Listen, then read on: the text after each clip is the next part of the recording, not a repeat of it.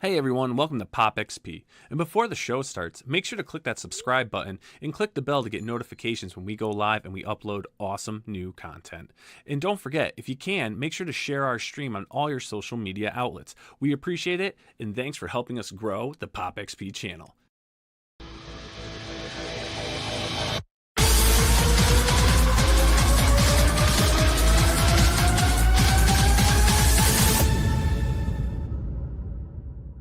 Hello, everybody. Welcome to Thursday Night Live with Bill Tucci.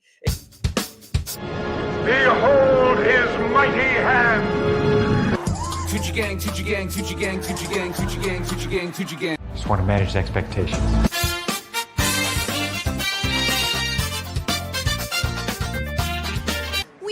Weird. This is the worst!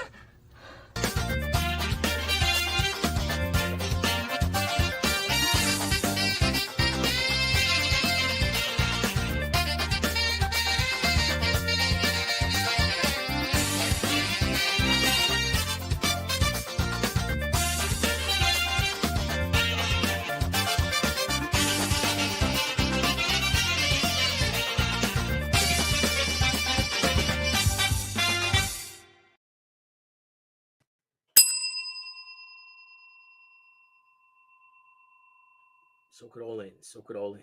Soak it all in. Sokane. Sokane is Japanese for I see. Welcome, everybody. Teen sensation Billy Tucci here. Welcome to a very special Thursday Night Live with Billy Tucci as we do the Gatecrasher Kickstarter Close Out stream. I want to thank everyone for joining us, for backing this amazing 28-day campaign. We got some friends coming in tonight. We're going to talk about a bunch of things, talk about some of their projects, talk about our stuff, talk about the future, talk about this new thing Debbie and I are doing to celebrate the 30th anniversary for Shi, because we didn't do it last year, but we're going to do something super special, which is going to do whatnot, I believe. Put a lot of artwork up, things like that, books, metal book special editions. One I'm working on right now, which is, and I can thank Jeff Vaughn. This is going to be 25 years ago, we did a book called Manga Shi 2000. Well, this is going to be Manga Shi 2025, and it's going to be the 25th anniversary of the book, special edition, limited, just to our fans here. Either we do it to whatnot or billytucci.com. But without further ado, I'd like to introduce the gal of my dreams, JC Vaughn. Hello, JC. How are you? This is a gala day for you. Gala day is about all I can hear. No, and of course, the person I was talking about, Jeff, you are a mensch, as they say. But of course, everyone, my beautiful wife, the heart that pumps the blood through the veins of Crusade Comics, Mrs. Teen Sensation, Debbie Tucci. How are you, Deborah? Jeff is the woman of your dreams. I got you to laugh. I got you to laugh. Really You could be the man of his dreams. I thought I said the gal of my dreams. Did I say the girl? You did say the gal. You did say the gal. But either way, it's weird. It's strange. It's strange. It's really people are strange. When you're a stranger. Yeah. Faces look ugly when you're alone. Hello, everybody. At the Dark Shadow, Logan, hail to you as well. Good to see you. The Canuck, what's happening? Glitch, what's up? Hail, Glitch. Mark, hot. Heck yes, hot. Our pal TJ James. I think TJ hails from the Pittsburgh area, Johnstown area.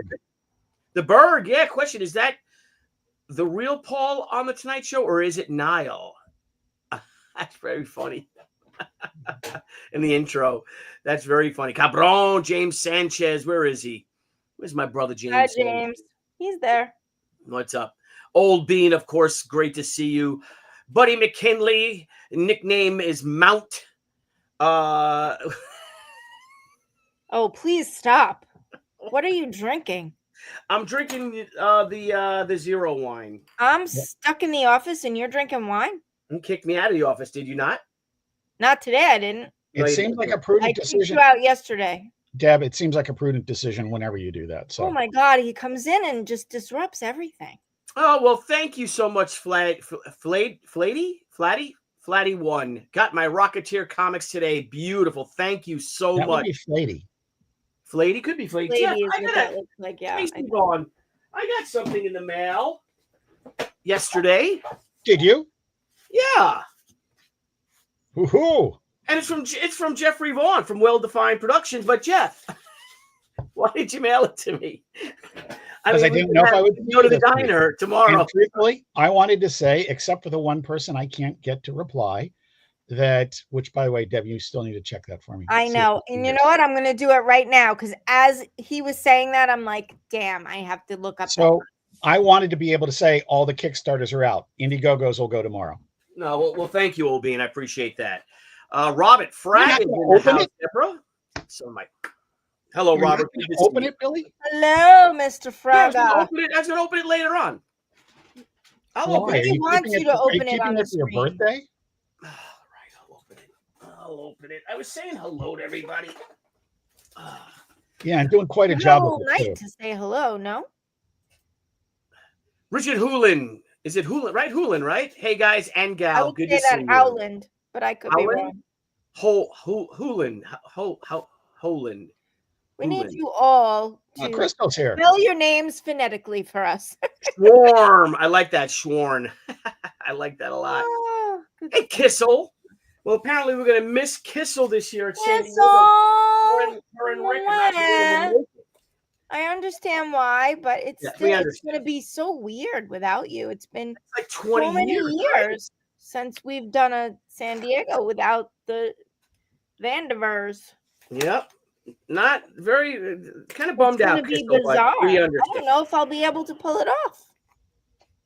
Oh, don't you worry, honey. You could just hang out at the pool and just let me do it. Crystal says she thinks they're going to do it. What? You have to tell us that really quickly because. When did she say that?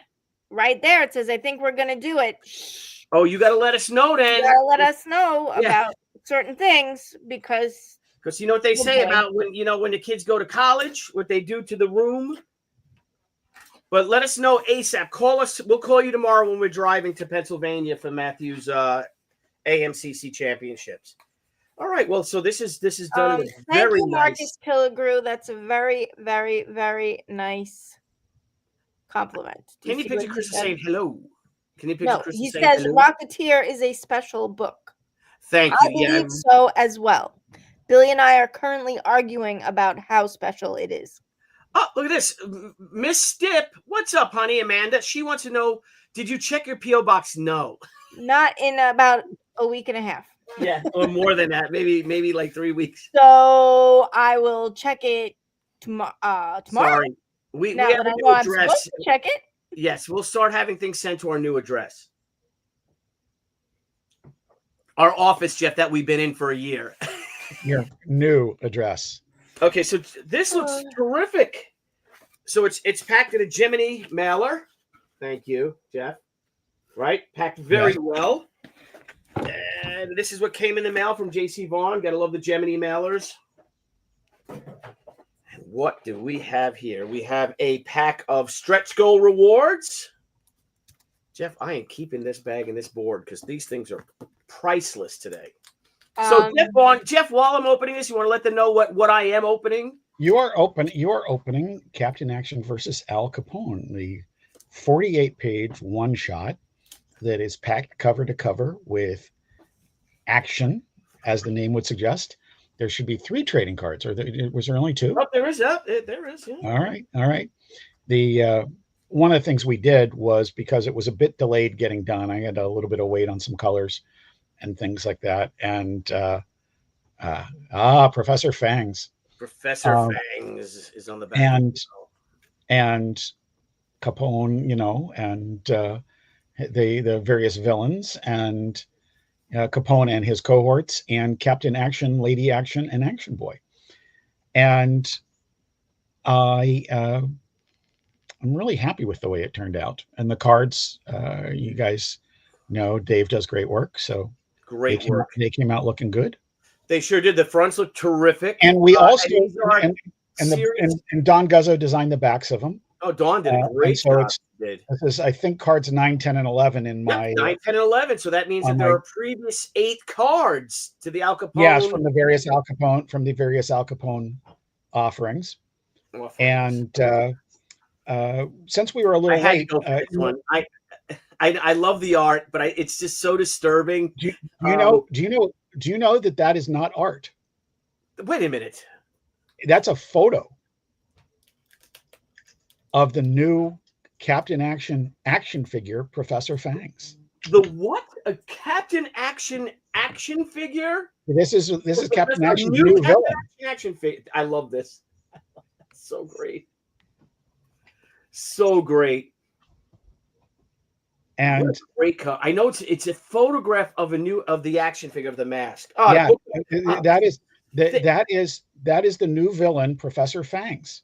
And I thought, like, what better and first off, I'm totally honored that we got to debut the villain in our comic book. It's there. It's belongs to the Captain Action guys. And so I was really psyched to do that. And, Captain Action's I love that. I love those 2 pages, man. I'm so glad you opened to them. Right. It's really nice. The guy and Brendan and Brian did great work. We had Brian Miller do the teaser sequence, so pages 1 through 5, and then our usual guys at House of Imagi did the colors for the rest of the book. Yeah, because it looks like that front cover. It looks like it's in black and white. Yeah, and one of the things we were doing there was, the pre-opening credits sequence in Casino Royale is like highly polarized black and white, and that's really what I wanted to go for, because I was going for the James Bond Mission Impossible feel, returning Captain Action to his origins as a man of disguise. And we sort of had some fun with that. It looks terrific. I love it. I love the sequence. Again, like you say, it's black and white, but it really isn't. And then, of course, it ends with, this is definitely a job for Captain Action. And what's really funny, when we were doing the book, I was originally going to do 46 pages and 2 pages of editorial in there. And Brendan and Brian messaged me and said, we'd really like to expand this fight sequence. And I was looking at it, seeing if they were right or not. And I looked at it and go, yeah, we actually need more Capone in the book, because I didn't want to favor my own character. I wanted it to be, really good, but we had ended up coming out totally favoring Captain Action and his supporting cast. I know how that, yeah. And we balanced out a little bit with the fight, but it was still really great. It came out. I was so happy with it. And the whole first half of the book, like you get up to page 22 and the reveal of one of the characters for the people who haven't read it yet.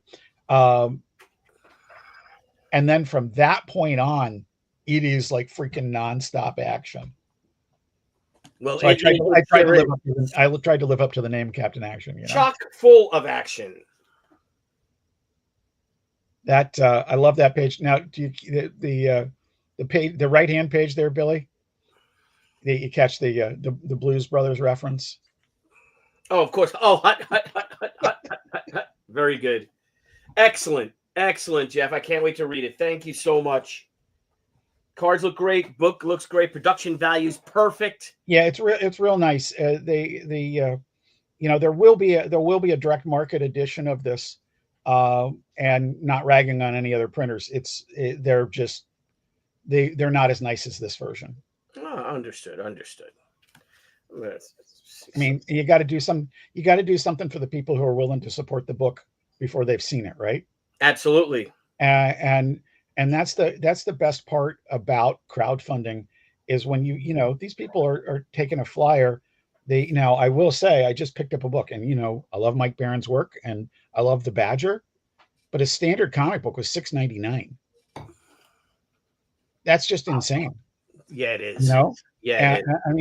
And I realize inflation, and I'm not blaming anybody, by the way. Inflation is what it is. But at the same time, to take a flyer on us, that's why we got to deliver for them. Mm-hmm. Which, by the way, he says, in terms of a segue, we are totally doing in Gatecrasher. Oh yeah. Oh, we're gonna have some fun. We even had some more fun today. Something that we discovered, and Deb and I talked about it after we spoke to you a little while ago, Jeff. And it's gonna work, and it's gonna be a lot of fun. So this book just gets more and more fun every day. It really is. It really is.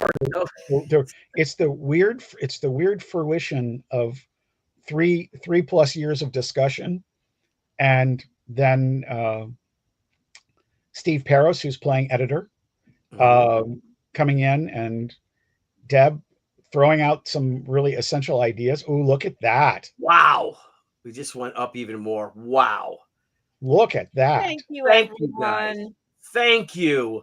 Wow, this is terrific. We're almost at $92,000, guys. Thank you all so much who supported this campaign. 3 hours to go. And we're having so much fun. Jeff, I really think we are. Jeff and I had a discussion because what happens in this well, you know what? I'll play the video and then let's play the video, then let's talk about it. Okay.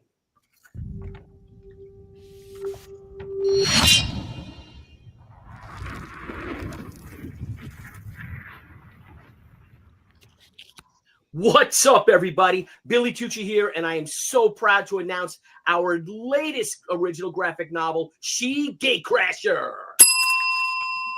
In Gatecrasher, Anna Ishikawa, allied with Ran, my original concept for Shi, finds herself trapped in comic book time and must battle through a cartoonist's history to find her way back to her daughter, Otaru.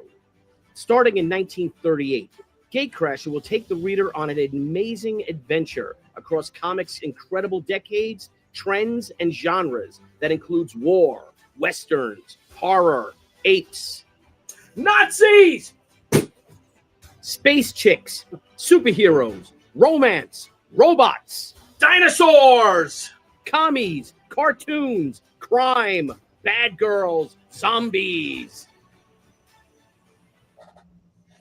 Along the way, the pair will stand side by side with the world's greatest indie and public domain heroes before coming face to face with Brian Pulido's iconic Lady Death. Sworn. Written by J.C. Vaughn and illustrated by me, Leandro Oliveira, and Hi-Fi Color Designs Brian Miller, Gatecrasher is literally the destroy all monsters of comic book characters that features variant covers by Stan Sakai, Art T-Bear, Rini Strinkalski, and the legendary Rob Liefeld. So please join us on this fantastical four-color adventure. I want to thank you for over 30 wonderful years in comics, and I know you're just going to love Gatecrasher. I'll see you in the funny books.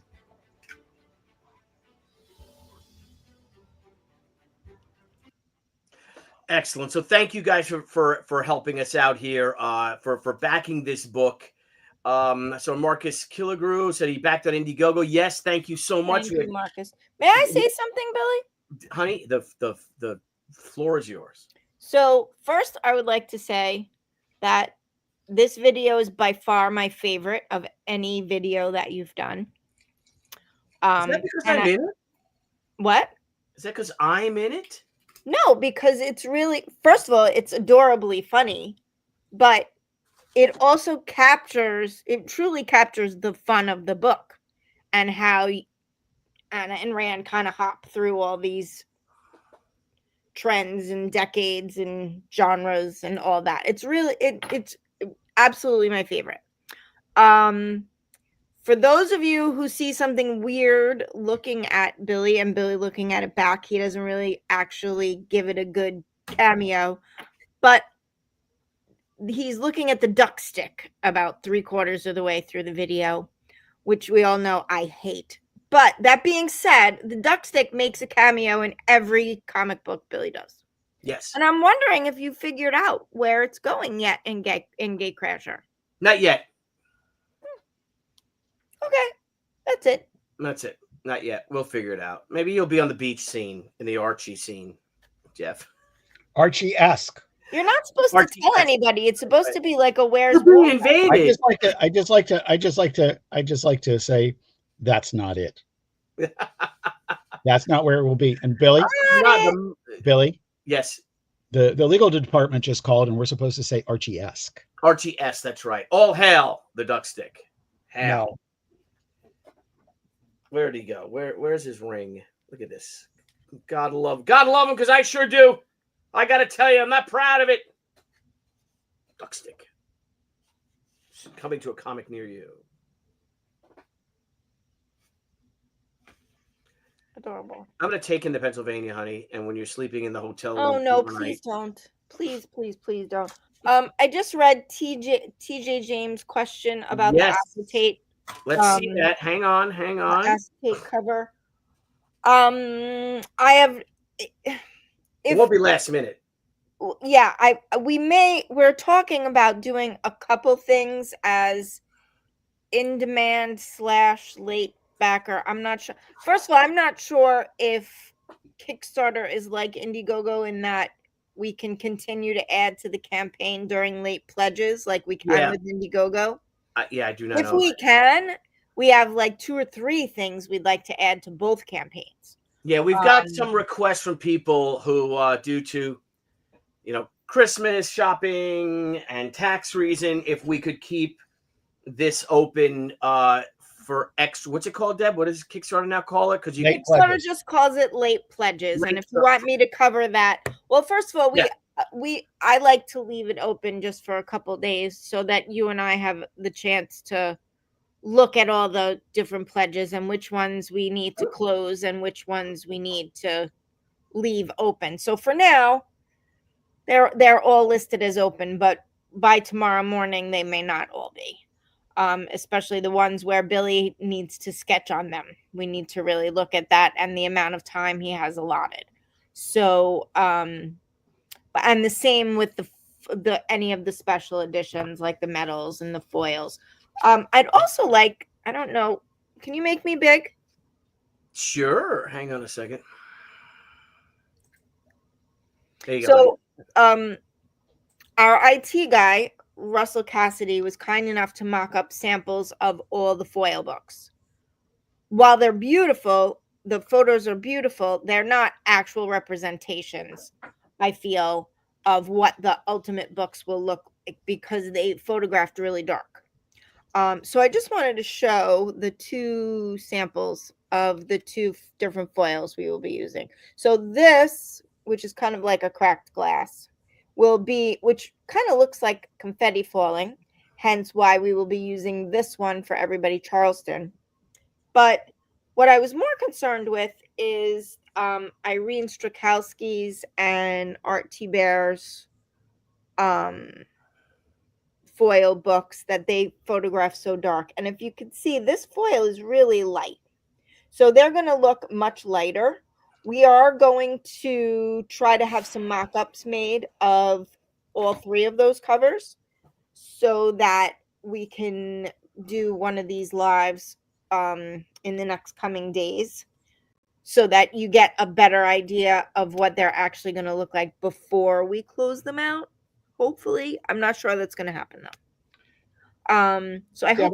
Am I making sense? Yeah, absolutely. I've got a question about it. I haven't looked. Are there metal ones on this campaign too? Yes. There are 2 metal books, 3 metal books. There's the metal hardcover, there's the jewel metal hardcover, and then there's the HD metal Stansakai. Okay. Which I'm very excited about. The HD metal is actually 3-dimensional. The ink stands up off the metal. Wow. It's not flat printed. It's dimensional.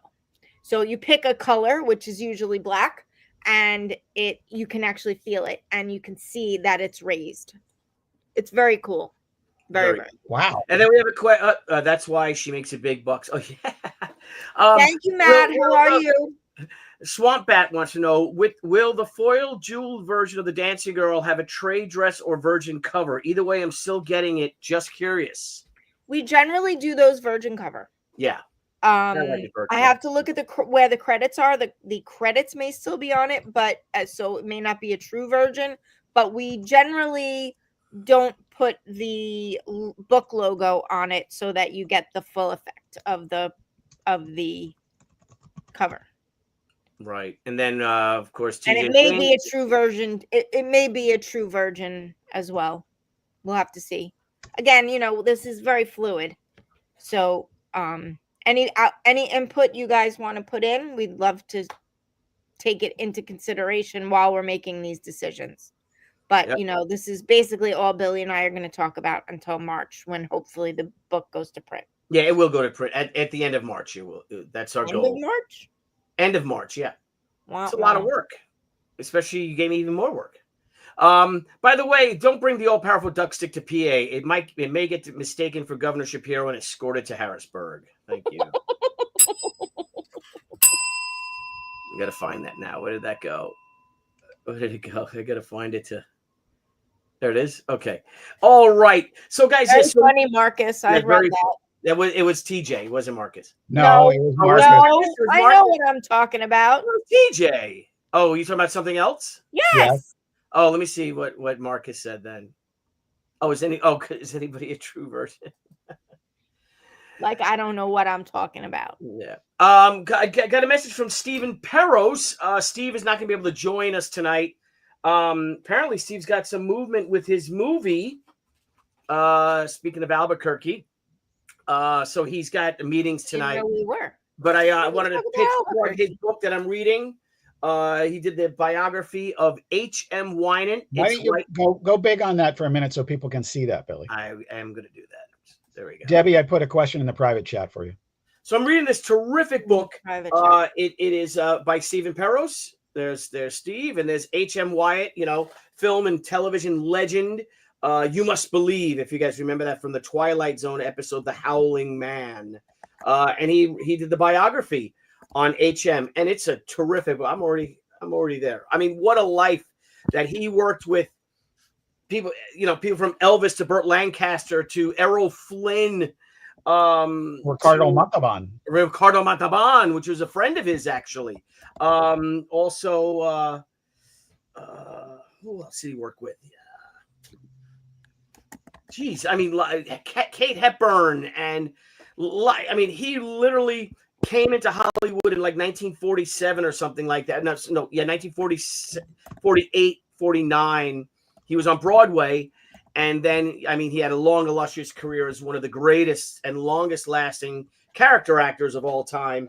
And this book is by Bear Manor Media, and you guys can get it on Amazon. I picked mine up. I did not pick it up there, and I got it signed by HM. Or if you go to StephenPeros.com, and Steve signed it to me too. And Steve and HM, for those out there on the left coast, Steve and HM will be doing a book signing. If you check out Steve Peros's Twitter, Facebook, or I believe it's StephenPeros.com. There's all the information. Get to meet HM Wynant, who yesterday, babe, turned 98 years young. God bless. Tough guy. So, and I had the pleasure of meeting him once, and he was the sweetest guy. So, anywho, so here we are with Gatecrasher. It's officially closing tonight. As Deb said, we made the decision by request by some people if we could leave it open for late pledges, and we will do that. Oh, by the way, we got someone in the house. Again, but we don't know if everything's going to be left for late pledges. We have Right, Dr. Blevin. We're doing it all tonight, so was in the house. We'll have more information on what will be available and won't be available until March. Yeah, especially with the limited edition stuff, we have to do that. Yeah. Matt, thank you, brother. Matt Stapleton said if you backed, he's asking a question. If you backed on Indiegogo and Kickstarter, will they ship separately or roughly the same time? By the way, I'm excellent, Deb. No, they'll ship together. We're going to ship them together, right? Okay. That question, do you ship, Billy, or do I ship? I don't ship. I do. So who should answer that question? Office. Okay, Matt. So it is a very good question. And the answer right now is I don't know. It really depends on what you backed and what your rewards are. And if I can ship them together, I like to, because I like people to get all their stuff all at once so they don't wonder whether I'm holding on to something or if I miss something, which very often happens. If somebody gets a package and one or two things are missing, they're like, oh my God, did it not go through? So most of the time I do my very best to ship things together.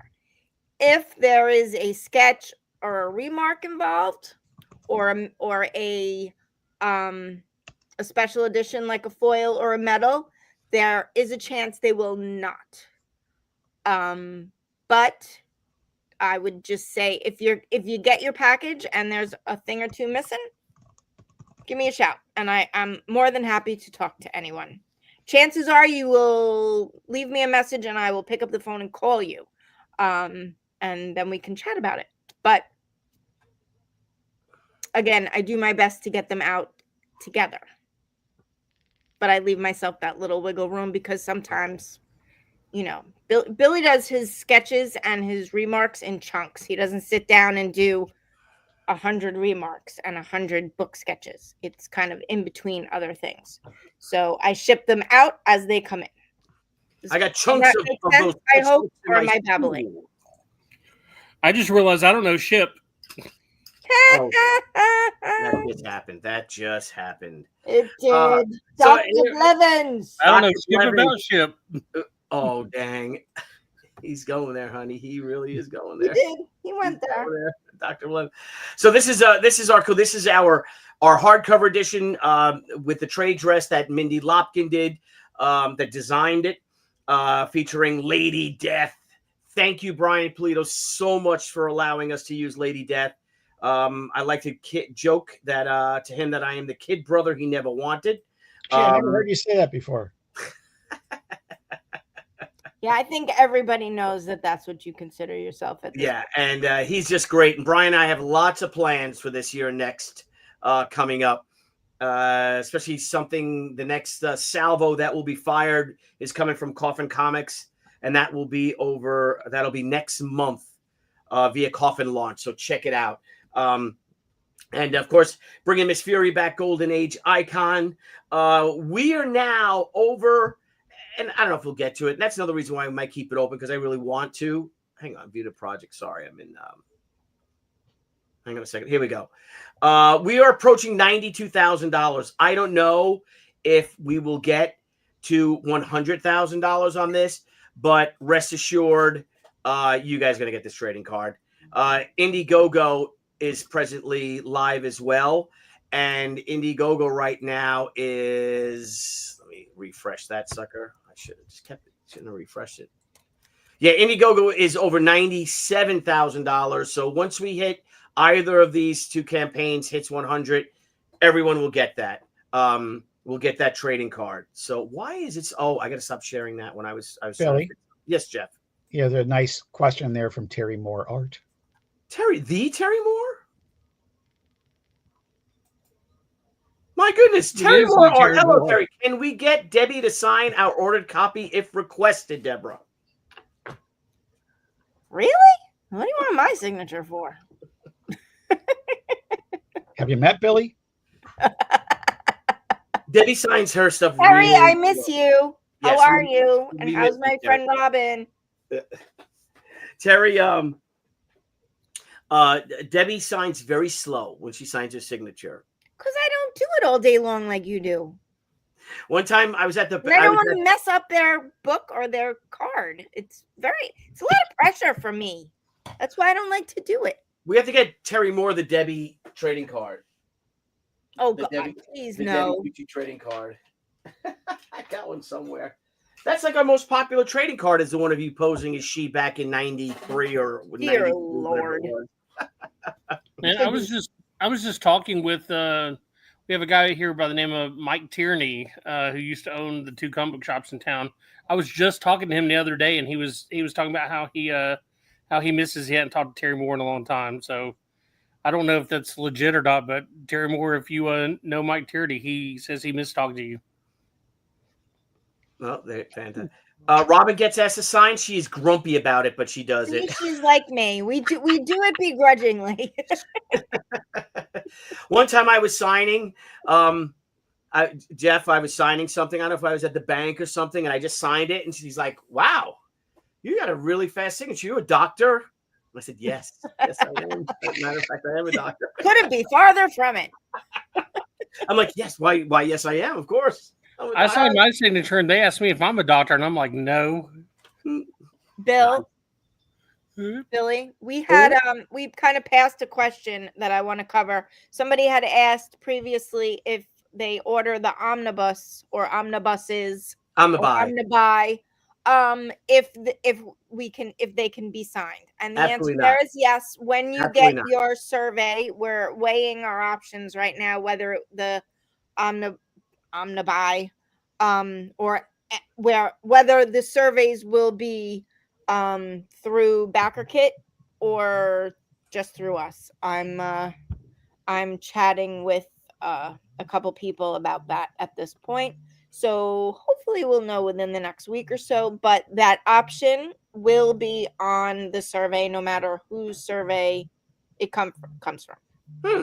And Billy, our son, is calling me, so I'm gonna duck out for a second. All right. Okay. Yeah. Take it. Real quick, I want to share something real quick.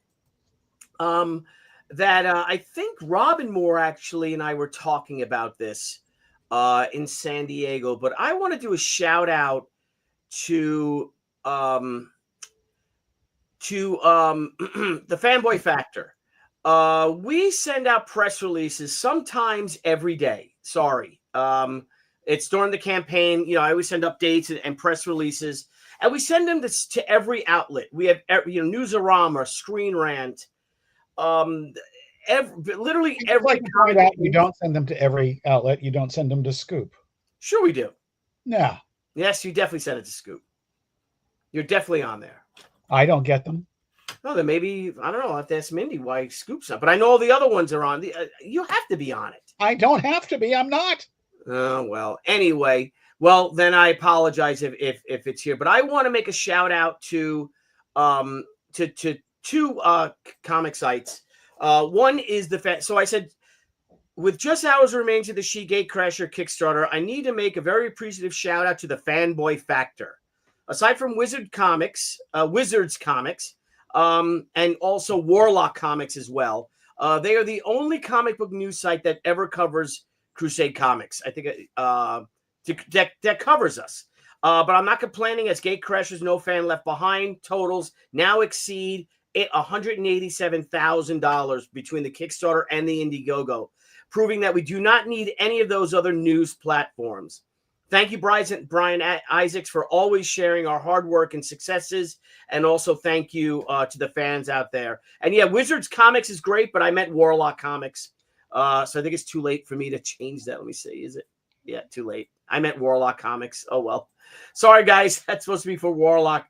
But it just gets frustrating, Jeff, that, and I apologize to you that if you're not getting them, which I find really strange. I'll ask. Well, here's the deal. To be fair, Amanda Sheriff could have chosen to do this, but I wasn't going to do it in a gemstone email because I'm involved. Right, it's tough. It's tough that.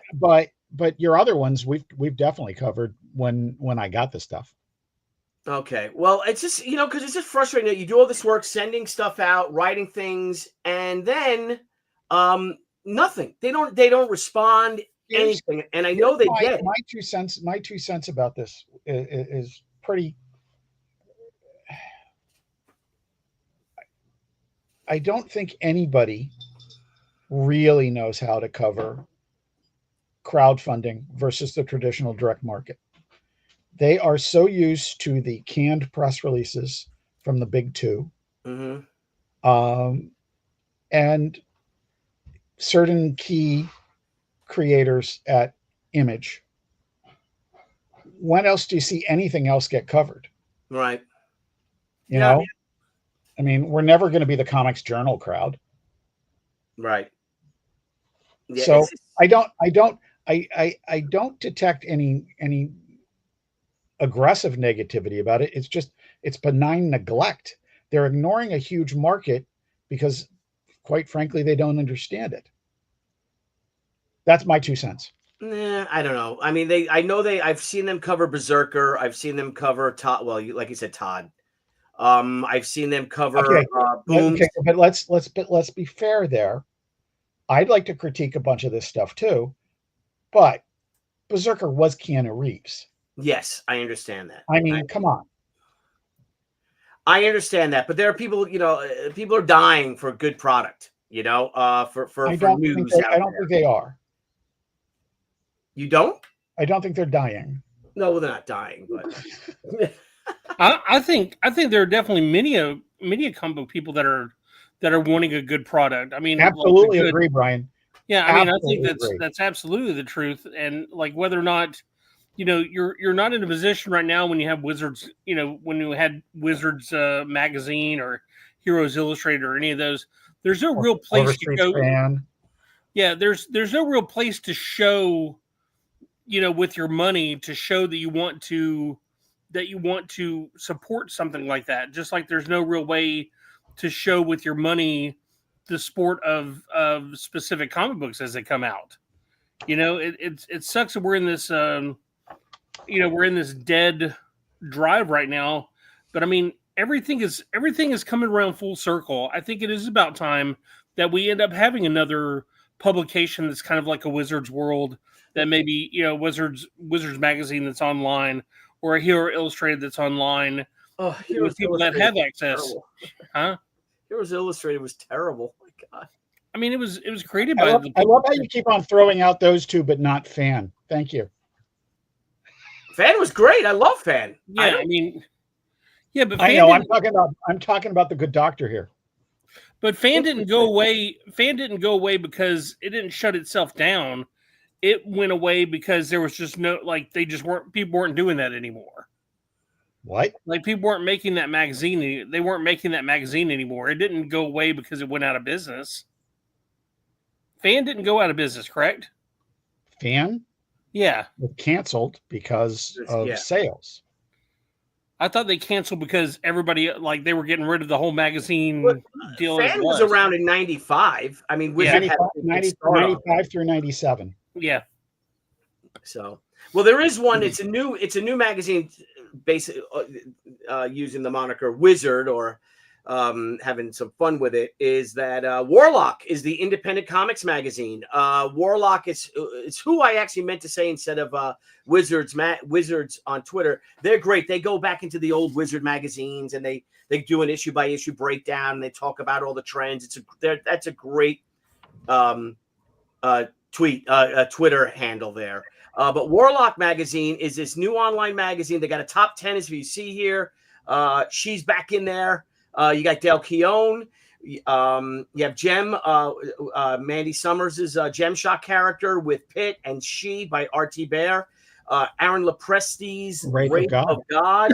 So, guys, check out Warlock. It's called Warlock Comics. They're on Twitter, and they have a fantastic, fun guys.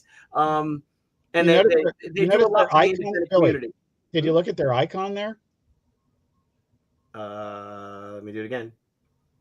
Yeah. No. Not their banner, their icon. Oh, yeah, right. Yeah. Thank you. Oh, and speaking of that, we have a $5 super chat from the great Travis Parrick. Thank you for that $5 super chat. Billy, can you be a scholar and a gentleman and ring that bell? Ring that bell!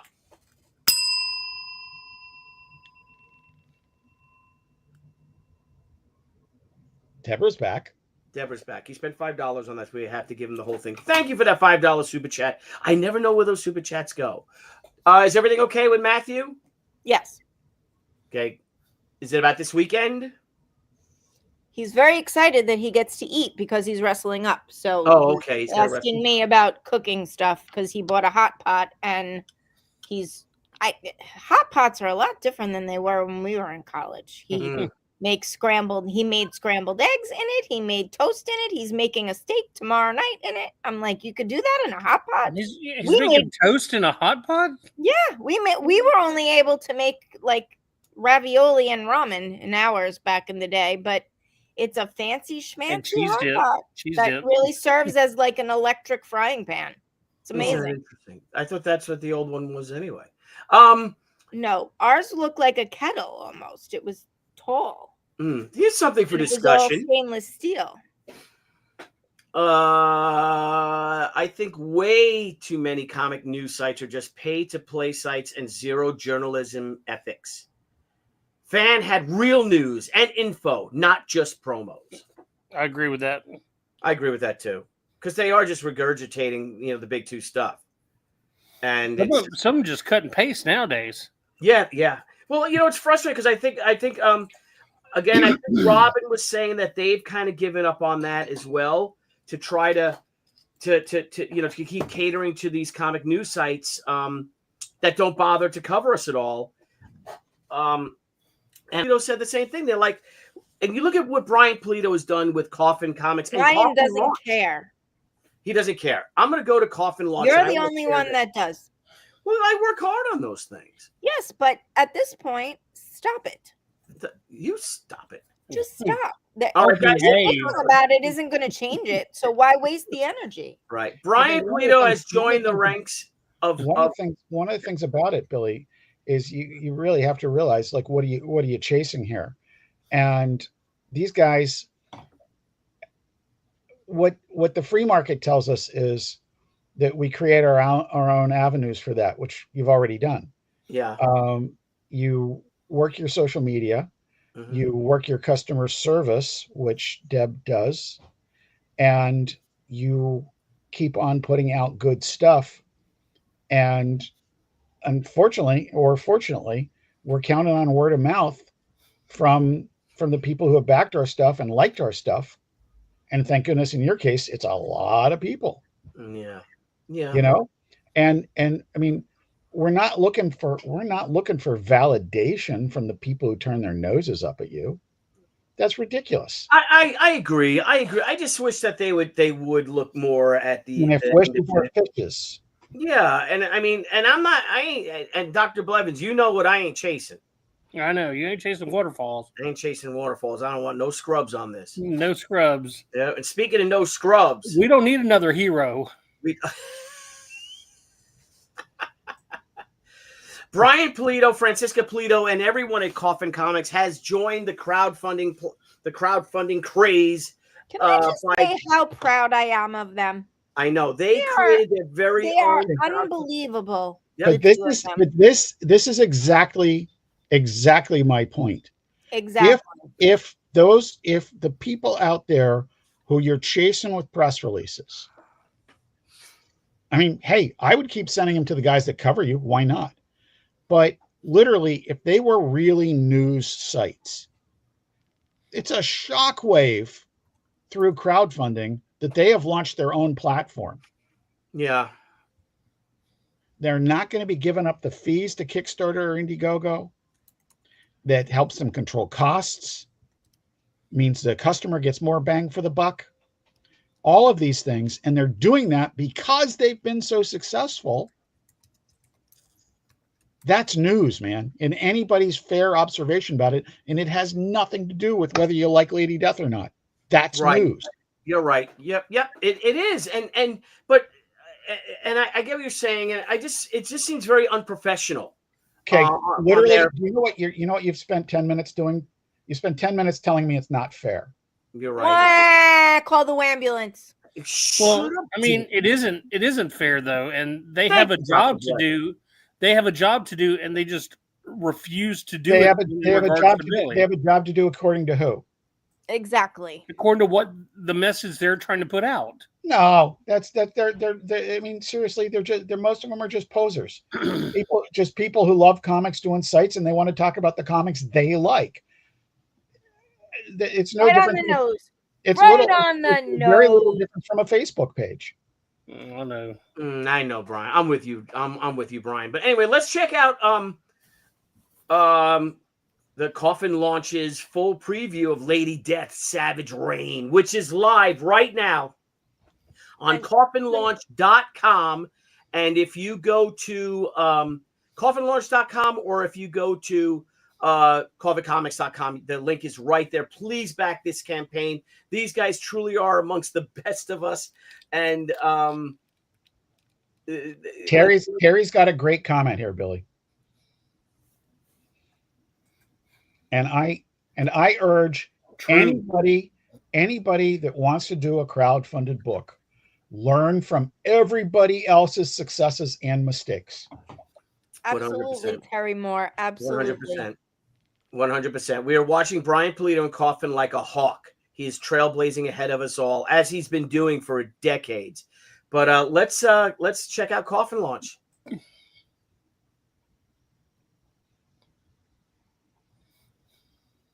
Let's go. What's up? Let's go video. We stopped it twice. No, I'm not. You stopped it again.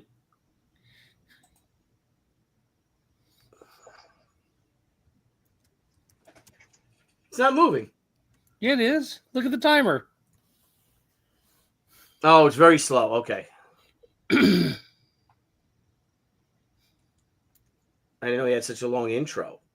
How you doing? This is Brian Pulido. I am the publisher of Coffin Comics and the man crazy enough to invent a concept called Coffin Launch, Coffin's own platform, own crowdfunding platform. Well, we're going to launch that platform, and we cordially invite you to be along. Today, we're going to give you a look at the first ever Lady Death on Coffin launch, and that's Lady Death Savage Reign. So we're all right. So I'm going to go to the campaign because it is a 30. Thank you, Robert Fraga. It's a 30. Let's watch this. It's a 33-minute long video. Here we go. Let's Thanks, do it. Robert. I had my popcorn and everything, bro. Thanks, bro. Hi, this is Brian Pulido, creator of Lady Death, and I'm presenting an all-new 48-page original graphic novel entitled Lady Death Savage Reign. Trapped in a barbaric realm ruled with an iron fist by the vengeful sorceress Crusabella, Lady Death finds herself without her sword and her powers. Hired by a local tribal queen to retrieve a treasure stolen by Crusabella's bounty hunters, Lady Death's success brings ruination to the tribe. Consumed by vengeance, Lady Death intends to make Crusabella pay with her life.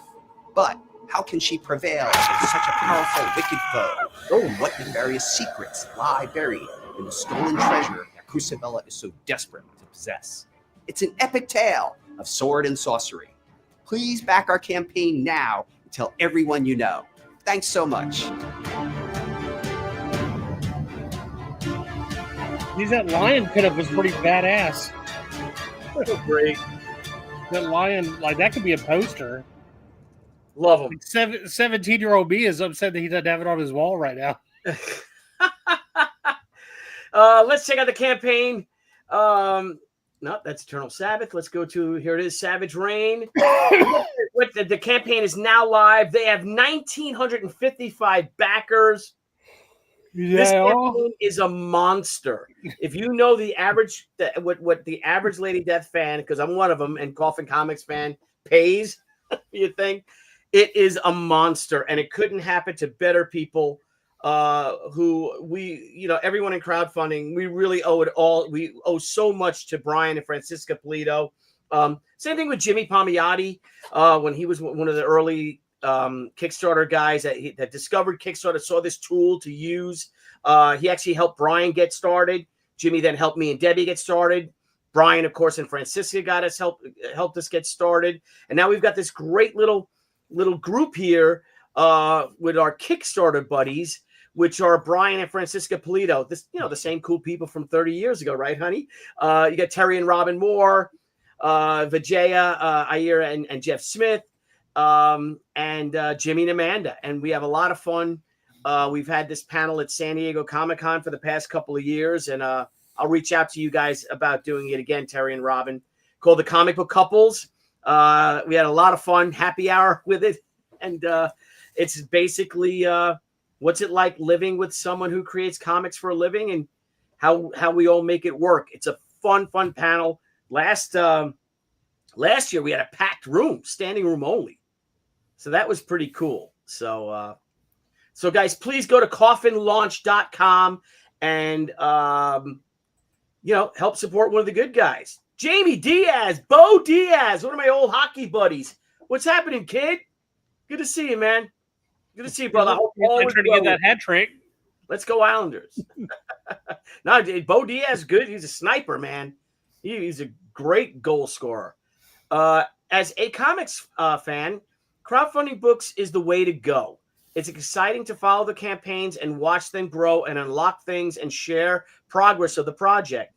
It's just more fun than a pull list. I agree.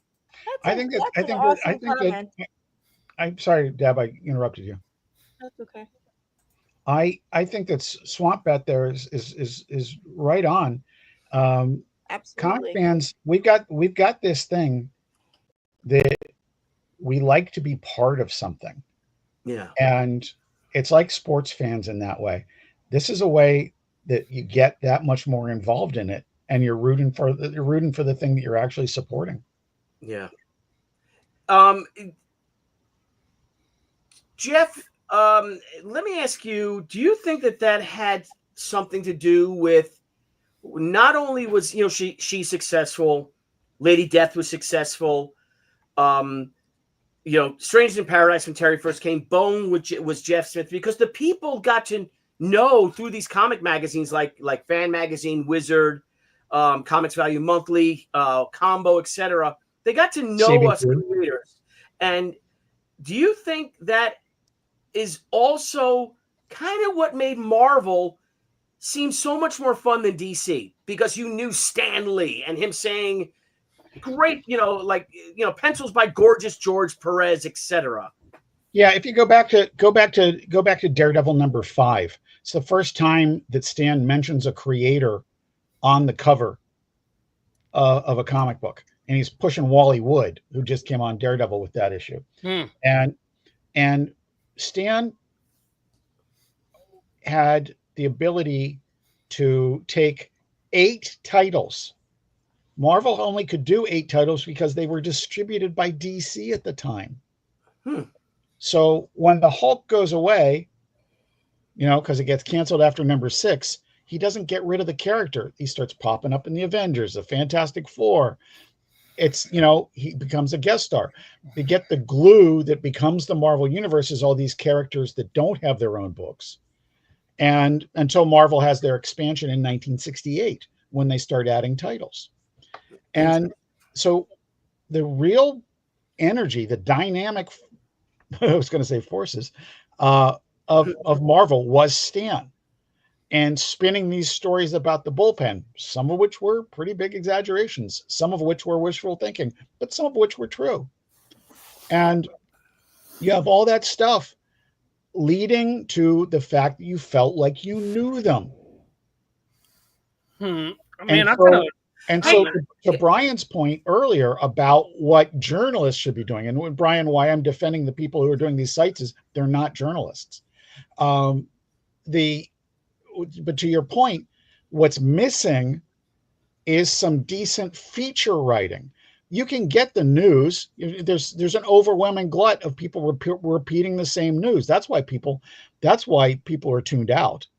It's because it's all the same. But if you got to know Terry Moore through reading a good question and answer interview or a good feature article, if you got to know you, or I remember reading a piece by you about you in Combo that I think maybe Ian Feller did, and calling you up and going, I didn't know that. Yeah. I literally remember sitting at my desk saying I thought it was really cool what you said, and there's all sorts of stuff like that. To me, that's what makes you want to go to the convention and meet this person. Yeah. And say, like, I love your comic. I want to say there's not been any rock stars. There's not been any rock stars like that though, JC. I mean, like for example, like you want to talk about Stan Lee. I mean, Stan Lee had Excelsior. Like everybody knew that was like his word. Like that was his go-to. Like there was nothing like that for Dan DiDio. There was nothing like that for Jim Shooter. There was nothing like that for David Olbrich or Cebulski or something. I think that listen, I get your point, but I also think that saying that there's nobody like Stan is a bit. I didn't say that. I'm saying there's not anybody who's a marketer like him. Like they don't market their books. Who wants the same marketer? Was Will Eisner the same kind of marketer? No, it's like this. Stan was a ringmaster. Yeah. Okay. And he was great at it. But I'll tell you with a good, I won't say a lifetime of experience, but I'll say a long experience of going to shows, like decades and decades and decades. And I'll tell you who works a line and works a crowd like that: Rob Liefeld, Billy Tucci. I've never seen anybody come away from their tables unhappy that they met them. And if you think about even today, that was that one time in Albuquerque. How long I was, a matter of fact, Virginia Comic Con several years ago, I had a table where Rob's line, which was 6.5 hours long, let out. Jeez. Everybody who came out of that line was happy. And the people who came out of that line who had kids were even happier. And that is magic stuff that plants seeds that bloom years from now. So I'm just saying that Brian Pulido also has his sworn army, and he gets to stay sworn and everything. I mean, like, he's developed his brand by being the face of it. Well, he's developed a family, though. That's absolutely. I mean, I like Brian's a great that's a great example, Brian. But I'm saying, what would happen if we had? What would happen if we had that in DC or had that in Image right now, or Skydance? Say like, Robert Kirkman come out and started being like Stan Lee with Skybound, or what if they're not? Yeah, but that's where you get into the capabilities of it. I don't know that nobody who doesn't have that personality can force it, because it seems like crap. Brian is the leader of a cause. Right. It is among comics as a whole. It's a pretty narrow group, but within that group, it's really deep. Yeah. Like I've said to Brian the last time that we were on together, I think that people would buy a Lady Death refrigerator if Lady Death was on it. Because I also think Joe Linsner's fans are that way. Yeah. I think we've been very fortunate because, again, Terry Moore, I don't know if Terry's still in the chat watching, but we really did have, in my personal experience, the greatest joy of my comics career is, and most astonishing as well, though, is to actually produce a book. Now, I've had some fun working for DC and Marvel. I have in the interim years, but there's nothing compares to when you create a character, right? You have your own IP, this own book, this own story, this own universe, these characters whom you come to love. And then someone comes up to you, a complete stranger, and hands you a copy of your book and asks you to sign it. Dude, the best. I can't. I have very few stories about that, right? Because for most people, I'm the Overstreet guy. As much as I'm a comic creator, for most people, I'm the Overstreet guy. 2 years ago, Baltimore Comic Con, I'm walking back to the booth, and I see a guy walking with 5 copies of your cover of Vampire PA Bite Out of Crime. Oh. And I go, hey, Billy Tucci cover. And he goes, yeah, I'm looking for JC Vaughn. Do you know where he is? Literally. It's the only time that's ever happened, but it was freaking great. Yeah, it is. It's this kind of fun form of celebrity in a weird way. Oh, and yeah. I'll tell my story when I went to Universal with took my nieces and nephews when they were little, like 30 years ago. And I was like 20, I don't know, however I was 29, whatever, 28, 29, 28. So but getting back to my point is that when someone brings you this book that you've poured everything you have out onto it, you don't know if it's going to do well, and it does do well, say, and it gets successful, or you're able to buy groceries and make a living, crafting comic books. But there's no greater feeling that I've experienced, except for maybe the World War II veterans or our interactions with them, Jeff. But when someone asks you to sign ask me to sign an issue of Shi, say, and then after I sign it, they say thank you. Yeah. And I'm like, no. Yeah. My first dose of that was San Diego in '94. I had done an article about Defiant in Overstreet's Comic Book Monthly, and the Defiant folks who got me into the show got a bunch of copies of them. and I was sitting at their table signing them, and I was like, somebody help me hold up my head. Yeah, because we're fans you know, too. Like, the best part about comic book fame is it's so compacted into comic book conventions and online. A number of years ago, before Agents of S.H.I.E.L.D., when my friend Ming-Na was on Stargate Universe, she and I were walking around San Diego Comic-Con, and she was wearing my NYU cap and keeping her head down, and we were still getting recognized. She was still getting recognized like every 40, 50 feet, you know? right. And this is way before she's on Star Wars and before she's famous, you know? This is just Stargate Universe. And so we get down to the comic book portion of the room where the dealers are, right? You know, past you guys down into the comic dealers. Sure. And they stop recognizing her and they start recognizing me. Mm-mm. And they're like, hey, Jeff, hey, JC. And the best part about it, she turns and looks at me like, and I go, nobody bothers me at dinner. And she had to give you back your ball cap so no one would know who you were. Yeah, it was man, Brian, it was really funny, man. I have a question for if I can share this real quick. Yeah. Kimberly Moriarty, thank you so much. We bought the GC art pages, but would like the book too. Can we get a one of everything as an add-on option? I don't know where Deb is. I know Deb's at the office. I don't know if she's coming back home from the office, but let's check.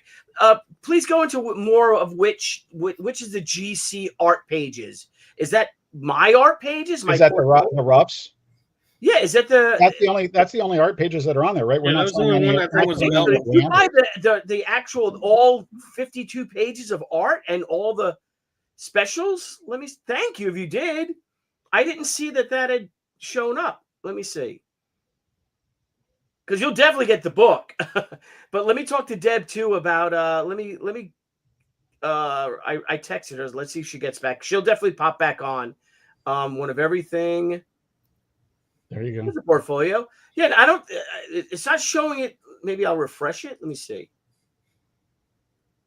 Please let me know if that's the art pages you were talking about.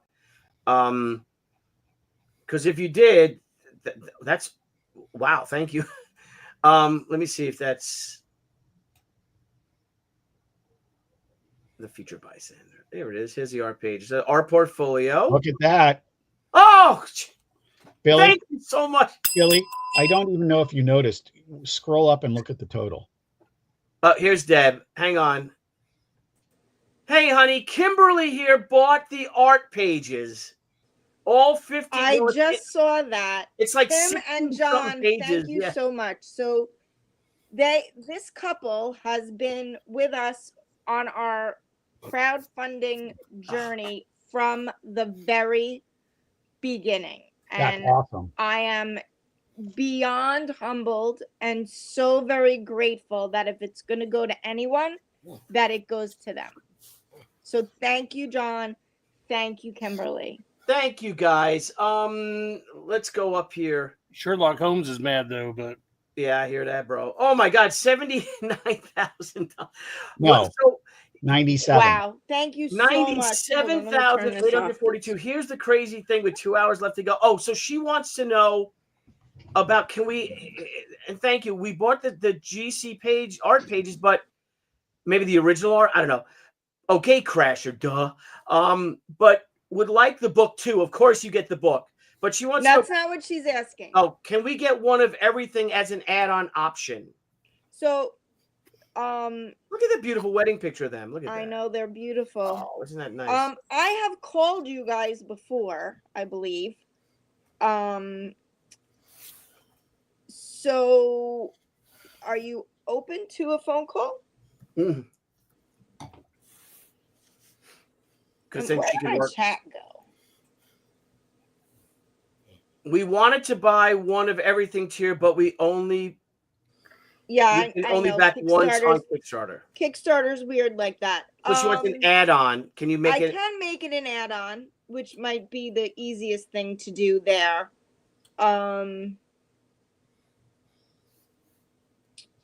Have you guys ever pledged on Indiegogo before? Because I'd like to. You're gonna love these pages. And I I'd got like my- to do something special for you guys. What's your email, Deb? I was gonna say, if you can comment, would you mind if I called you right now? Do you have her phone number? I have them from every campaign. Oh, okay. Okay. So and then you Like I can said, hang up and I've talk to called them. him before. Oh, okay. Yes, we are. Here he goes. Okay, I'm gonna exit again, and I'm gonna call them, and then Okay, I'll great. hop back. And I'm on. gonna get rid of my. I'm gonna turn my camera off too. Where did my phone go? I don't know. You never know where anything is.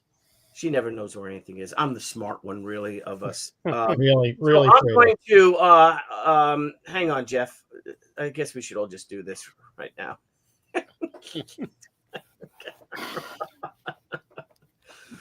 Oh, Jeff, this is like hanging out at San Diego. This is what Blevins, you gotta come because this is like what we do. Man, I'm coming to San Diego. It's happening. I told Scala we need to get a suite, so we're trying to get a suite up there. Well, you're gonna have to. Scala's right now. Scala and Frank are going, and they're sharing a room with Renzini. Yeah, well, I'll share a room by myself then. Yeah, you guys are all big dudes. You're all big guys. So I'll call. Well, thank you. I'll call DJ Magic Pants and see if he wants to go. Thank you to the Moriarty family. You're gonna love those pages. I got lots of the cool art pages. Jeff, should I share some of those pages? I think that we should definitely share some of the finished pages, and then finished pages. Yeah, the finished pages, and then no finished pages. Yes. I think we should share some of them, and I think we should share some of the roughs. Well, they're not colored yet. That's the thing. They're going to. We're waiting. Oh, so are you saying they're not good? No, of course they're good. But all right, I'm going to find something. Oh, this is cool. Let's do this one. Can I do this page right here? As long as it's early in the book, you can do anything. I want to do the page with the Nazi robots. Nazi robots. Yeah, dude. Giant Nazi robots. Giant Nazi robots in Brooklyn. Is there any other kind? Thank you. Thank you. That is absolutely correct. That's right. That's 16, 17. Let's go to the ones where they start invading the city. Is that this one? Oh, this is a good one here. Yeah, here we go. This is a good one. Let's share that. Let me see if I can. Because I don't know Photoshop, so I don't know how to put these two images together. Separate. I know. You know what? Don't show them individually. Okay, let me find another page. Let me find a page. Hang on. Did the giant robot Nazis infiltrate the Reichenbach Falls? No. Brooklyn. The Reichenbach Falls. Okay, here's a page. You know where that's from, right, JC? Oh yes. Reichenbach Falls. Yes. Used most recently on Watson. Which page is this? Page 1. I'm just on Sherlock let's do the page with Ren. Why not? Let's do this one. Why not? Page 8. All right. So Anna is going to let me blow up the page, make it full screen. I don't like this new format for Dropbox. I want to make it splits the. I don't know why they do that, and I can't. I can click off of the image to make the image large, but I can't click off of the bar on the left. It's you know what it is? Programmers being clever, like, oh, we should do this. Yeah, like don't do that. What was wrong with it? Yeah, nothing was wrong with the way it was. So now I have this bloody split screen. All right, I guess you guys like to see it split. I want to punch him. I feel like punching a baby right now, That's Blevins. right. I'll tell you that, bro. Here, I got a baby. Hold on a second. Come here, baby.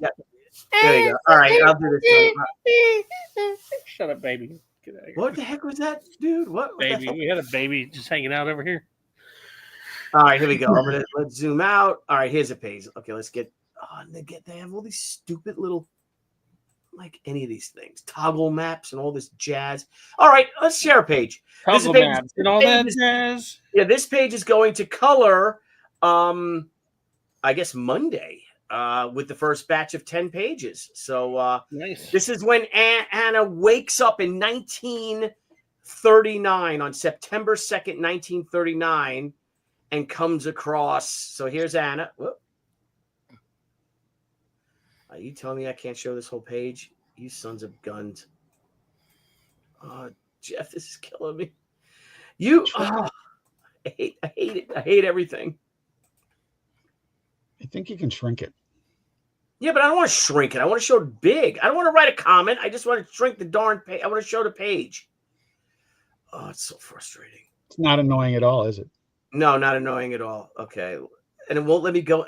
Oh my God. Why do you guys screw with these things? I think you got to get it out. I think you got to download it out of there and just show it in Photoshop. What's All right, with let me JC? download it. That's how I'll do it. Download it. JC, I didn't know you were in that picture with the corncob pipe. Oh yeah, he's with the corncob pipe and a button nose. I not me. You're rocking that hat, boy. Well, I do hats, but mine's Fedora. white.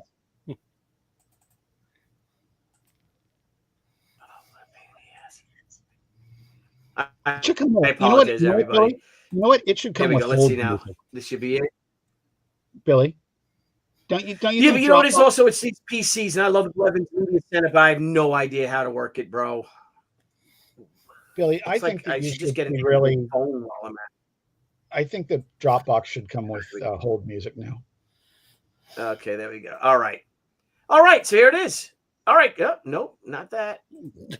Not you. Ooh, not that one. Yeah, This is not some that one. quality entertainment here.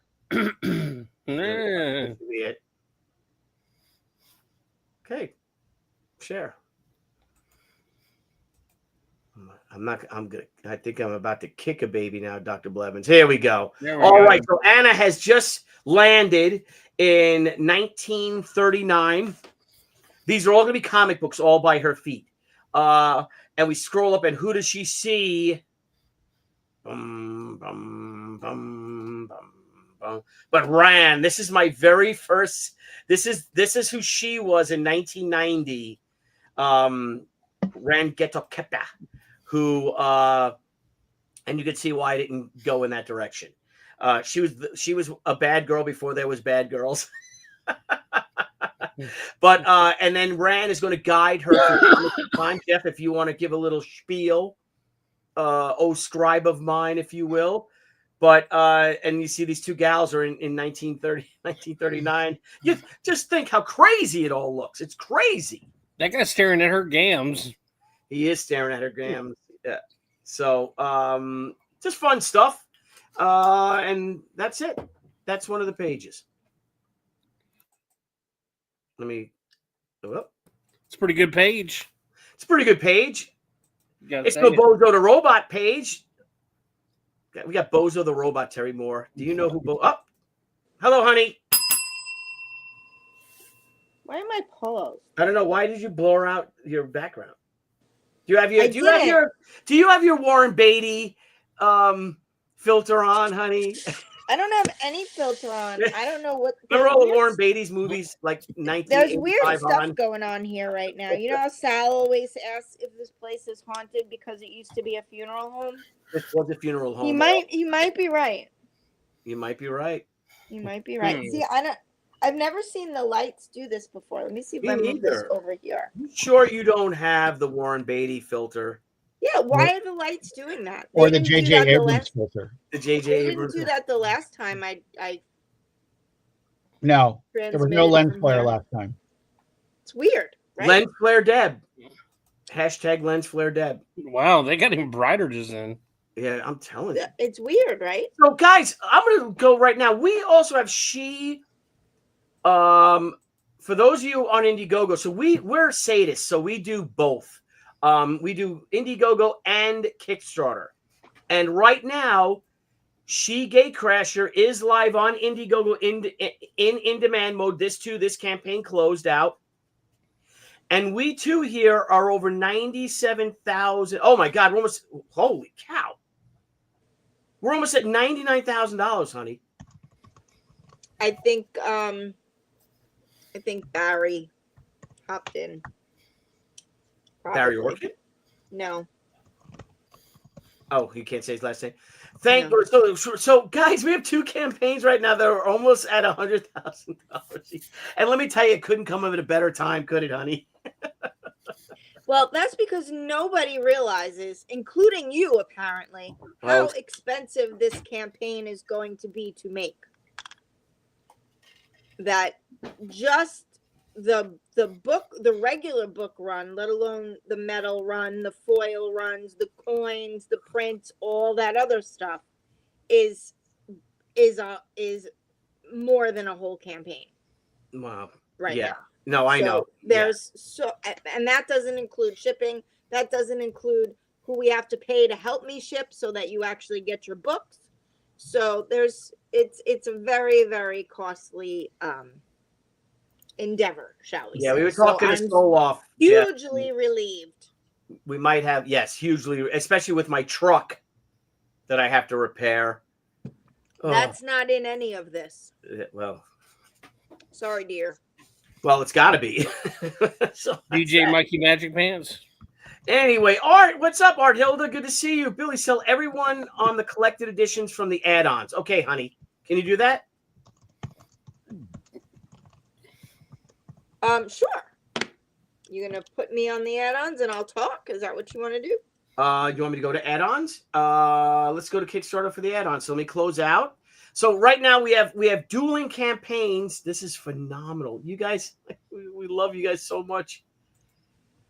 There we go. Here's our Kickstarter Gatecrasher exclusive. We're almost at $98,000 on this campaign as well. So let me find the add-ons. Deborah, how do I do that? I'm logged in. Is that in the build a campaign part? Yes. Okay. Build a campaign. Now go on to rewards. Rewards. Then go across. So is it still working? Is it still going from page to page? Yes. Okay, good. You see a little circle spinning? Yes. Excellent. Okay. Now wait, don't scroll, go back up. Click on add-ons under create your rewards. There we go. Okay, so let's go to the collected edition he was talking about. Here's a bunch. So if you guys do get it, if you guys choose a perk or award, you can then add on to it if you like something else. Like me, I'm a big challenge coin guy. So whenever I get a campaign, if I do a Coffin Comics campaign, I'll get a challenge coin. We should have a Terry Moore challenge coin. Just a Terry on one side and an Abstract Studios logo on the other side. Why not Robin on the other side? Robin on one side and Terry on the other, so it's almost like a Two-Face. Do you want the nice more? That's basically what ours is. It's she on one side, Ran on the other. I am so excited for when this coin comes in because I think it's going to be our most beautiful. It looks so much better than the real coins look so much better than the graphics. But anyway, honey, so let's go through the add-ons for everybody that you could pick, and you're just scrolling, so I don't know where to start. So you want to go back up to the top? Mm-hmm. So the first one is obviously we didn't get, keep going up. Up. There we go. Stop. So the first add-on is a blank cover. We have quite a few backers that like to collect them, and obviously we need to make them in order for Billy to do the sketch edition. So you can order one of the limited sketch editions that are hopefully still available. What are you doing? Still available, or you can just get a blank, and hopefully if you see him at a con, then you can get a commission and have it put on there, or you can bring it to another artist and have them do a Shi or any other character you'd like them to. Moving on. Add a print. So what this is you will have the option to add a cover print of any of the books in the campaign to your pledge. So let's say you couldn't decide, but you only want one book, but you really loved another cover, you can grab it as a print if you don't want to buy 2 books. We talked about the beautiful enamel coin that's going to have red enamel in the background. And then everything that you see that's white and gray there will be metal. And then there'll also be some black enamel for their hair. It is going to be stunning.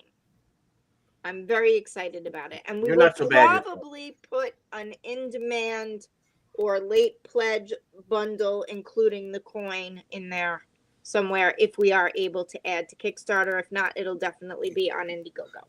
Perfect.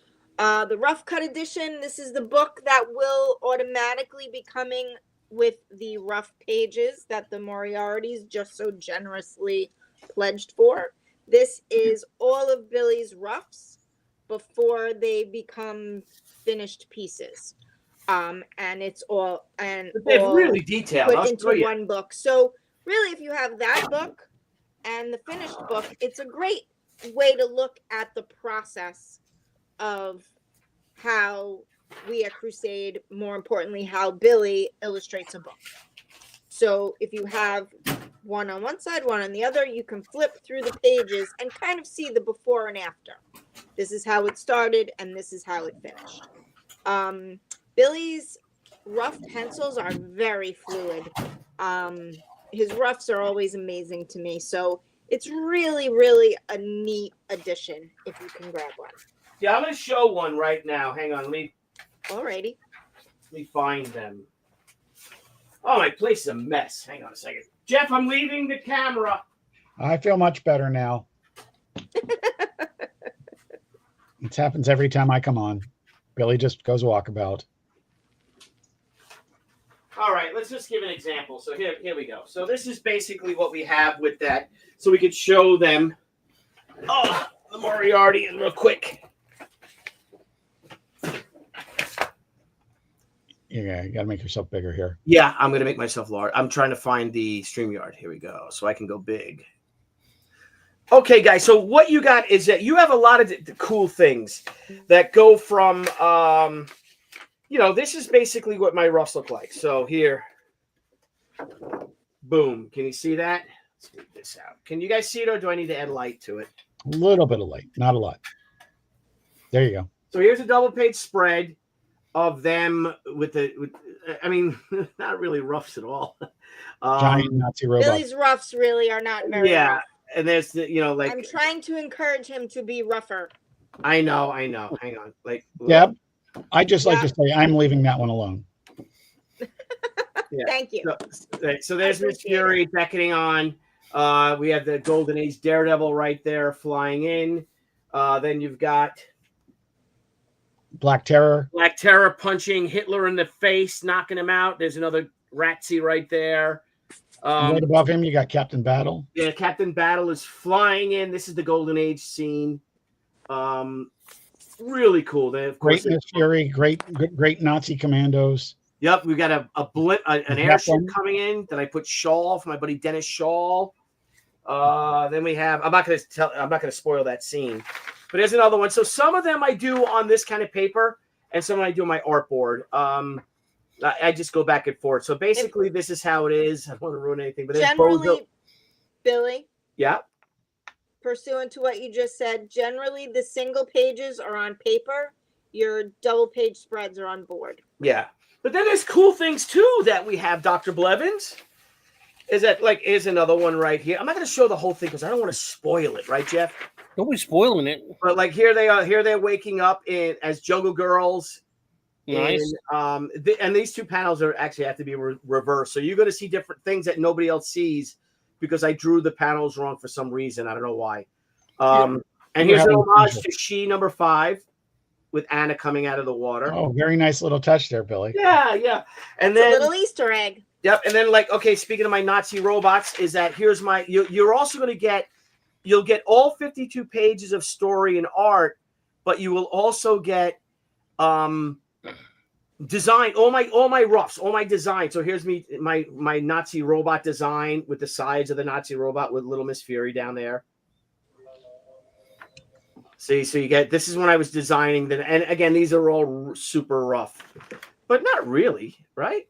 And then you'll also get the cover roughs. Like here's me working out the Lady Death and Miss Fury page, the cover.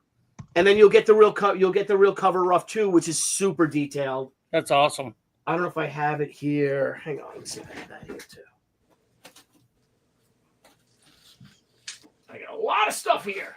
No, that's Deadly Trio. Anyway, so you'll get that kind of stuff too. Billy, these pages too. With that, everything will be signed. I'll have my little chop on it, my stamp. So this is me working out Miss Fury for the cover. Yes, honey. I have the Sakura rough cut to show, so they get an idea of what the book will look like. Oh, that's a great idea, Deb. Yeah, that is. Let me go. You want to make me big? Yes, of course. Hey, the puppy just came in. Yes, hello, puppy. Hi. Okay, so this is the Sakura rough cut. So we always do some kind of a mixture of finished art and original art on the covers. And then it's the roughs with the word balloons, so you're able to follow the comic. Yes, but you'll have Jeff's first draft of his script in the rough cut edition. If you get the rough cut edition, you'll have Jeff's first draft of the script, and then Jeff and Steve and I and Deb and Jason Odom will go in, and then we'll do a more refined script. But the rough cut has the first. It's like a first draft, if you will. But it's of equivalent quality to the actual book. So you're still getting a square bound cardstock cover book. It is as a process junkie, and I am about comic book process. These books are just so cool. Yeah, it is. Yeah, I love them. I buy every time I see one, I buy it. And they're great. Like Terry's. You ever see Terry? Like if Terry was in the chat before, and if he still is, Terry's pencil drawings are just phenomenal. And I'd love to see just whole books on that. On his, he did the cover, the new book on the covers, and he does like collected editions. I'd love to see one of just the roughs. I love that part of the process because that's the most fun for me. You know how boring it is drawing windows and buildings. It sucks. Did I cut out? Am I still here? Yeah, you're still there. Oh, okay. You guys are all quiet. All right, honey. So here's a lot of other things. We have our Kickstarter exclusive edition. That's an add-on as well. It's got the special cover. It's going to have different logos. It's got a different color background. That's available only to our Kickstarter backers. The Yesterday and Today cover that I call a Rand versus Shi cover or whatever. Everybody Charleston with Anna here is doing the Charleston with Popeye and Plain Crazy's pilot and his girlfriend and Oswald the Lucky Rabbit. The great Stan Sakai gifted us a cover of Shi and Usagi Yojimbo. Stan is one of my personal comic book heroes. And just a good friend. He's an amazing man. And a great friend. They're just wonderful. They're the nicest people you'll ever meet. And just to spend time with. They're just this. The whole family is just this wonderful ball of positive energy.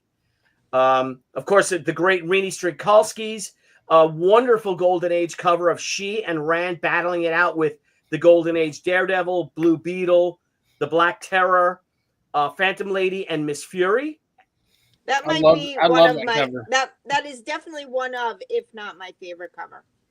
Oh yeah, I love it too. I don't remember. Was it you, Jeff, or was it somebody else that looked at that cover and said, talking about this epitomizes someone who understood the assignment?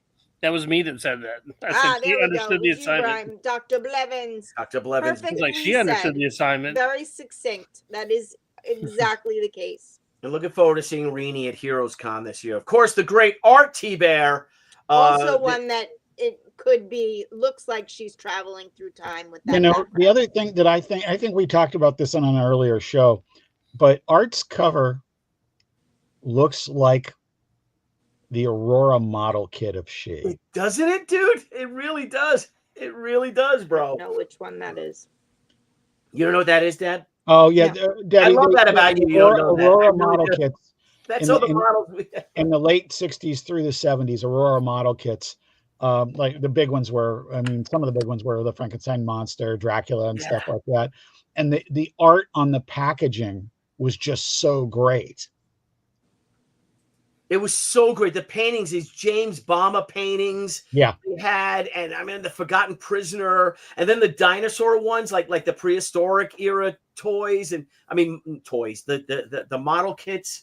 Oh, what and the crazy thing is that, honey, they were out in, I think, Hempstead, so like they're like 30 miles away from where we grew up was the Aurora modeling factory. I had no idea. The stuff they threw out, or to go there, like, can I intern there and and like help sweep up the stuff?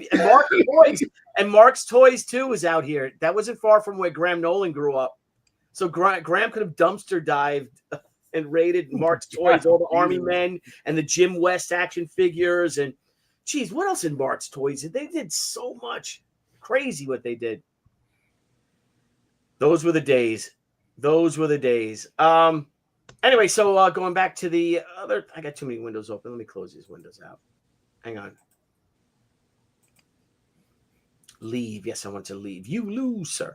The great Rob Liefeld. Rob was also one of the few people in the beginning when Debbie and I first got into comics, and as was Terry and Robin Moore. Thank you guys, who accepted us. He was just really cool. He had seen She, and he came up to our booth and said, "I really like your book." Blah blah blah. I'm like, holy shit, you're Rob Liefeld. So Rob and I have been talking forever. And then it just took this past year where Rob asked me to do an Evangeline cover for his San Diego Comic-Con exclusive. And I asked Rob to do one for Gatecrasher, and he killed it. It's just, I'm just so happy and just so proud that he actually, he's a part of this. And thank you, Rob, for that. T-shirts. Yes, Jeff? We are at 98,150. Oh my gosh. You're kidding me. Oh. Thank you, everyone. Thank you so much. I don't even know what to say. Honey, shirts, She shirts. Yes. So these shirts, or this shirt, will be manufactured by the same fabricator that did the 30th anniversary shirt, which was a huge success. So we decided to do one with She and her, I guess, predecessor, right? Ran. So I think the image might be a little bit bigger ultimately than it is on the shirt right now. But It's definitely got to be bigger. But, it gives you at least an idea. So, and those shirts also have the customized printed tag. So we'll say She on the printed tag as well. There's no physical tag. It's just that little print on the back of the shirt. What you're telling us is the T-shirts are She shirts. Yes, they've always been She shirts. I don't know why she called it She. If you'd like me to change it, I think going Debbie forward, I will call them you She-shirts, actually not named it T-shirts. She shirts. It's because we also do hoodies, and those are She shirts as well. Yeah, because you don't want to say sheet T-shirts. Thank you. Our hardcover edition edition. featuring and Lady Death, guys, for you Lady Death fans out there. I don't know if Matt Stapleton's still there. Lady Death has a killer part of this. It's so apropos for Lady Death, but when Jeff wrote it, also though, right? Jeff is my relationship to Brian in a way. That was me. Weird. Oh, that was you? Okay, I'm sorry. Debbie chimed in on it, and I glommed onto it. Okay. But you guys are going to love Lady Death in this book. The She remark, Gatecrasher remark. I do a... So you guys, if I can chime in there. Sure. On that remark, we have the limited amount split between the pledges and the add-ons. And the add-ons were actually sold out. So I added 5 more this morning when I was going through the campaign. So if anybody tried to add it on previously and was not able to, you can now. If they do sell out again, I will also re-look at what we've got and see if I can increase it. But for now, there's at least another 5, unless somebody's taken them there's 4 left now. So somebody took one of the 5 I added. Are you guys going to hang out until the campaign closes? Yeah, we'll be here for a while, Jeff. You got to go. All right, because I got to step away for a little bit, but I will be glad to come back. All right, old bean. I'll see you in a bit. All right. See you later. Bye-bye. See you later. I'm going to grab this next book, Billy. Okay, you grab it. I'm going to. So, babe, did you handle what you had to with the Moriartys about the add-on?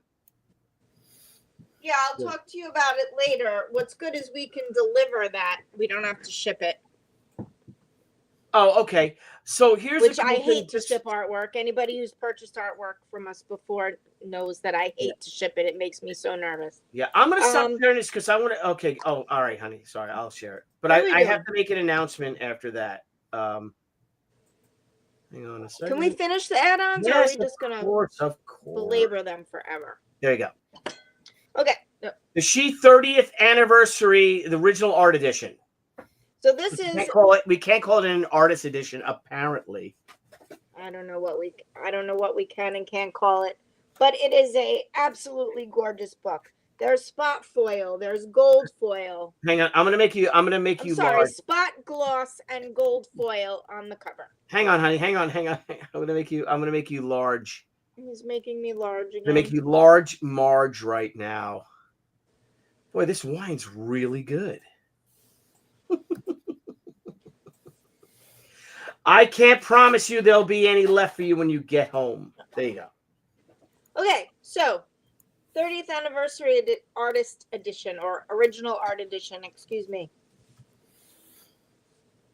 We should probably offer another another few of them sketched on. Yeah, not too many though. Yes, I know. Please. So this has a reprinting of the original book in the front of it. And then in the middle of the book, sorry, I went too far. Hold on. This is towards the end of the book. You have the original art pages compared to the colored pages. And those the beautiful page quality of these. Yeah, and each one of those pages was hand colored. So the first Shi Way the Warrior, Shi number 1 and number 2 were both hand painted, mostly by Barry Orkin, my great friend from 7th grade. This is pencils and inks of the infamous cover that started it all. It's not infamous, huh? And woke me up out of a sound sleep. And then we have kind of just the making of pages. Here we have all 3 stages. Show the picture of you posing for it. Yes, dear. She's cute in that, Dr. B. Yep. You're cute. Cute as a button. As he says so himself. And there's Ran. Yep. So that's Shi. No, that's when she became Shi. That's when I changed Ran to Shi. Yep. And there's Debbie posing. With Dr. Blevins did the photoshopping because there was only one sword in your hand, wasn't there? There was only one. There was only one sword. Thank you, Dr. Blevins, for that. Because that was all we had at the time. Yeah, well, fantastic book. I love this. I did it on the actual anybody who photo. Either doesn't have a Shi Way the Warrior number 1 or really wants to see the making of, this is for you. Yeah, you want to know where that sword came from, Dr. Blevins? And of course, the collector. Where? My stepdad took it back from WW2. Are you serious? Yep. The war prize. That's I don't know awesome. if he killed that Japanese soldier officer or he just brought it back. But he was on. Do I have to be large Marge anymore for this conversation? Sure. But let me go back before we continue with these with the add-ons. I have to share something. I want to share the campaign, if I may, because, honey, Dr. Blevins, producer, Gatecrasher is now the biggest Kickstarter that we've ever had. Congratulations. Thank you so much. It's the numbers. Thank you, everyone. The numbers have surpassed our omnibus edition, which is $100 book. Jesus. And it was not $100 book. It should have been $100 book, and is now $100 book. Yes, but you wouldn't let me charge for it what we should have. I know. I'm like, who's going to pay $100 for a 500 page book hardcover? I wouldn't. You're like everybody. I wanted to charge $75. You wouldn't let me. Yeah, Mark Silvestri. I'm dropping names all over the place. I got to keep looking, Brian. Yeah, you got to break that name because you're dropping them. So Silvestri's like, what the hell's the matter with you? He's like, what are you thinking? I'm like, I don't know. He's like, he was thinking he doesn't listen to his wife. That's what yeah. He's like, bro. He's like, and let's not forget that campaign straddled COVID. Yeah, So that's right. how many? So how many backers got do you have? one quote for the book, and then when we actually went to print, the price had more than doubled. Yes, that's right. It was That's a very BS. painful campaign. Thank you, Cabron. Thank you, James. So It how is many a backers do you have beautiful on book. Indiegogo? Paul Taylor's dad, Paul Taylor, the Canadian knight. My dad brought back a Luger and a Mauser from World War II. That is Impressive. awesome. Marcus Killigrew, thank you, Marcus. Our wrench, Yeah. the Super Genius says, thank you. "Holy cow!" So He's look at the this. best. Look at this race. Indiegogo has been live. Well, is about 2 months old now, and Kickstarter in 27 days is almost Amazing. at Indiegogo. No, thank you. I don't even 28 know days. what. It's 28 days. Well, it ends on the 28th day, so it ends tomorrow at midnight, which is it's technically a 27 day campaign. You're splitting hairs. But thank you guys so much. Indiegogo, Kickstarter, we love you guys. And honey, thank you for working so hard because you're doing 2 campaigns. I know everybody else does just one, and I think it's smart to do that. But for some reason, we have Indiegogo fans, we have Kickstarter fans, and we got to make it work. I'm just gonna say you got a lot to do tomorrow for Valentine's Day, Billy. We're driving No, tomorrow. we're not doing anything. We're driving to go see our son wrestle on Saturday morning. Yeah, he's got the championship, the AMCC championships. So Nice. everybody say a prayer. I believe it's the AMCC qualifier, honey. No, it's AMCC is the conference championships. Then after that, it's the NCAA regionals. Oh, okay. This ain't Well, no then you're right and I'm wrong. Yeah, I'm sorry. this is yeah. Anyway, guys, She Gatecrasher on Kickstarter right now. We're over $98,000. Wow, Amazing. Thank you all so Do you think very much. Kickstarter? Do you think Kickstarter will hit 100 grand first? I don't know. Do you think it'll be Indiegogo to that? That'd be crazy if it does. That would be insane. It would just be insane. I mean, and the Moriarty family, thank you guys so much. Yeah, we would not be anywhere near 100 grand if it weren't for you guys. Babe, Thank are you they so much. near us? Are we gonna see them? Yeah, we'll see them when we deliver it. Like, where do they live? Well, like, are they local? We can't Like, say that right now, but Oh, it's okay. someplace we go to frequently. Oh, cool. All right. So that'd be fun. Maybe we'll go to dinner or something, all of us. Or They lunch. live in the bathroom? Are they in the back? All right, Dr. Blevins, come on now. Go to the bathroom very frequently. Very frequently. Never There's a seen lot them there. of places we go to frequently in the house. This is the state I we was just go making to a joke. I'm frequently. sorry. How's Hey, that? Crasher. What's up, everybody? Billy Tucci here, and I am so proud to announce our latest original graphic novel. I don't know why I always laugh when I say my name. I don't know why. I just always. I did it from the very first one we did the American Crusade apparel. I don't know why. I just. Well, the bloopers on that, forget it. We did more laughing trying to make that video than anything else. Yeah, It's maybe because you can't believe that you're Billy Tucci. You're like, man, I'm Billy Tucci. dude, right? And I'm like, I'm Billy Tucci. What's up with that? I mean, honey, this sweatshirt that I'm wearing right here. I don't know if Terry Moore is in the audience. If Terry Moore has clothes, but this sweatshirt, honey, is it's an Izod. It's like my favorite sweatshirt. How old I know is you've this had it for a gazillion years. It's got to be. Is it like 35 years old? It's at least 30. It's an Izod sweatshirt. It just fits. It just feels right, Dr. Blevins. Look, if it ain't broke, don't fix it. Yeah, and there's Debbie in high school. There's Debbie's high school picture back there. Nice. Next to Jesus. There's Debbie and Jesus. And she. and a clip of M1 Garand rifle. It looks and a like Shi-Zippo. And there's a Shi-Zippo down there. If you guys could follow my map, that's a Shi-Zippo. Yep. These are some challenge coins. That's one of my sworn coins. There's my little baby Boda Daruma doll. Where's your silver coins at? Where's your silver? Your grams of silver. Yeah, where's those at? I ain't got no silver, man. I got nothing, bro. You ain't got nothing. Nothing. I ain't got nothing. This and see right here, this painting right here.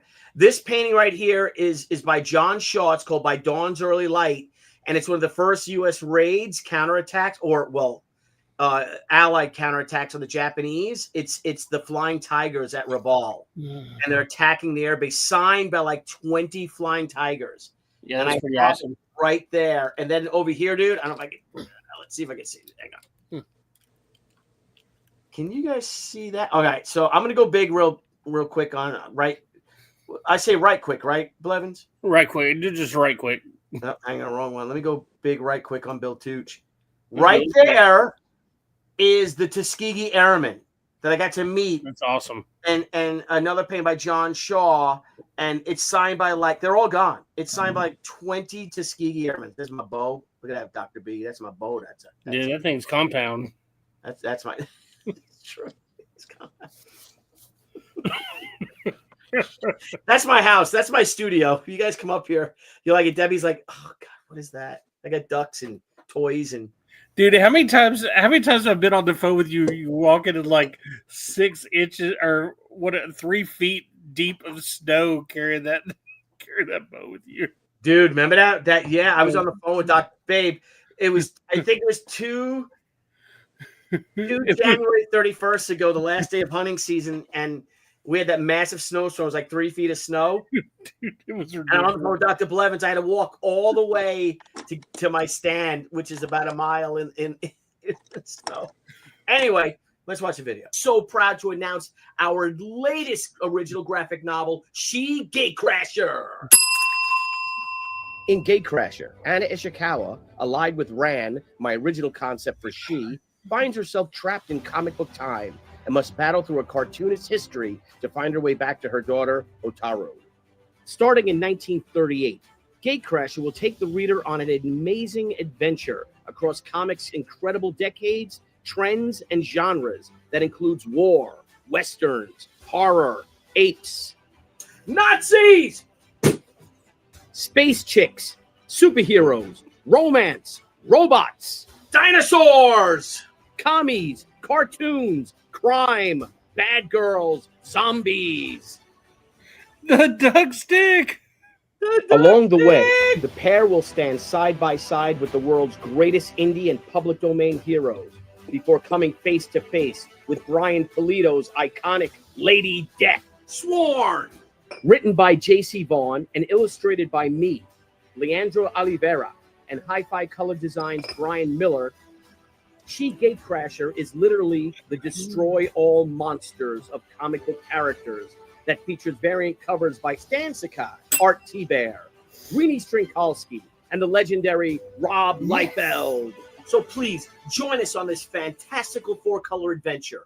I want to thank you for over 30 wonderful years in comics, and I know you're just going to love Gatecrasher. I'll see you in the funny books. Isn't that wonderful? I really have to rehearse those, don't I, honey? It's still my favorite. Yeah, but I really have to rehearse it. I tell you what, Billy, like no joke, I've sent you a bunch of other stuff already, but they have an actual teleprompter now.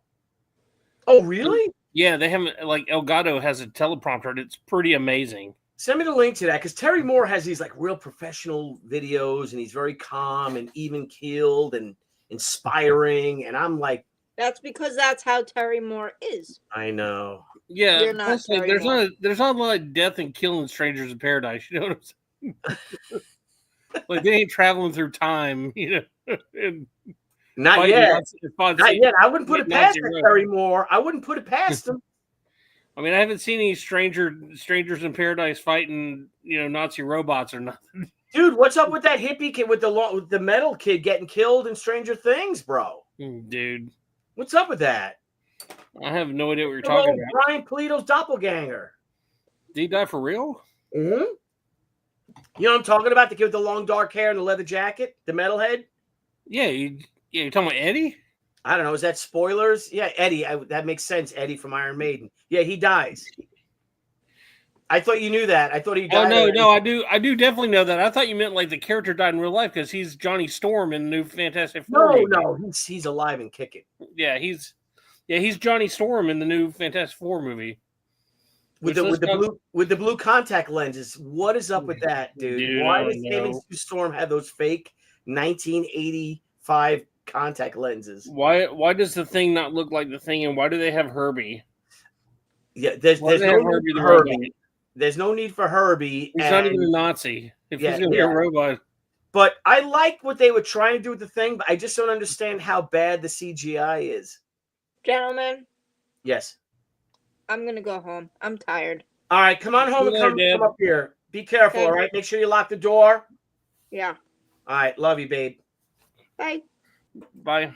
Like, and let's be real. Like, I mean, I've seen Pedro Pascal. Like, I'm a huge Buffy the Vampire Slayer fan. I remember Pedro Pascal from Buffy the Vampire Slayer.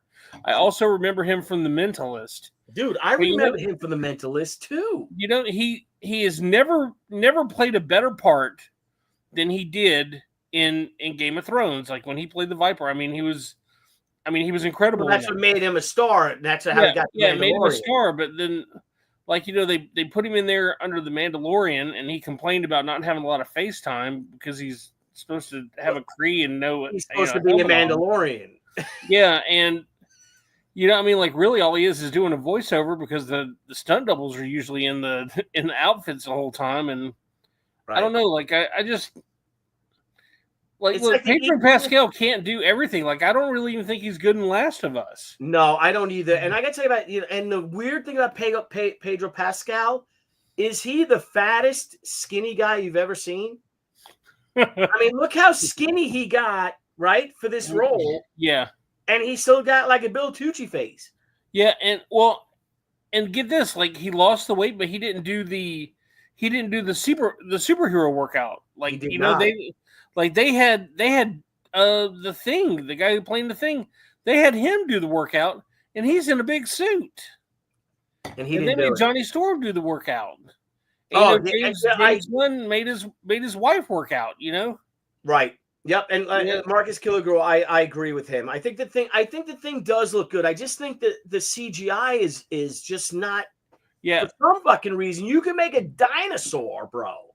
You can make lions and tigers and bears. Oh my! Thank you. But just like he just, I don't know. The Thing is okay, but they're probably gonna do a lot more work on the Thing. But like I said, Pedro Pascal he's got a way. What do you say? He's maybe, how tall do you think he is? Is he 6 feet? I don't think he's 6 feet because like 5'10". Because Sue Storm is the same height as him, and I think she's under 6 foot. All right, so say he's 5'10". Yeah. And but he's skinny. You look at, he's probably got like a 30-inch waist, something. But he got that big old fat head. He's got that big. Yeah, that's what James Sanchez is like. I like Pedro in The Unbearable Weight of Massive Talent. I was going to say that, like, in The Unbearable Weight of Massive Talent, he plays like a Mexican, cartel boss guy, right? Right. That's kind of how those Mexican cartel guys look. Yes. You said they've lost a lot of weight, but they got a big chunky face, you know? Yeah, got big old chunky face. You're right. Yeah. He should have done. Now, I'm not one for Ozempic. Bro should have done Ozempic. He could have got that sucked in face, right? You know what I'm saying? I need to get some Ozempic. Bro. They need to make them like they need, instead of a shot though, they need to be like patches, kind of like the quit smoking patches. I put like why can't they make like Ozempic? Like, you just mix Ozempic in like a bowl of fettuccine Alfredo. Mm-hmm. You can eat Alfredo, but you got the Ozempic in it. You know what I'm saying? That's right. Like, why can't they put it in lasagna? Why can't we have taco Ozempic? Yeah, why can't I have Ozempic lasagna? Like, what is up with that? Like, why can't we get some Ozempic gravy? It's just Ozempic gravy. Like, why can't I just go to the store and buy some Ozempic lard? But dude, lard is good stuff. Dude, I bought a book. Lard in a 5-pound bucket. All right, I'm gonna share. So, guys, we just saw that Gatecrasher is now at 98,424. Jesus, but I gotta share this, guys. Holy guys, you have no idea how good. Like I said, my damn truck, and I'm gonna get into my truck, Dr. B. We're gonna talk about my truck because I gotta talk about my truck. I am fighting with the real mafia, which is the insurance companies over this. Anywho. Dude, I'd be punching them. Gatecrasher Original graphic novel on Indiegogo in demand mode is now at 98,970. Did you just refresh that? I just refreshed it. Yeah. No, Jesus. 98,000. Oh, we're almost at $99,000. Holy cow. Guys, thank you so much. We're working so hard on this book. And I got to tell you a little something about Stephen Peros, if I may. Dude, tell me. Bro, Steve Peros, one of my best friends since. Wait, are we talking about the Steve Peros? Are we talking about the same guy who's the lead writer? You mean the creator of Stoker Wells? The creator of Stoker Wells, yeah. The creator of Stoker Wells. I don't know if you're aware, if you guys out there are aware of Stephen Peros, creator of Stoker Wells. Stoker Wells. Orders of the Golden Dawn and Stoker Wells, The Ashes of Revenge. But Steve wrote this wonderful, wonderful book that I started reading 3 days ago. Nah, that's not true. Maybe, what's today? Thursday. I started reading Monday night. So at night, Blevins, I don't know if you do this, like take my evenings for a couple hours and I sit, and sometimes I sit by the fireplace. I don't. And I read. So I'm reading right now Steve's book, authored by Stephen Peros, about HM Wynant. Now, HM Wynant is an actor, Broadway actor, television actor, film actor, one of the greatest character actors in Hollywood history. You know his face. If you've seen him, you know his face. He has been in he's played Native Americans. He's played bad guys. He's played rabbis.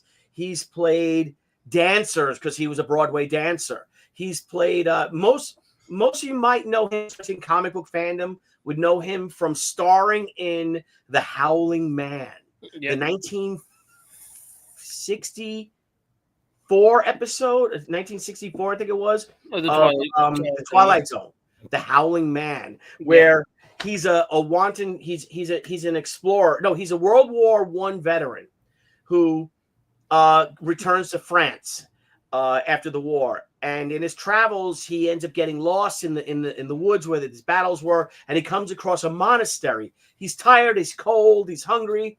The priests take him in. The brothers take him in, and they said, "We'll take you in, but do yourself a favor. Whatever you do, ignore. You're going to hear some screams and howls. Ignore this person. Just ignore him." And they tell him, "We have captured the devil himself. We have captured the devil." So HM's character is there, and he just hears this awful howling all night of this just bellowing all night long. Thank you, bellowing. And he ends up going down there talking to him, and the man, and he's like, I can't let you out. These men took me in. I would have froze to death outside. They took me in to save my life. They saved my life, but they said on one condition, not to let you out. And they're crazy.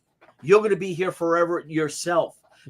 I've been trapped here for years. They're not real priests. They're sociopaths. They're psychopaths. And they have these staffs too that have this weird swirly thing to the staff, and it looks really out of place. And when he goes, "Well, I don't know how to get you out of here." He goes, "Just remove the lock out of the way," and it's just this little bitty twig.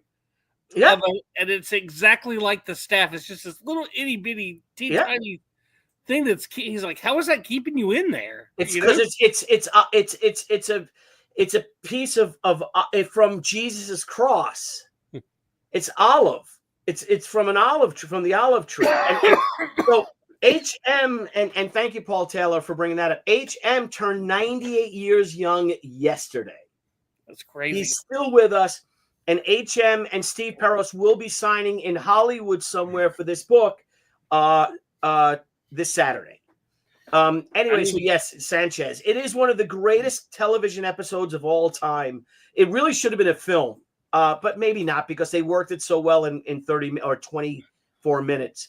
But and he convinces him to let him out. And like you said, and that should have been the clue right there, right? That it's just this stick of olive branch, right? Of an olive tree.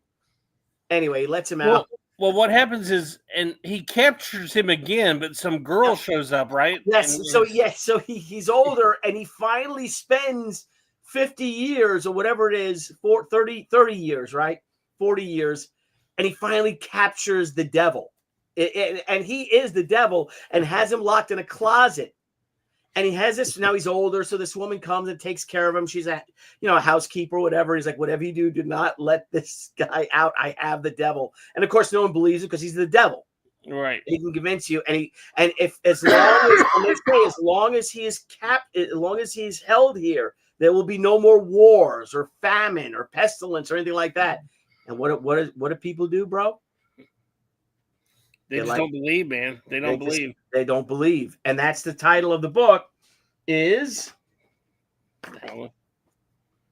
You Must Believe. And you know a funny story, Billy, is when I called Steve Peros to tell him happy birthday one day. May 5th. And he was Steve Peros' birthday's May 5th. He was in the car and I was like, "Hey, what are you doing?" He goes, "I'm meeting a guy for lunch today. I'm meeting a really good friend of mine." And the good friend that he was meeting was HM. Like he was meeting him, and I got to say hello to him when he got in the car. They were meeting for lunch, and it was a pretty cool deal. See, that's that Steve Peros, man. He spent one of his birthdays. He spent his birthday with HM Wynant. He spent another one of his birthdays with Don Rickles in Vegas. Wow, dude, that would have been the greatest Vegas trip ever. I got to call Steve Peros right now. I know he's super busy because he's making a movie, but Steve Peros has to come on and regale these stories. Hang on. He's not going to. I know he's not, but I got to call him anyway. Call Peros. Call him now. Dude, how is everybody? I'm home finally. Yay. I'm glad you're What's home. up, Deb? That was a quick drive. Yes, we're very lucky we found the spot we found for our warehouse. It's really just a little over a mile away. He's not going to answer. Peros is very busy tonight. Hey. Oh, hey! Hang on a second. Hang on. What are you doing? I'm talking to Steve Peros. Hey, bro, can you pop on for 5 minutes to talk? We're talking about HM, celebrating HM's birthday and talking about your book. And we were just talking about the Twilight Zone episode, and people are flooding the airwaves right now that they love this episode and stuff like that. Or are you busy? I know you're busy, but oh, perfect. Thank you so much. Ladies and gentlemen, Stephen Peros will be joining us. Steve Peros that dude's a saint. That dude is a saint. He's a mensch, as they say out here in the East Coast. So, oh my gosh! So I just saw. I'm looking at. Is that? Holy crap! We're almost at $99,000 on Indiegogo. Oh my god! Wow. That's insane. Indiegogo is now. Incredible. What is that? What's 7? Is that $21 away? $21 away from $99,000 on Indiegogo. I'm gonna stop. We're pretty close on Kickstarter. Are we really? Yeah, we're 58.4, I think. Oh my gosh! And like I said, it couldn't come at a better dueling campaigns. Oh my god! So here we are, guys, at 90. Oh no! It just popped up again. Thank you, everyone. Thank you so much, guys. This is mind-boggling. I can't believe that Kickstarter is caught up to Indiegogo in 27 days. You guys are great. You guys are wonderful. We love you. We love everybody. Yeah, we really do. Hey, you know what? Paul Taylor, May 5th is one of my brother's birthdays. Cinco de Mayo, that's Asia's birthday. That's my niece Asia's birthday and Steve Peros' birthday. It's awesome. Somebody else too. Who else? There's someone else. No one important. I don't remember. That's mean. Now when we figure it out, you're going to feel bad. I know John F. Kennedy's birthday is May 29th. Good for Theodore Roosevelt's birthday. He's not with us anymore. We just celebrated Ronnie Reagan's birthday. Now we're talking about dead presidents. You want to talk about live president? No, I don't want to talk about presidents at all. I'm talking about how grateful we are for these amazing backers on both campaigns. Let's talk about something positive like Epstein's Island. Dude, can we talk about? Can we seriously talk about something amazing? Like, I know probably nobody wants to hear about politics or anything, but no, we can't talk about politics. I can say one thing. I want to hear. I want to talk about. No. Yeah, I just want to say, so like they had that vaccine mandate, which so many officers, so many people in the military left the military because they were not gonna get the vaccine. They were not gonna take the vaccine, so they end up leaving. Well, like Trump comes in and he's like, "Hey, look, if you left due to the mandate, like you could come back and I'll pay you back pay." Yeah, that was great. Yep. I mean, I agree. what Hang an on real quick. amazing, what an amazing person. Go ahead. Yep. Hang on real quick, though. Ladies and gentlemen, we have award-winning writer, producer, actor, if I may say, Steve. Screenwriter, playwright, all-around great guy. How about our friend? A gentleman, a scholar, and he is a scholar, and a judge of a good whiskey. Friend. Stephen Perros, our friend. Our friend Steve Harrows. I don't get Well, I have to hello. stand after being at the office. Hang on. until 10 o'clock. Steve, so sit here. Hello, Tucci land. How are Hello, you all? How's it Hello, going, Mr. Steve? Burroughs. How are you, darling? I am well. I hear that the Twilight Zone is being discussed. The Howling Yes. Man episode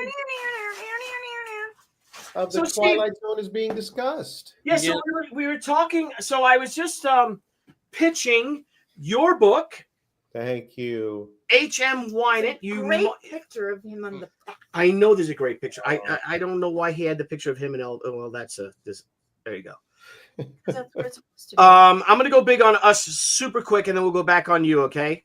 Yes, sir. Because I want to show the book. So, ladies and gentlemen, Stephen, who is the author of Mike Perros, who wrote, among other things, the great Dan Duryea, a book about Dan Duryea. Steve is the author. Not only is he the author of the Shi trilogy comics and the upcoming Shi books, but Steve also wrote this amazing, which I started reading. No, he's the author. No, it's not an autobiography.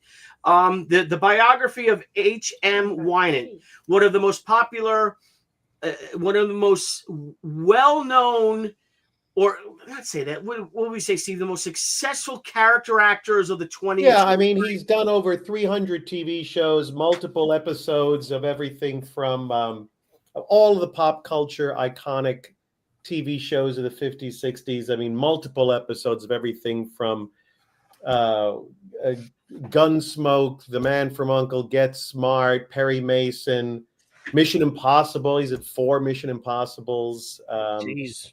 He never did a Perry Mason, though, did he? I just said he did. He is the only actor in the history of actors who've been on Perry Mason to have played, because you always played a different character, because there was very little repeats at the time. There certainly was no home video. HM has played a murderer, a murder victim, a witness, a defendant, and a prosecutor. He is the only actor in the history of the original Perry Mason series to have assumed all of those roles in different episodes. Quinn Fecta. Yeah, absolutely. But the crazy thing, the thing is that he never played. You're getting louder. I know. As the night goes on. He never played multiple. He never played multiple characters in the same season, or did he? Yeah, he did, because at one point Perry Mason was he was always representing the defendant, so there was always the prosecutor, and the prosecutor was played by an actor named William Tallman. He was a fine actor, very good actor, but Tallman got arrested on a morals charge involving a party happening here in Hollywood, not too far from me, where I live now. And that there was naked ladies and marijuana, Mary Jane, and he was instantly fired by CBS. And so CBS went through 3 different actors to be the prosecutor, who went toe to toe with Perry Mason every week. And HM wound up doing 3 or 4 episodes as D.A. Sampson. And he got, he was very good. So he did play a consistent role for a few different episodes.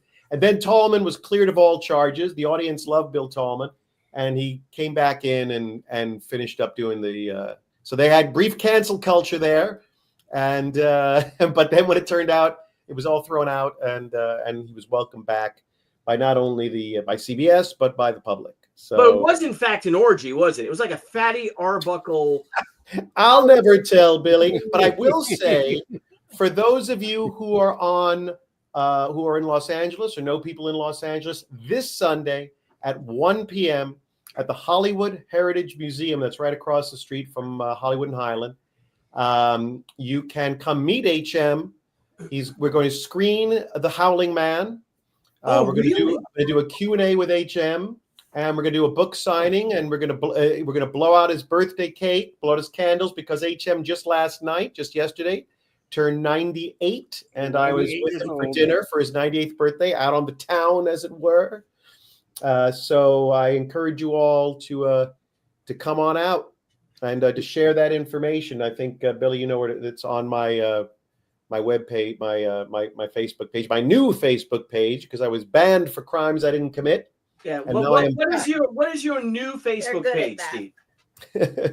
What is it? It's Stephen George Peros. Stephen George Peros. Yeah, I use my middle name there. And your website is stephenperos.com. stephenperos.com without, you have to an N to my name, but yes, stephenperos.com. That would be me, Stephen. And the information for the store signing is on your website and your Facebook. And yes, no, not on my website. No, it is on my Facebook page. Let me find it for you. There is a Facebook event page for it. Let me try to find that and share it with you to share. So let me see if I go to my page. Why is nothing working for me? Here we go. Hold on. There we go. Steve, there I am. Where are my events? There I am. And the event is, should I share how should I best share this event? Post the just share your screen, and then I'll take care of it. Honey, can you move over here? Sorry. Oh wait, hold on a second. I'm gonna put Debbie on this big chair. No, I'm gonna put you down for a second. I'm gonna put you on this big chair. Carry me again? I just put it, Billy. I just put it in the private chat. So the link is in the private chat. But now I'm facing the wrong way. Hey, Steve. She's always spinning around, Steve. She's always spinning around. Hang on. Steve, if I ask nicely, could you get me a book signed? You're not asking nicely enough.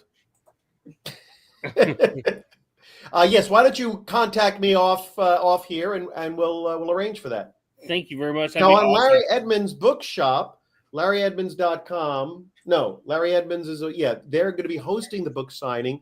They are signing for the exact same price the books sell for on Amazon, signed copies. So these are copies that both HM and I signed. Yeah, that's what I wanted. Yeah, that's on Larry. Okay, so Stephen.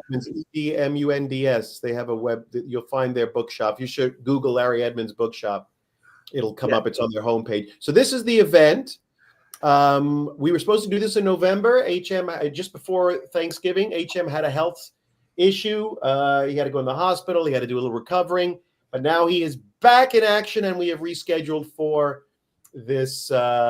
Wait, what is? Oh, that's you. I'm sorry. Yes, I got confused by the February 13th at the top of the page. Yeah, I'm going to put the link in the chat too. So let me just paste the link in the chat for those who are looking to do it, guys. Please check this out if you are on the left coast.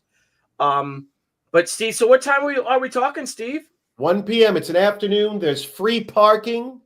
Can't beat that in the middle of Hollywood. No, you can't. You cannot. You cannot. So here's the thing about HM. You all know his face. I love the story of HM. So Steve, I started reading the book on Monday. Mm-hmm. Well, okay, I'll tell you. I may, Steve. Mm-hmm. No, you could tell. You could tell. Me? You want me to tell something? Yeah, well, I could tell my story. No, He-Man.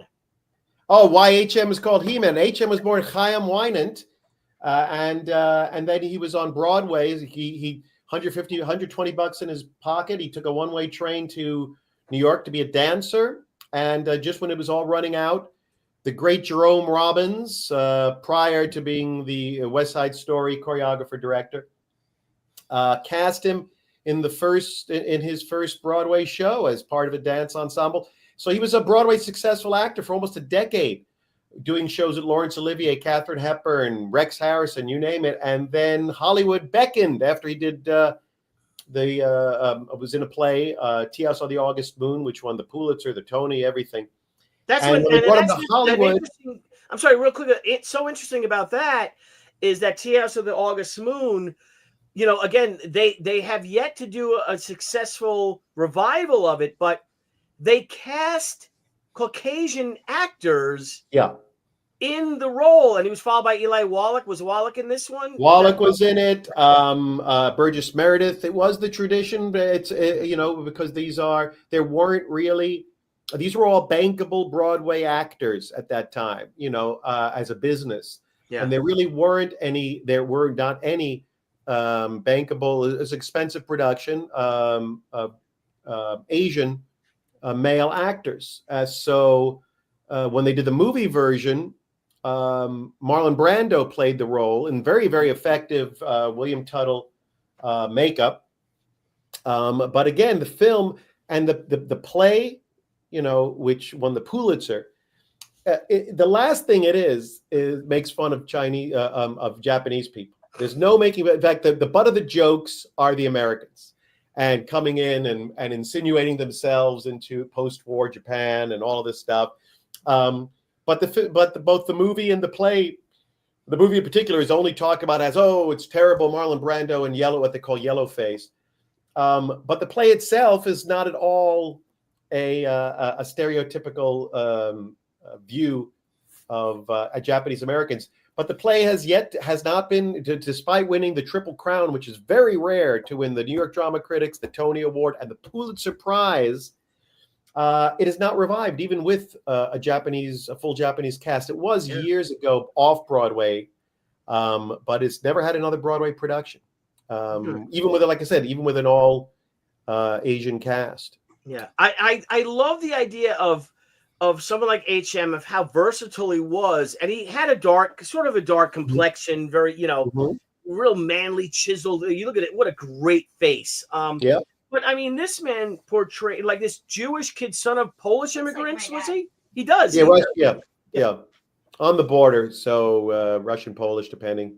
Yeah. So but he made a career playing bad guys. Indians, Native Americans. He played a rabbi, right, Steve, in one of the. Yeah, but that's it. When you actually watch all the stuff that he did, because that was his film debut, was in Sam Fuller's Run of the Arrow, up with Charles Bronson played the chief, and with Rod Steiger, who's playing basically Run of the Arrow. The Dances with Wolves stole the story from Run of the Arrow. It's about post-Civil War soldier who doesn't want a part of this new America, goes west, becomes indoctrinated by a Native American tribe, becomes one of them, falls in love. It's the same story. Kevin Costner stole the story. But every time HM played an Indian, it was always a character with dignity and self-respect. It was never a cliche, never a stereotype. Even when it was a character who was thirsting for blood, he had good reason for it in the story. So he could stand proudly alongside. There's nothing embarrassing about any of the times he played an Indian, including in Walt Disney's Tonka with Sal Mineo, where he was the bad cousin, very bad, abusive cousin. How was Sal Mineo an effective Apache or whatever? Like, have you seen it? Yeah, I mean, it was the 1950s. Walt Disney. It's basically for all the teenagers who love horses. So they're getting all these Italian guys, Jewish kids, and Polish kids. Hey, you remember our famous commercial that ran in the tri-state area, the littering commercial? Yeah. That was in Italian. Yeah, That wasn't tri-state. That was national. That was an Italian actor. That actor actually portrayed an Indian in a Kirk Douglas film. Which film? Really? It was. They were more pioneers. When Kirk Douglas. What is it? Spartacus. No, it's not. Oh, Jeff. Spartacus. Anyway, real quick. I am Spartacus. Steve, do you get this reference? Why would you do this when Angry Sky decides to bring the great flood, Steve? I'm staying in. Why would you do this? Oh, Is it raining by you? yeah, well, yeah, it's very, very rainy right now. There's no question, but it won't be raining on Sunday. I just wondered if Angry Sky was one of the characters that HM played, because he was like, right? He was like Red Arrow and all these crazy I'm assuming we're just removing the articles from the sentence, so it sounds more like broken English. I think he just messed around. He's like, well, why would you do this when the Angry Sky decides to bring the great flood, Steve? I'm staying inside. Yeah, so Steve, we want to keep you on not too long, but I'm sorry, Jeff, real quick. I just want to, because Steve's super busy, but I want to that they're going to show at the signing. They're going to show the Howling Man. We're going to screen the Howling. We're going to do a little introduction. We'll screen the Howling Man. Then we'll have a little discussion. We'll have I'll have an audio-visual slideshow of images of HM with everyone from Clark Gable to Errol Flynn to Eli Wallach's henchman on the old Batman show, 2 episodes he did with Leonard Nimoy, with everybody. We got some great images that are also in the book. Most never before published. And then we'll have a book. We'll sing Happy Birthday to HM, which he does not know is happening. We'll blow out the candles on his cake. We'll cut it up. We have pieces for everybody. And then we'll do a book signing. Nice. With sticky fingers. That's great. Well, thank you, Steve. Did you want to say something? Was that you or Jeff? Jeff, I wanted you to pull me up because I keep. I'm spinning. Billy, I just wanted to add that we're at 98,610. No, wait. It's because it's. Oh, hang on. This is yes. For those of you who have not heard me chime in, this is an awesome book. I'm thrilled and honored to be working on it in an editorial advisory capacity. Well, you got story credit too, buddy. So you're a lot more than that. Yeah, I want a copy. I'm not joking. I really do want a copy. Billy, well, we assumed you want a copy. Who are you crazy? I think he's talking about your book. He's talking about your book. Oh, yes. They've written it's JC is really doing an awesome job with the goods, and I can't wait to see this continue to come to life. And by the way, Miss Deborah Tucci was no slouch in the editorial department herself, coming in with extraordinary devil's advocate comments and aid and really helping to shape as well what your she is definitely I won't say the woman behind the man, because she's the woman in front of the man. She knows what she's doing and she knows what she is. I'm very protective of of 2 things. No, we call aside from my family, obviously, but I'm very protective of Shi, and I'm very protective of the continuity of quality that Crusade produces, particularly when it comes to storytelling. So absolutely. I'm not officially an editor, but I do a little bit of reading and reviewing, and I take both of what I just mentioned very seriously. It's like the studio executive. If this is a movie, she's the studio executive. No, she's coherent.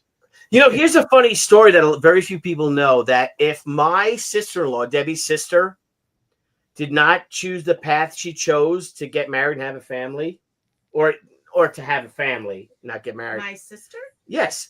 I think your sister Lauren would be president of DC Comics right now. Oh, yeah. Oh, yeah. She was, is it Jeanette Kahn? She was her assistant. Well, she started with John Nee's assistant. As John Nee's assistant. Right. And then when John Nee left, they refused. John Nee basically said she wasn't going to have a job, and DC was like, no, we can't let you go. Right. But no. And then she was Jeanette Kahn's.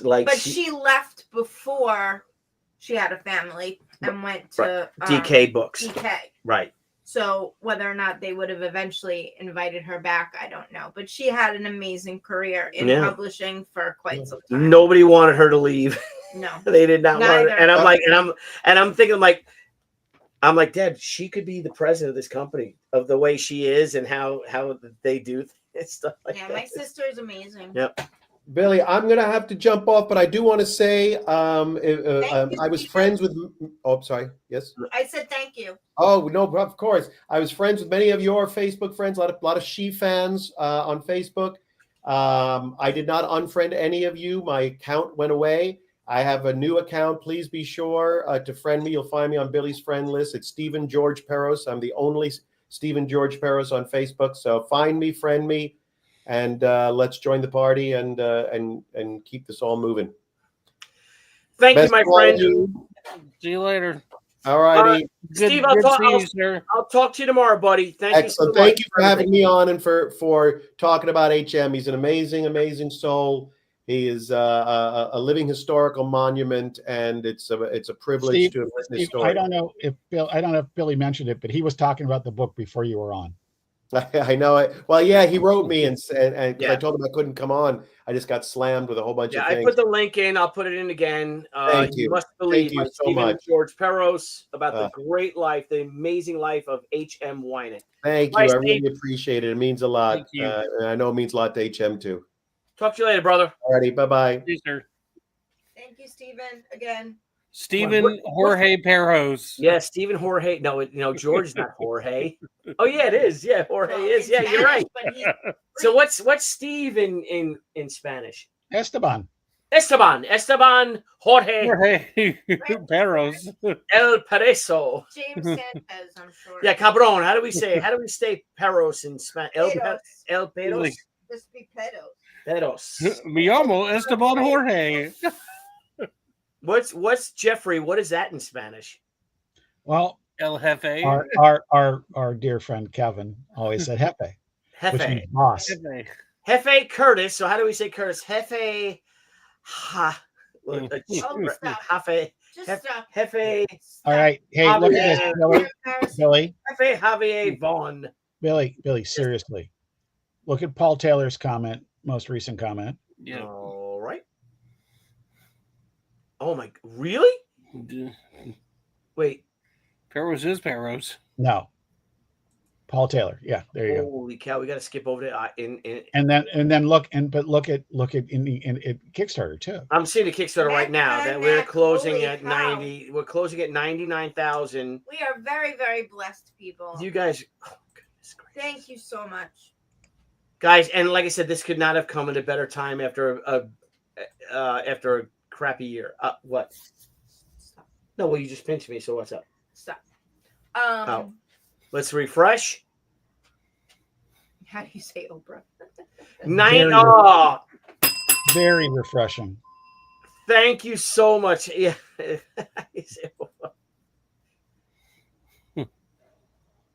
Oprasito? Oprasita? I think your dog has to go to the bathroom. No, she just missed me because I was gone. Okay. I said from now on when I work late, I'm just going to come back and get her. Jeff, thank you, Jeff, so much. Modified my Kickstarter pledge. Thank you so much, brother. I'm going to go let her out. I'll be right back. Yeah, give me the wine. No. Please. No. You drank the whole bottle. I can have a glass. I didn't drink a whole bottle. There's half a bottle left. Liar. My gosh. Just drink it straight from the bottle. Yeah, live on like an animal. I am. Yeah, nobody will say nothing. I'm wrong. Dr. Blevins, what's up, man? How's the game store doing? Dude, game store is doing incredible. That's why I was a little late today. I had to finish closing up. We had a guy come in and had to get rough, man. Had to get rough and toss him out. What? Yeah, had to call the police and everything, man. You're like a rough hombre? Oh yeah, I have the video. I've clipped the video. I'm just trying to figure out if I want to put it online or not to show. Dude, can you share it can you share it somehow that I can then share it with? I have to put it on the computer. I haven't put it on the computer yet. I pulled it off from the thing from tonight. But yeah, I was like so there was this kid who was a thief back when I had the store back in 2018, before 2018, and he got banned and I had him trespassed and everything. Well, he came in the store today and wait, real quick.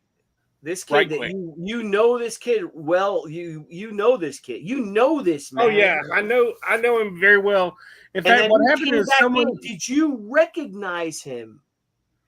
almost immediately. Yeah, I recognized him almost immediately. And what happened was he stole a bunch from a bunch of people, and I was going to have him banned from the store. This was back in 2018. I was going to have him banned from the store, but I told him that if he went and got the stuff he stole and gave it back, that I wouldn't ban him. Like you give him a chance. So yeah, so I gave him a chance. So he left. But what I didn't expect was him to come back in a truck and have like 3 or 4 bags of stuff that he had stolen from everybody, including just a crap load of stuff he stole from me that I had no idea that he had stolen. And I mean, like, so he gave it all back. He gave everything back. So, he says, but I was like, look, I know I said I wasn't going to like do anything, but man, I can't have you come back after this. Like you can't. So I had him trespass. Well, anyway, the roof fell in.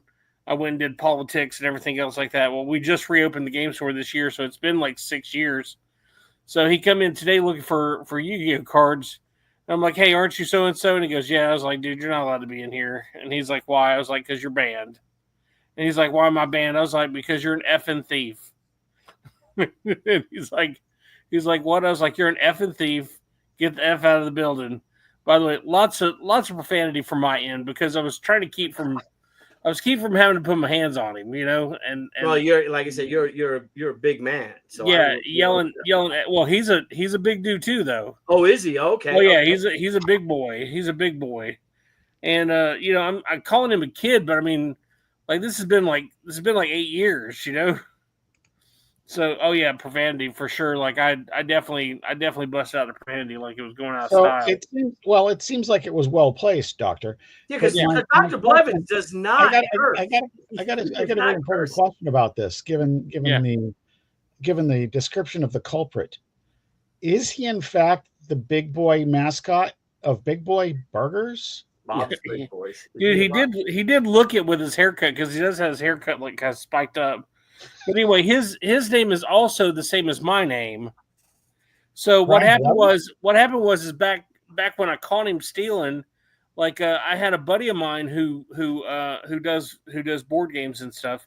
He gave me a copy of his board game and signed it to me, like to Brian. Thanks for being a good friend and playtester and everything. And I thought that was awesome of him. Well, somehow he had stole it and put it in his bag.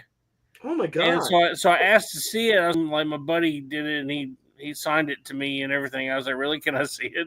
And, of course, like when he opened it up, there it was like, hey, thanks, Brian, for being for play tests and everything. Anyway, I just straight up took it from him and handed it to my employee. And, man, dude, I tell you what, man, I just can't stand thieves. Cannot take thieves. What is up with that? I mean, know. He's not a young man at this point, right? He's not no 18-year-old kid or nothing, right? Well, I mean, he might have got his. Again, this was back in 2018, so he might have got his life together, found Jesus. I don't know what had happened since then, Dude, but I really don't care. I don't think bro found Jesus. I'll tell you that. I mean, I really don't care. I don't care if he's 100 Hail Marys, like got pardoned by Trump. Like I don't care about any of that stuff.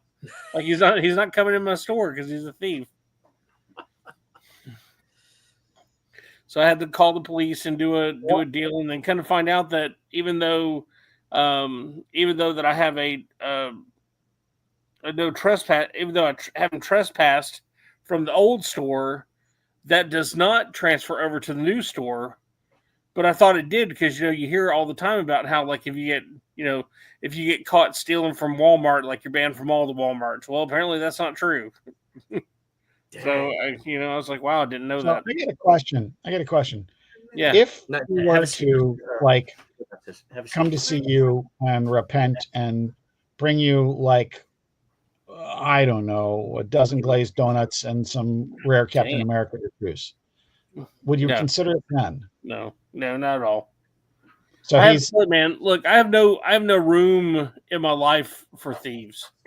Like whether they're thieves now or thieves then, whatever. Like I have no time to even like waste on even talking to anybody like that. Like why would I want somebody like that around me?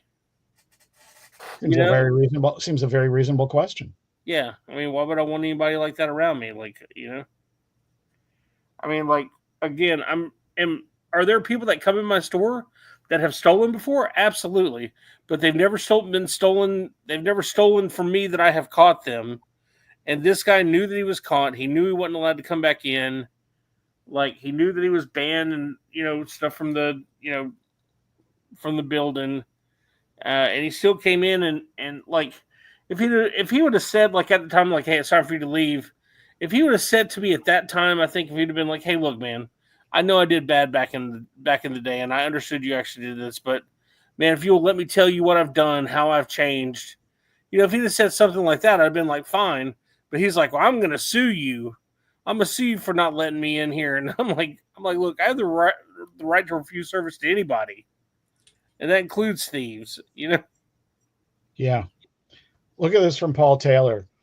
A kid at work who was paid by check and put an extra number in the amount. I caught it. The boss gave him a chance to pay back the amount back or get charged, and he wouldn't pay it back. Yeah. Well, Unbelievable. as Paul Harvey would say, Paul, what's the rest of the story? Yeah. Yeah. Yeah. And He got charged. And now we need the rest of the story.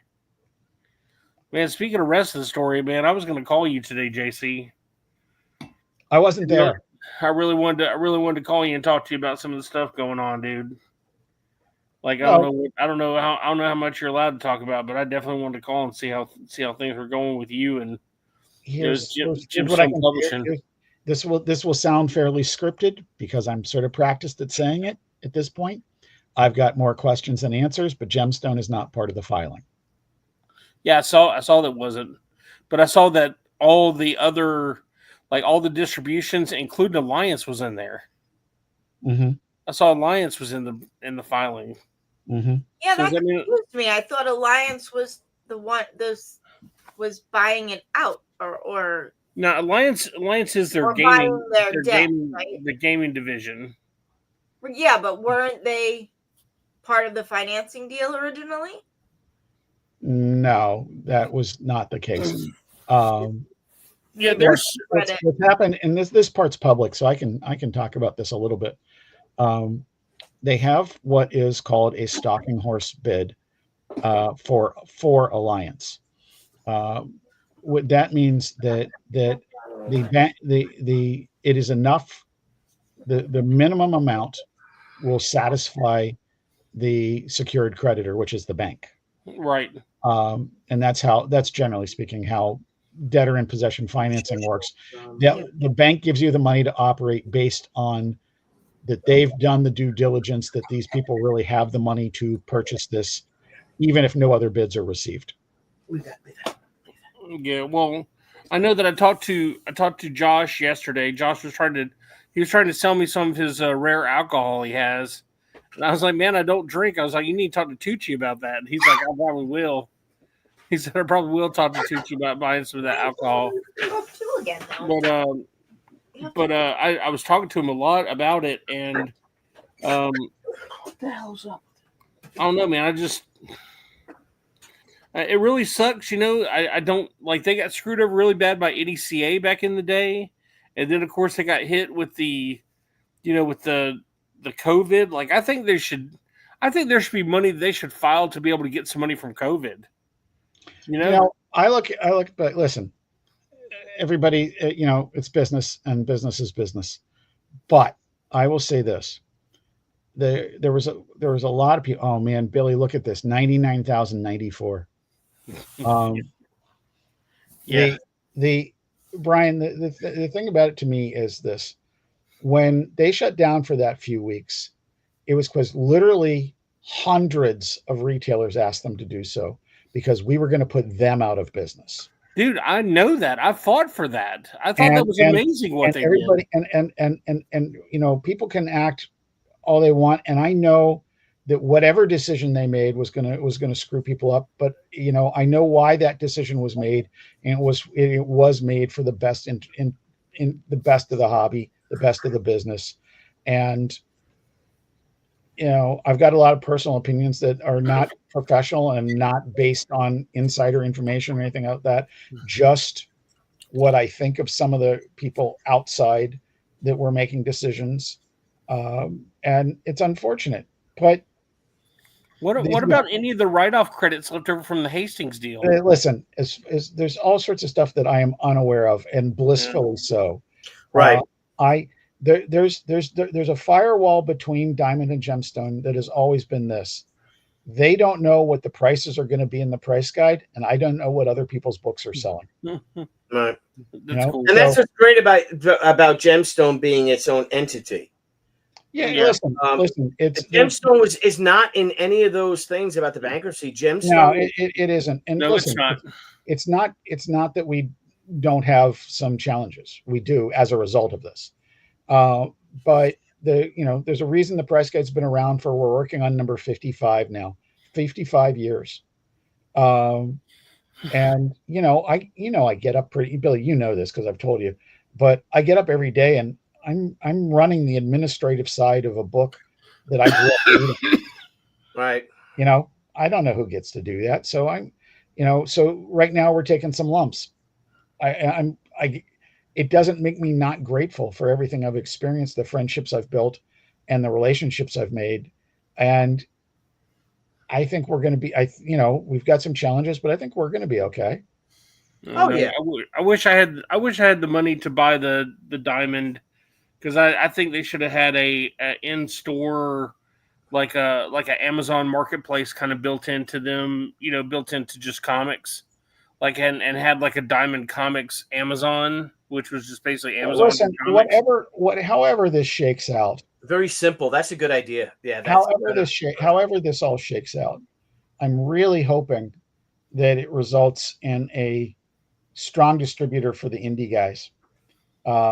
There's even with everything that you've seen gone on, there's more than 50 publishers that are still at Diamond, and some of them, and some of them.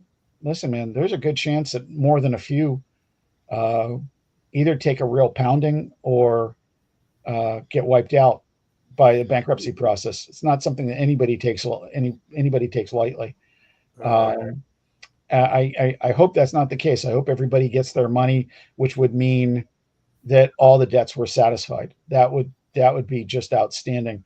But I'd really like to see some surviving entity, whether it's a new people or some smaller Diamond or whatever. And again, I don't know what this stuff is going to be, where maybe a little bit leaner, and they can really service the retailers who want to carry indie books, because there's still some great retailers out there, man. Yeah. And you're even seeing, man, if you go out there and read online, there's some people who you would think of as a critic of Diamond that are really just shattered by what's going on. And it's not good for anyone. Well, it isn't. Retailers in general, not just comic retailers, all retailers are struggling right now. So people have been like, I wish that Diamond was gone all this time. Well, they're about to get their wish, and they're about to realize that is definitely not what they should have wished for. Right. Right. I'm sorry, Deb. I didn't mean to jump in there. No, it's okay. It's just thanks to Amazon, thanks to online shopping and whatnot, all retailers are struggling. And it's one thing to think about I don't know. Well, they just implemented It's another thing to think about your local comic book store, because your local comic book store is more than just a retailer, right? It's a place for kids to go. It's a place for people to socialize. Every time we've been to one of our stores, whether it's a signing or just we're visiting, or we launched our first Kickstarter in a store. Yep. It's so much more than was that the first one? No, it was a whole. It was our first one was at Tommy's. Yep. Yeah. So that was that. I didn't realize that was the first one. That was our first Kickstarter. Yep. Weren't you there? I think you were there. Yeah. That was phenomenal. I just forgot about it being the first one. And that's where we met Nile. Yes. So and Tommy's like, "What is this?" I'm like, "I don't know." And then Tommy bought pizzas for everyone, though. He's like, he just still bought pizzas for everybody, though. It was a social event. It was a launching. It was a pizza party. It was a lot of things, and that's what your local comic book store represents. So this just presents one more challenge for these poor guys, girls, whoever that are struggling to begin with.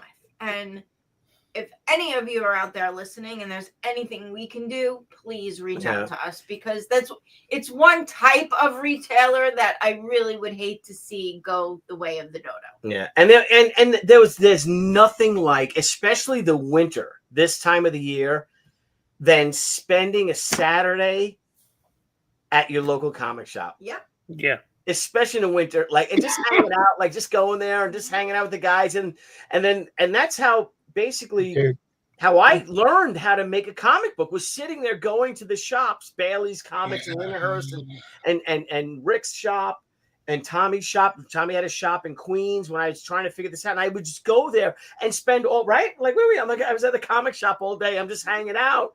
And then these guys come in and start showing them the art and all this stuff. Yeah, Billy could have a 2-hour signing and he was there for 12 hours. Yeah. You know, one of the great things about comic shops, and they sort of, if you're a lifer, they get in your blood. And when I was in Pittsburgh for the Comics Pro meeting, it was in Pittsburgh the last 2 years. And when we went to IDES after hours, you know, and I grew up in Pittsburgh. So now what's that? What's IDES? What is that? Oh, IDES is a comic shop since I started going to IDES in the 70s. Okay.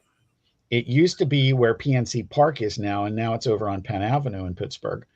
And it's a combination vinyl and comic shop. They've got tons and tons of records, and it's really cool. And it's genuinely a Pittsburgh institution. It is the first place I saw an Overstreet comic book price guide. And so what year was that? What edition do you remember? Number 6, Will Eisner's Spirit. Will Eisner's Spirit cover. Is that 78? 76. So it's okay. Yeah, Spirit of 76 was the cover. And then about 2 or 3 months later, I saw number 5, and then I figured, oh, geez, this comes every year. And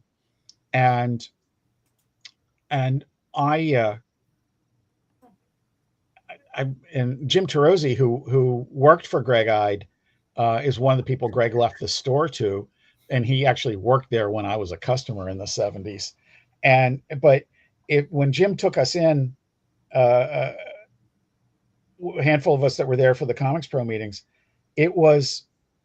I was every bit as geeked out as I would have been at 13, being in IDES after hours, man. It was just, and it was like one of those things where they've got old TV guides, you know, back when TV Guide was TV Guide, right? Yeah. And I went over, I don't even know if I've told you this story or not. I went over and looked to see if they had one, and it was the one that was cover dated the day of my 20th high school reunion. Huh? You even know what that date was? Is? But was your 20th high school reunion Ming's? Like literally, she was on the cover of TV Guide.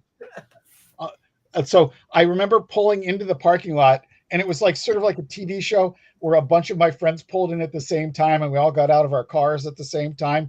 I just held up the TV Guide and go, can we just dispense with who did best and start squabbling over second? That's great. and then it was just, you know, but IDES is one of those great comic shops that they've got a lot of different stuff.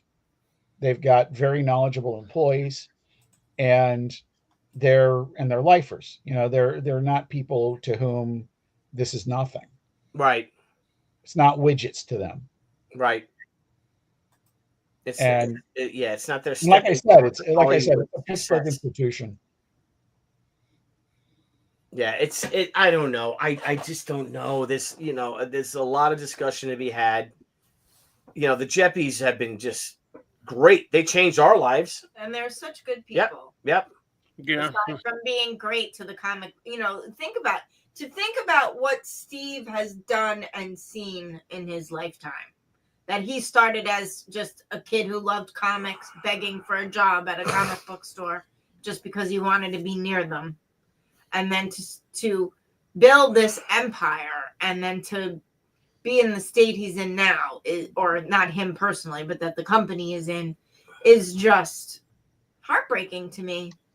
Yeah, and I mean, Steve's what, 73, right, Jeff? 73? 75. So I mean, and he's experienced an amazing life. He's in this because he loves it. That's why he's in it. Yeah, I think. In my opinion, I mean, listen, if you know, all right, I'm going to limit what I say here just because. Yes, it'll please. Sound like I'm blowing. It's going to sound like I'm blowing smoke. Blow But let's look back to when all of this really started, when Marvel bought Heroes World in '94. Yep. And they created the Cascade failure. We at that point had, what did we have? 20 distributors back then, and there were 3 big ones. Yep. And Heroes World But the smaller ones weren't that small. I mean, I was getting 5,000 orders. I was getting orders for 5,000 books from Friendly Franks. And there was Styx and a whole bunch of others, you know. But when Marvel does Heroes World, DC was going to be the kingmaker, you know, of who survived. Right. And they went with Diamond. Right. And that signaled the end of Capital. Yep. And Capital was a great distribution. Capital was oh my gosh. Capital had some super knowledgeable people. They had people that were very loyal to them as customers, and it was just the luck of the draw. I mean, Diamond probably put together a better presentation, and whatever it was. Bigger than more. Yeah, I don't know if and that's Diamond was. Once Diamond bought Bud Plant, I think they were bigger.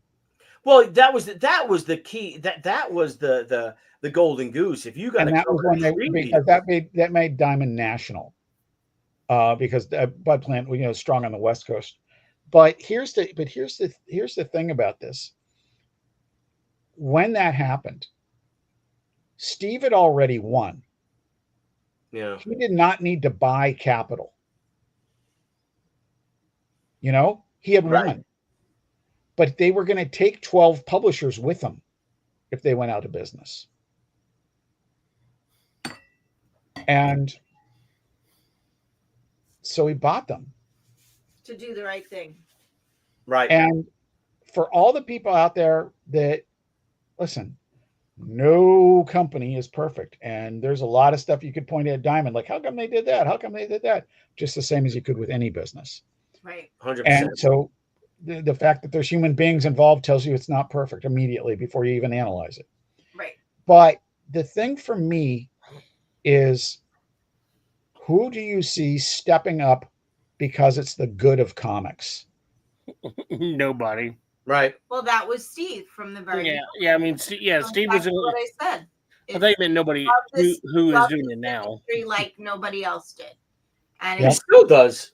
Or loves. Yes, Yeah. I have to change my tense. You're correct. Yeah. Loves this industry like no one else. And he's just a good person. So if anyone deserves to have this end up in their favor, it's Steve. Yeah, Josh said he has some bourbon to sell you, Billy. He told me to tell you. Yeah, I don't drink bourbon. Bourbon's too sweet. I drink scotch. Well, I think he had bourbon and scotch, but he's a particular bourbon. Oh, yeah. Hey, Billy, take a look at TJ's comment here. I want to talk about that for just a minute. Hang on, TJ James, right there. I remember visiting my aunt and uncle in Baltimore and going to Harbor Place to go to Jeppy's, and I got to go to the Jeppy's in Crystal City. I don't even know. Yeah, Crystal City's right at the Pentagon. Oh wow. Yeah, and Harbor Place, when the Harbor Place development was very new, and was part of what was a fairly long-lived renaissance in Baltimore. Harbor Place, Jeppy's Comic World, was a real gamble. I mean, Steve went from having a kiosk to occupying a prime spot in the Inner Harbor, and it turned out to be, for a long time, a really cool store. And it was not the only one around, Buddy Saunders did it down in Texas, but it was a comic shop in a shopping mall, and it was real pioneering in that, and it was really cool. It was still there when I moved to Baltimore. I think I got to Crystal City a couple of times, but I used to go to Harbor Place fairly regularly. Yeah, never been there. No. We know we've been to Timonian. Timonium. It's on the yeah. periodic Timonium table. Man, right? Magneto and Timonium Man, right? Yeah, Is that what it is? Timonium's on the periodic table. Is it really?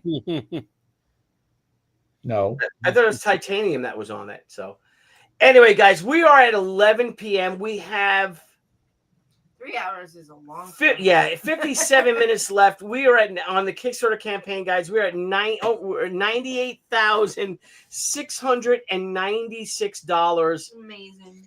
Thank you guys. In everyone. 28 days, for our Indiegogo backers, we love you guys, and you know where I'm coming from with that one.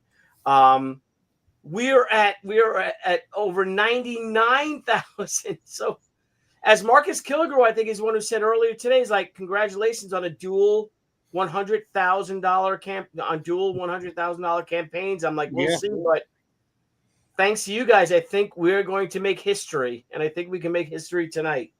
So, history. Yeah, history. Thank you. But Jeff, the script, it was a delight to read. Your latest draft the other day. Wonderful. Just so much fun. We're going to start going into the art in the next few weeks, and I'm going to start showing more art, especially the inked pages. I think when we get the first color back, and get them to Mindy, if the campaign is still in late pledges at that time, we're going to get a boost from that, because when people see what you and Leandro have done on this, man, if I pick that, you showed page 8 where we see Rand for the first time. Right. Or at least see her clearly for the first time. There's the panel on the preceding page. But when that happens, when people see those, they're going to want to know what the heck's going on in this book. And there's more people are going to want to participate. It's just, it's such a good setup that, and your pacing on it is really it will really captivating. It's narrow pacing, but just real quick, I feel though, once the inked pages, I got to tell you guys. So right now we have Anna and Ran. It starts off in modern times. Anna goes through this quadrant. This what could we call this forbidden zone, if you will, or whatever. I don't know what to say. And she ends up in otherworldly experience. Otherworldly experience, and she lands in 1928. And then she goes full color in 1939. And I really think those colors have yet to be done yet. But I am so digging the registration dots and the flat colors for all the various decades. I think we should match the colors, and we have to talk. We have to sit down with Brian Miller and talk about this. Mike Renzini had a fantastic idea, which we'll have to talk to Mindy about. But he's like, Deb, it would be even cooler if all the fonts matched those ages too, which I hadn't even thought about. But the fonts changed as well. Yeah. So hopefully that'll be something that Mindy can do. So this is going to be the age of exploration for Crusade Comics and Jason. That's a very intriguing idea if we can get the fonts to look right. If they're jarring, it's not a good experience. Well, you shot down my idea of the Disney font when Mickey's talking. So okay, I didn't. The legal team. I don't know. I did not shoot it down. The legal team did. Yeah. As long as they're legible, they add to the experience that you're not reading a comic, a current day. We have to be at that point. We have to be. Yeah, I understand that, but we're talking about the Disney stuff and the Popeye stuff. Is that we have to worry about if that font is copyrighted? Yes, absolutely. Because you can get it for free, but doesn't mean you own it. Because people are pirating stuff, So we have a lot of production meetings in the next. Now that the art is rolling along, now they're going into color. We have a lot of production meetings, and I think we have an attorney on hand with every one of them. We have to address TJ's comment because we almost went. Yeah, I want to throw my 2 cents about that, and then hear what you guys say. I found Comics Pro the last 2 years in Pittsburgh to be an invaluable experience, and I, in fact, had, prior to the present circumstances, recommended that Billy and Deb attend that. I just think this year people are going to be talking about nothing but distribution, and you're going to get lost in the shuffle. That's my 2 cents. You know, in the end, that's the call that you got to make, but that's what I think this time. Right. Yeah. So our decision was twofold. We were already sitting on the fence because simply of this book. Next year, we can kind of tweak our release schedule around Comics Pro so we can be there. We do know it's important, and we do know we need to get there, or at least Billy needs to get there. I will try to make it both of us, but that tends to get a little difficult around the current publishing schedule we have. But that being said, it was just more important that we be here and working on Gatecrasher because this is such a monumental task. Yeah. That we didn't want to slight this book in any way. So when you add, again, the distribution situation right now to it, that was just kind of the icing on the cake and sealed the deal for us. So yeah, and we will be there next year. Yeah, so we had this. Jeff and I had this conversation a month ago, and Jeff was right because the conversation would be more not on what you have coming out. Right. Well, the people weren't here. Of what we have coming out, as whether will there be a place to have what we're coming out to deliver our books to the retailers, and that's the topic of conversation. It's a great question, though, TJ, and one worth asking. It is something that we've definitely talked about. Marcus has a really good point, and that was what I was starting to allude to before. I'm all for having a character with a unique font voice. Like I've seen some people take the Thing in the Fantastic Four and give him sort of a gravelly font to set him apart.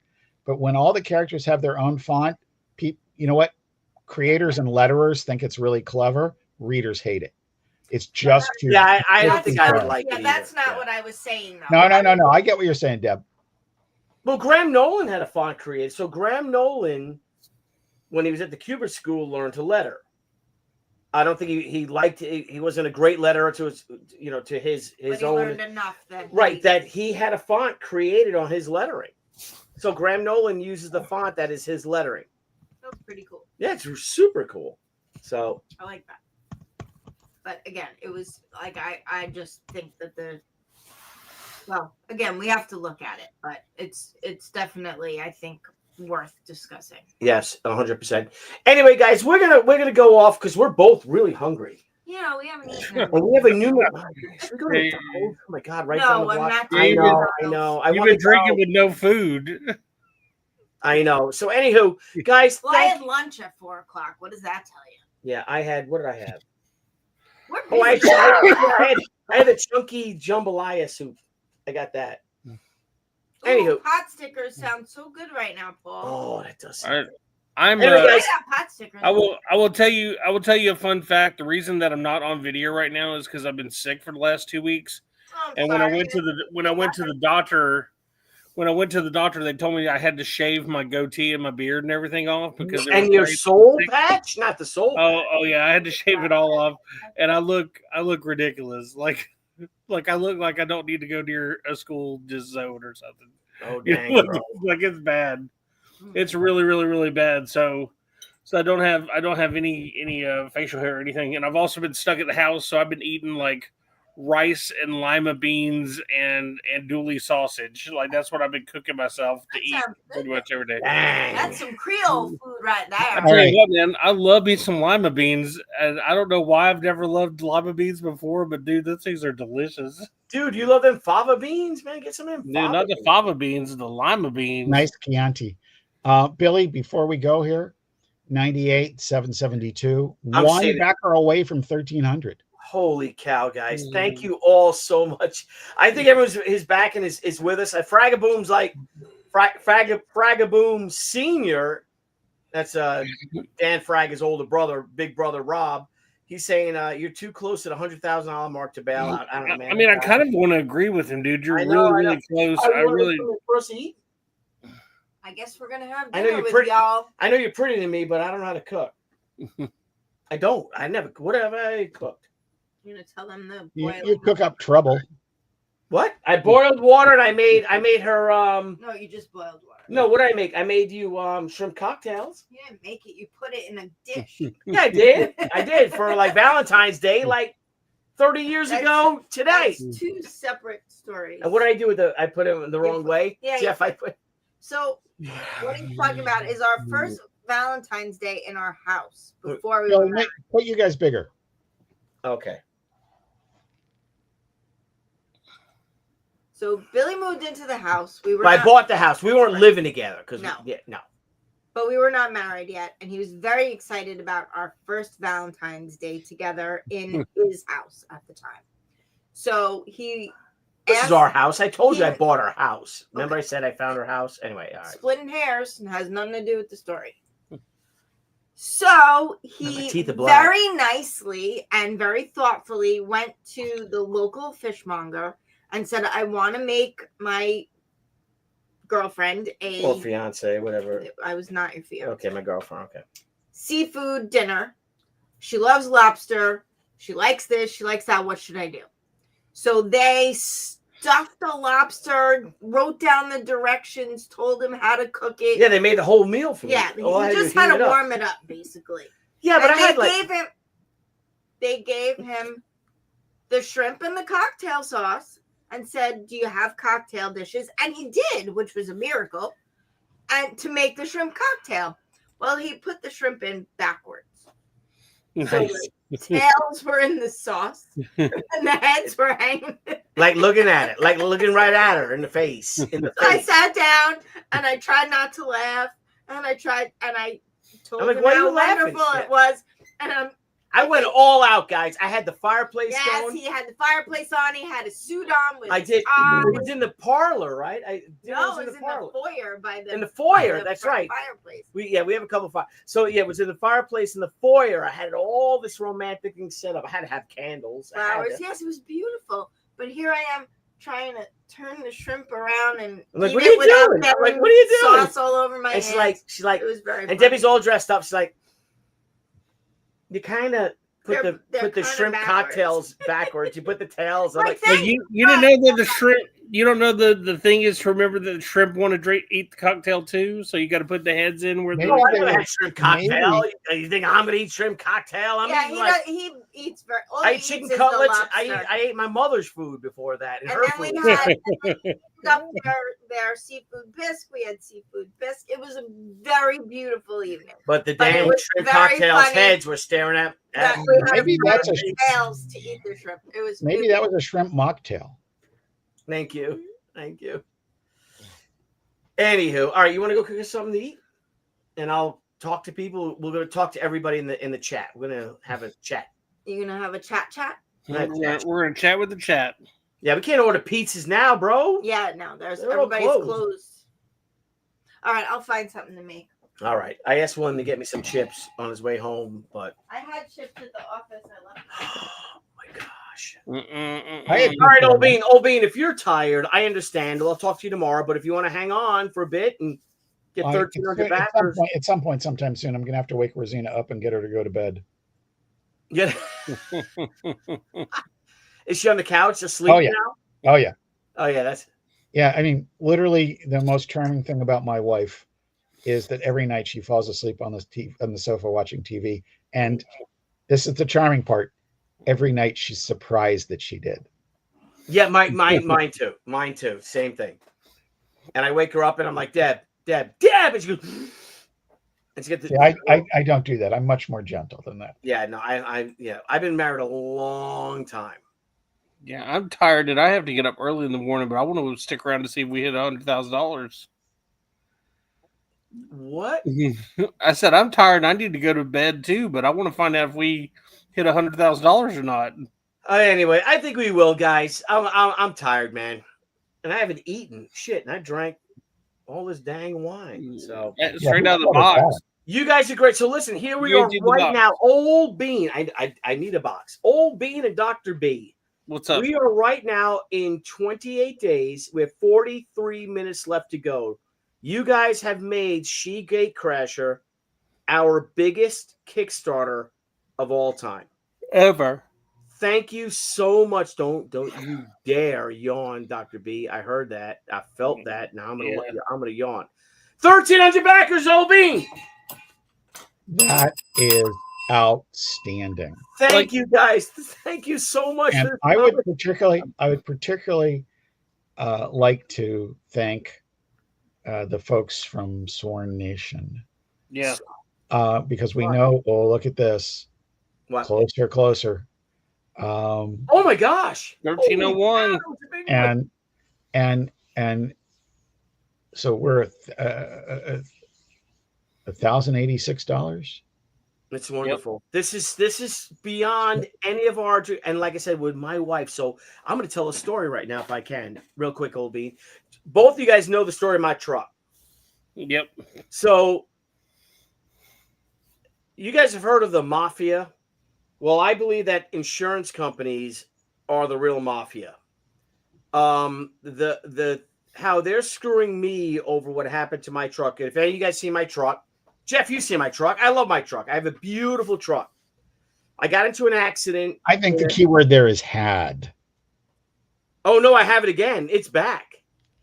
I am paying for this while we have lawyers now to in litigation with my insurance company. It's being built. It'll be fixed the end of next week. So then it will be beautiful. Wow. Right now, not so much. It's my Dodge Ram, my which I adore. It's a 2017 Dodge Ram Laramie, and I have 56,000 miles on it. It's not a salvage title. It's not a salvage title. It's a good title, Fraga. And I'll share some pictures of it if I can. Yeah. Now I'm on the Blevins Media Center, so I can't do my but I think I might have sent it to the bros. Hang on a second. Did you tell the bros the story too?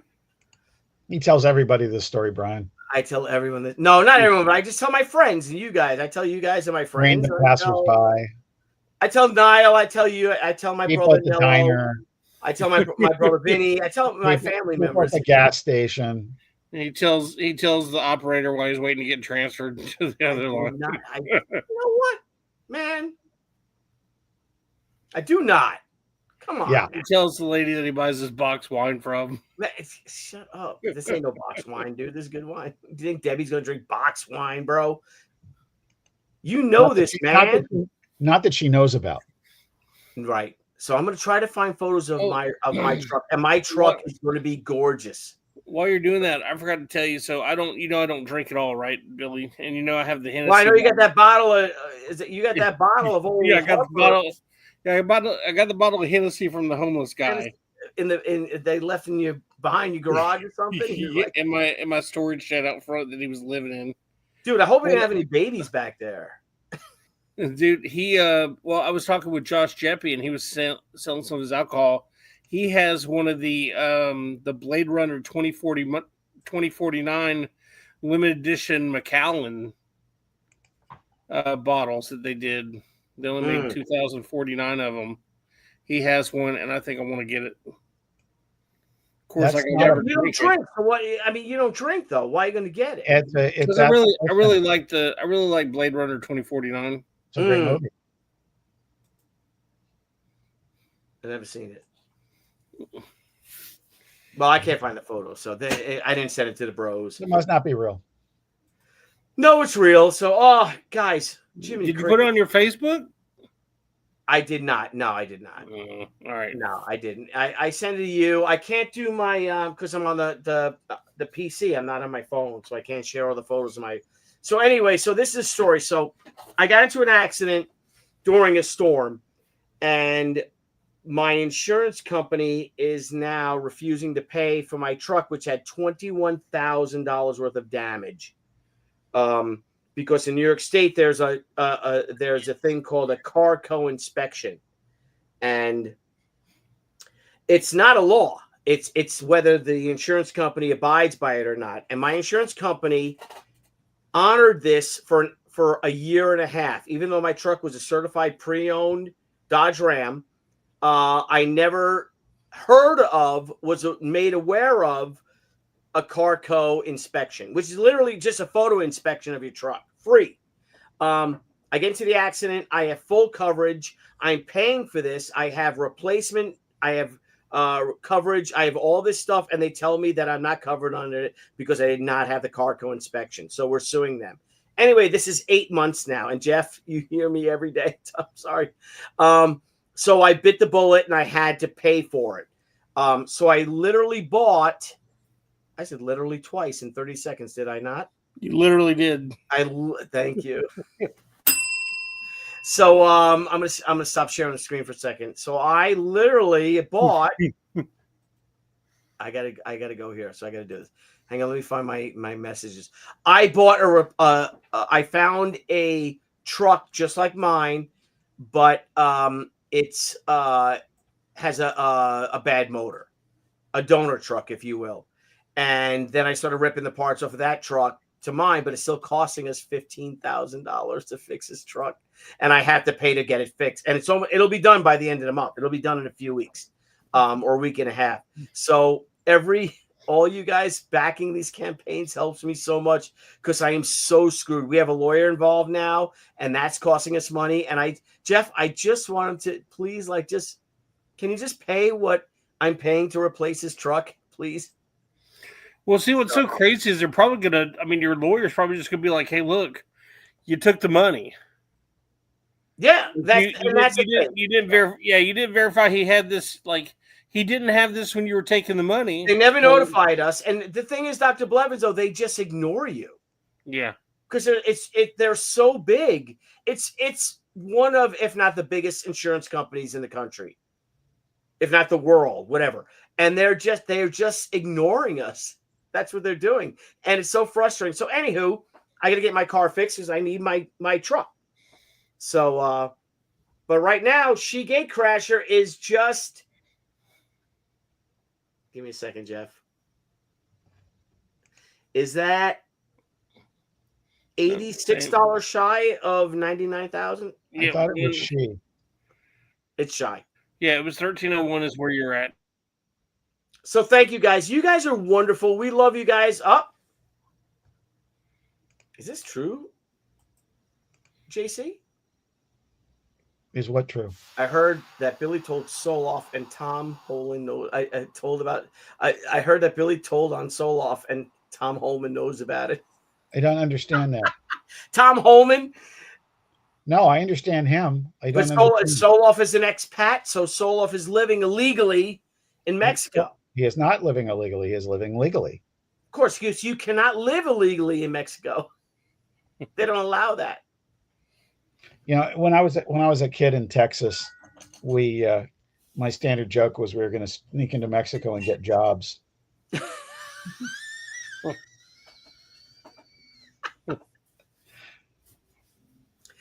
Anyway, you guys are wonderful. Thank you for joining us.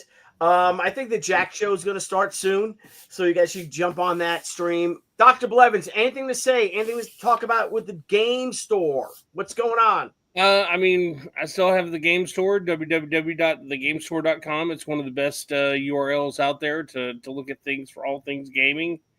We're doing a lot with Warhammer 40K, Pokemon, Magic the Gathering, still doing some video game stuff. I'm buying video games like crazy. So if you want some money, send me an email and let me know what video game stuff you have for sale.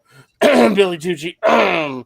And we need to get some game stuff out there. But man, I'm more excited about what's going on with this Gatecrasher, man. It's going to be incredible. JC, dude, we're over 99,000. I might have to stay on. We're over 99,000. Yeah. And yes, you got to send me that link about that thing we talked about. Blevins with the cards. Paul Taylor, I know we covered this, but oh my goodness. Congratulations on another successful campaign. Boom! 99-271, boy. Oh It's kicking up. Looking forward to reading the next installment. Are you watching the Four Nations playoffs face-off? U.S. played Finland tonight and Canada on Saturday. Yes, I did watch it. USA won like 6-1 against Finland. Paul Taylor again. That's what Debbie was pinching me because I had the hockey game on over here. We had a kid at work who was paid. We actually did this one. I wanted to tell the rest of the story. Oh yeah, please do, Jeff. Yeah. No, I want Paul to tell us the rest of the story. Paul, tell the rest of it. Yeah. Oh, and convey it back. Paul might have let Paul just put it in the regular chat and we'll read it. Yeah, I was about to say Ethan was doing the closeout with Andy. Oh, now tonight? He's been doing it the whole time you've been doing yours, which is crazy. I thought he was sick. No, they've been doing it this whole time. But you've been getting all the people, believe it or not. I don't know what caused that, but you've been getting all the people. So good there. I got the peoples, man. Dang, I didn't know that he was closing out. I invited Andy Smith to come on, but I'm like, if Ethan's going to do it, you better go on his show for sure. He's got far greater reach than us. We're over 99K Friday. Yes, we are. Holy cow. I don't know what this, I think, should I leave it and just leave it at Providence? Old Bean? Yes. Yes, I think we should. You guys are wonderful. Thank you all for this amazing 28-day campaign that we are closing in on $100,000, Old Bean. Holy crap. Unreal, man. It is unreal. It is and like it is so appreciative and needed at this point. This is bigger than all of them, Billy. On Kickstarter, that's our biggest Kickstarter ever. On Kickstarter. Yep. Gatecrasher on Indiegogo. Let me refresh it. Hang on. Is that your biggest collective? Is it your biggest campaign collective? Like no. The omnibus. The omnibus is like $300,000. Yeah, that's a $60 book. You know, this is a $20 book. So that's still pretty amazing, man. Heck yeah, it's pretty friggin' amazing. You crazy. So anyway, guys, let's all support Andy Smith. I think we're gonna make it. Wow, this is so good. Holy cow, this is crazy. Yep. Guys, thank you all so much. We love you all. Parting shots, Old Bean. Well, just working on the Overstreet Comic Book Price Guide number 55. Captain Action versus Al Capone Vampire is shipping now. The Kickstarters are out. Kickstarters are done. Kickstarters are out, and I expect the Indiegogos to go tomorrow. It may fall in a little bit into Saturday, but it'll be done. Perfect. And we've got one straggler who hasn't signed in or responded to emails, but otherwise they're actually all in the mail, or a good chunk of them, as yours has, have arrived. I just pitched them another idea for another Captain Action, which might be fun. And next up for us, we've got another Capone, which is already fully illustrated. And great. Oh my God, it looks great. And, hang on. Yeah, I'm gonna go big on me real quick if you don't mind. Yeah, absolutely. You could talk. Do you like that cover? I love this cover. So let's talk. Yeah, it does look awesome. Famous mobsters of Filmland. And I think what's going to happen is I think it's going to be a flip book with the next Vampire PA. And then after that, we've also got Dead Inspector, which I can't wait to tell people about, but not ready to just yet. Oh, hang on. Great stuff. All right, guys. Thank you all for joining. Hey, Dan's in the chat there. Dan's the guy who did that cover. Where's Dan? Hang on. Hey, Dan, what's up, buddy? Oh, what a great cover, brother. You killed it with that one. Killed it. Alfonso never looked so good. So, at any rate, well, and that's it. That's it for me. Old Bean, we are driving to Erie. Old Bean, we are driving to Erie, Penn in the AM. For the my son's. Can you call when you're on the road? Yep. If you don't, that's what I was going to lead up to. If you don't mind, I can call you during the road. Absolutely. Dr. Blevins, I'll talk to you. I'll talk to you too on the road. Sounds great. Can I write an article for Gemstone Publishing about scalpers and the Pokemon craze that's going on right now? Dude, that would be a talk. I'll get you Amanda's email. Amanda runs our Scoop email newsletter. Oh, guys, real quick. So, go ahead. Yeah. So he'll send it to Jeff. Jeff will send it to Amanda. Blevins, we should do a show on that too, though. Man, look, dude, I'm all about doing shows about gaming. Like, I could do stuff about retro video games and stuff too, about how they are going up. Dude, people are actually, like, when you talk about like merchandise that sells through, like, you know, people are using Bitcoin because Bitcoin is something that they can't really trace, but it's an alternate form of currency. Like, they're doing the same thing now with Pokemon cards, because Pokemon cards have become so expensive right now. You have like $50,000, $100,000 cards, you know, that you could get, you know, $50,000 or $100,000 cards themselves. $50,000 to $100,000 cards. Man, there is right now in the current stuff that you could go buy a pack of right now out of Target, right? You have an opportunity. You could bust a pack that'll have over $200,000 of cards in it. Oh my God! Let me ask you something right else, now, huh? Let me Guys, ask you, I gotta run. How much would the original art to the original Sarah Angel painting be? If I'm not saying I have it, but if I did, how much would that be? Well, so you know that me and you have talked about this. Doug Schuler is the guy who created the very first original Sarah Angel art paper. Right. And that original artwork was stolen. It was stolen. The original artwork for Sarah Angel was stolen. But right now, another card. Well, thank you very much, Dr. Blevins, for coming on the show tonight. See, another beta, another alpha piece of artwork that was done by Doug Schuler, which was just a hero, just a hero guy, a one man, a 1/1 white, sold at Heritage Auction for like almost $400,000. And it was Banalish Hero was what Doug Schuler did. Now, Doug Schuler also did another card called Weakness, which had a pentagram in it, and it was so stupid too, because, you know, you draw the circles. You know, we see the circles all the time in your artwork because you love putting the big moon or the she circle behind it or some form of. Bro, I got all them CDs, man. I bought them CDs in the 80s and 90s, bro. It's amazing. So he wanted to do the same thing, but he wanted to put a pentagram on the back of his artwork. So when he did it, though, he didn't. He's an artist, but he messed up the picture and didn't do the circle right. What?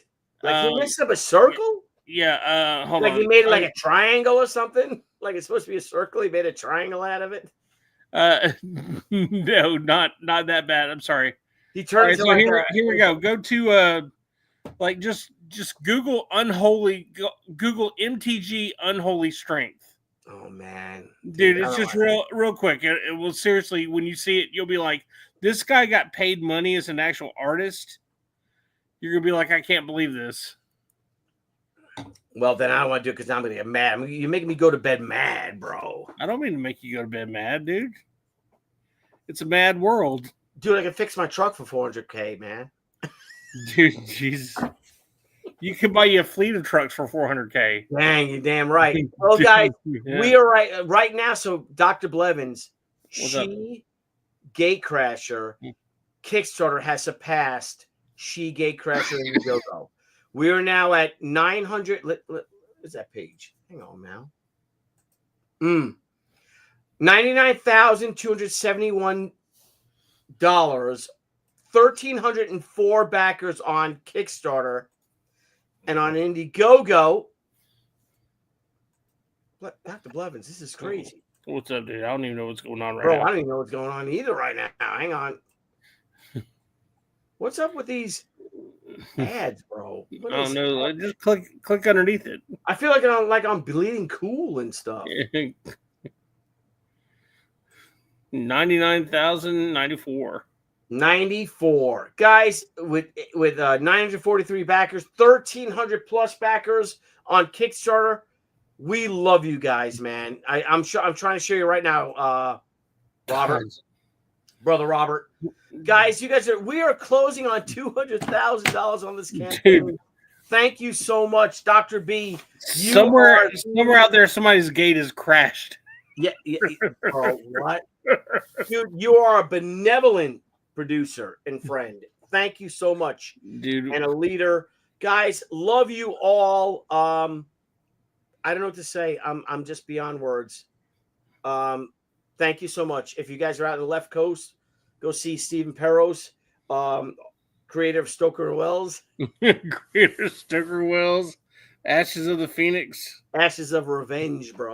Ashes of Revenge. Ashes of Revenge. Hey, listen. Andy Smith is closing out Core Draft, The Reckoning on Ethan Van Sciver's channel right now. I don't know what's going on with the Jack show, but I don't think he is. I don't think he is close. Hold on, I'm looking right now.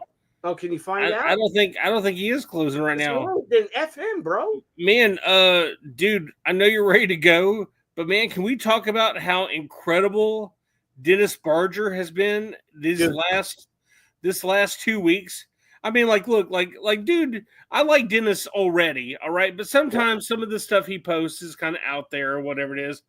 But, bro, like, he is like, I don't know what it is. He's like stepped out of behind the curtain, and he may not have been the hero that we wanted, but he is definitely the hero that we've been needing. Dude, I'm fixing right now to freaking invite Dennis Barger on the show right now. Dude, that guy has just. You want to know F's given? That's Dennis Barger, bro. Dude. He has been killing it so much lately, and I'm talking about in a positive way. Like again, he has his things that he says. He doesn't care about some things most of the time, but man, he's been out there trying to like gather the sheep and get the herd back together and been like, hey, look, man, I'm like, this is gonna be a rough time, but let me tell you, I'm 30-year veteran of this, and I'm gonna keep you guys in check.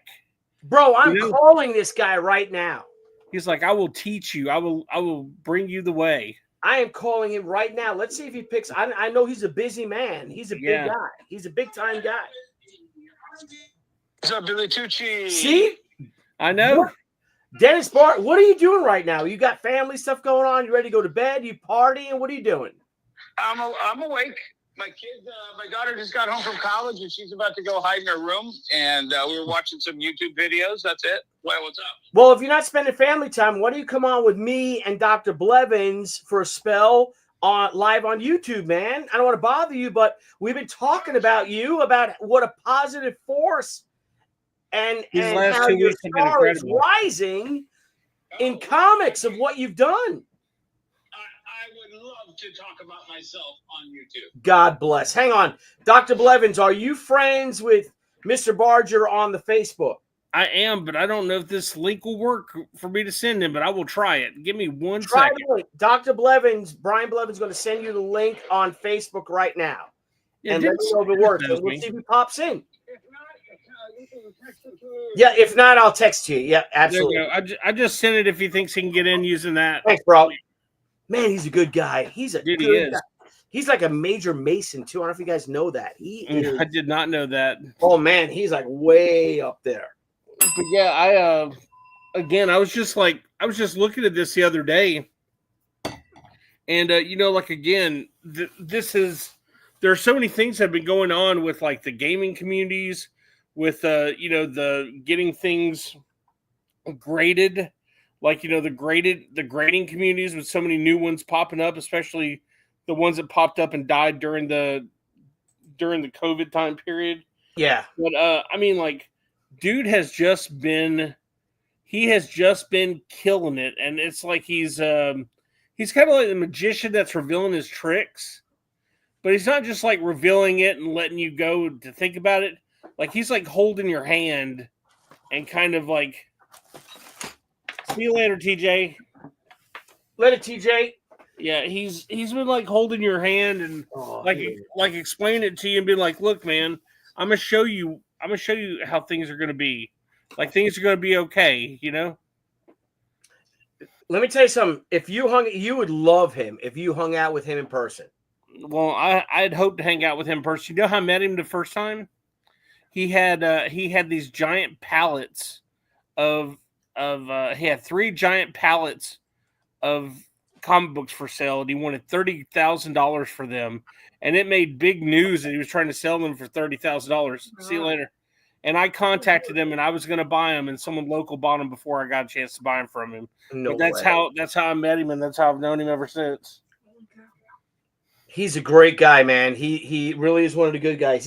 I have to text him the link, which sucks because I'm on the PC right now. I did send it. Did he not? Was it not able to work? The one that I sent him to his. I don't know. Give me a minute. Facebook. That's amazing. That's Wow. why Brian focuses on that. Yep. The number of people. That's why Polito and Jeff Smith and Terry Moore. Which is what you should do too. Yeah, I do. Well, I'm a fan of. I love Kickstarter. I'm not talking about that. I don't like what they did to some of my friends, but that's going back 6 years ago now. That's not what I'm talking about. Oh, what are you talking about? That the number of backers compared to the number of backers is a different animal. Right. That you have a greater number of people rallying by your side on Kickstarter, and that's amazing. Mm-hmm. It's just incredible, and the gratitude and the incomprehension is incredible. I don't even know what the words are. Yeah, you cannot deny, The loyalty, at least in our camp, our Kickstarter backers at all. No. They're wonderful. They are. I mean, Dr. B, you've backed a lot of campaigns on Kickstarter, haven't you? I have backed a lot of campaigns on Kickstarter. Yeah, and you got them all. And they were all fulfilled, weren't they? No, I got caught by a couple of them. I've gotten hit by a couple of them, but I think that probably happens. I tell you what, my horror story about just recently, one that I did just recently that I would have never thought I would have had a bad deal on, was this Todd McFarlane Medieval Spawn, the Medieval Spawn like 3-pack that he did. Like, all right, hang on. Before that happens, let's bring in the Dennis man, the myth, the legend, the king of the world, the people's champion. Hey, you ready for this? No, who's here? From the pride of Taylor, Michigan, the one, the only, Mr. Dennis Barger. What's up, What's kid? up, Dennis? What's up? You're from Taylor, Michigan? Fuck yeah, man. Well, he was before there. I don't know if he's from there, but I always saw you in Baltimore. I didn't know you had anything to do with it. Yeah, Tucci, get out of the way so I can see the better 3/4. There we go. How you doing, sweetie? I'm sorry, we're eating dinner, so No, you're fine. Yeah, I brought you up. I brought you up, Dennis. I brought you up, and Billy was like, "Yeah, we need to get that guy on, dude." Oh yeah, why were my ears burning, dude? Well, I just wanted to. I'll tell you now why I got you on here, man. Like, you post a bunch of stuff. You keep a lot of people informed. You let people know how you feel about certain people and how you feel about certain things, and you were like, no holds barred. You just put it out there. But I just want to say, man, these like past, no holds barger. Yeah, no holds barger. Oh my! Hold on. I gotta write that down. No holds barger. No holds write barger. this down. No holds barger. But yeah, man, I just want to say though, the last 2 weeks, man, like the content that you've been putting out, the videos you've been putting out, basically the hand holding that needed to be done to kind of help these people through this transition, and maybe even let them know that they're like, look, you may not have wanted to pivot, but you're going to have to pivot with your business if you want to stick in this. I said has been absolutely incredible, and I thank you a lot for doing that, because a lot of people need to realize that. Yeah, and what they don't realize is that Dennis Barger is one of the leaders of the comics transition movement. Absolutely. I mean, 30 years in the business. So Dennis does not buy. Dennis is the original comics trans guy. He does not buy. Wait a minute. Hang on. He does not buy new comics. Nope. Yeah. He stopped buying new comics. Dennis was notorious for having arguments with Dan DiDio at Dan's panels. And Oh Dan, my goodness! Why wasn't I there? we're busy. Full disclosure: I love Dan DiDio. Huh? He's a No, very no. Here, I enjoy like him? personally Dan DiDio. However, when he was at the top at DC, he made some very bonehead decisions that Agreed. I could clearly see were not going to be beneficial to the retail community. right. And you're proven right. And I'm sorry, I speak for myself, and I'm a retailer, so I'm going to let you know with both barrels when I think you're screwing us over. Well, you know, you're not wanting to buy new comics and stuff was also where Jesse James got his. Yeah. Like that's where he got his. I guess actually, Jesse did cancel them before me. Yeah. He did it first, but he did it for another reason. I did it because I was kind of done with what they were doing. If I may, Yeah. Jesse did it primarily because of the dollar amount. Yes. That it was that the business is so skewed toward the distributor. Yeah. Yeah. That the producer's getting, I don't want to say screwed, but it's hard for us to produce them. We had this conversation this week that, I mean, well, now we don't know what's going to go on with Diamond, but we said we have to figure something out with the rough cut editions because I think we profited $192 on the rough cut edition if we get paid. Yeah. That's another story altogether. But I said, I can't ship 600 comics and make $192. Right. It's just not worth my time. Right. Well, and that's what, here's the thing. And it's the same for you guys, right? That middle chunk, we both pay 40% of cover price, but that does not cover our overhead. Dennis's overhead with the store, with his employees. And we have to pay shipping. And then get it to Diamond. Right. Yeah. So the margins, I'll tell you, Gary. it don't make sense. Gary Reed was a good friend of mine. Gary Reed Reed was a good friend of mine, business partner for Detroit Fanfare. God rest his soul. He came over one day and we had to go out to eat. And I had to wrap up a few things and I left my invoice out on the table. And he goes, "Oh, is this your Diamond invoice?" And I'm like, "Yeah." He goes, "Do you mind if I go, yeah, no problem, no problem." And he starts flipping through it. Now, Gary owned like 7 stores at one time in the Detroit area. Okay. And he's flipping through. He goes, "This is 1 week?" I go, yeah. Goes, how do you guys survive on margins like this? I mean, and this is only 20 years separated from him owning his stores and me owning my store. Right. He could not believe that was what, and then when the Marvel, if you guys remember the Marvel leak of all of the comic shops in the country, they leaked all of the Marvel sales figures. Yes. I was in like the top 100 accounts for Marvel. So, you start adding. So you're making millions a year on this profit. Yeah. So yeah, no, it's been a giant house of cards for a long time, guys. Mm-hmm. I was the only one being Chicken Little screaming the sky is falling, Right. No, I think you might have been removed from a panel or two, right? Or just a few places. Have you heard anything about what Chuck Rosansky said? Well, Chuck hasn't bought any new comics, right? No. So 20 Chuck years or so. No, Chuck has his 70th birthday is coming up, and he's putting his he's doing like 70% off all his comics in his store, like some crazy madman. Yeah, I mean it's something ridiculous, like Golden Age books, 70% off. But in one of the interview things, they were asking him, they're like, so Chuck, you're getting up there at 70 years old, like with the Mile High Comics, you've done everything. Like, what are you hoping to happen? Like, where do you want your business to go? And he goes, well, there's a lot of people that could do this. He goes, but the only person that I think that could handle this would be Dennis Barger. Chuck Rosansky said that? No, absolutely. There you go, Dennis. Get in here. I'm gonna let people know we have 5 minutes Wow. left, and we're almost at 100 grand. So What am I doing?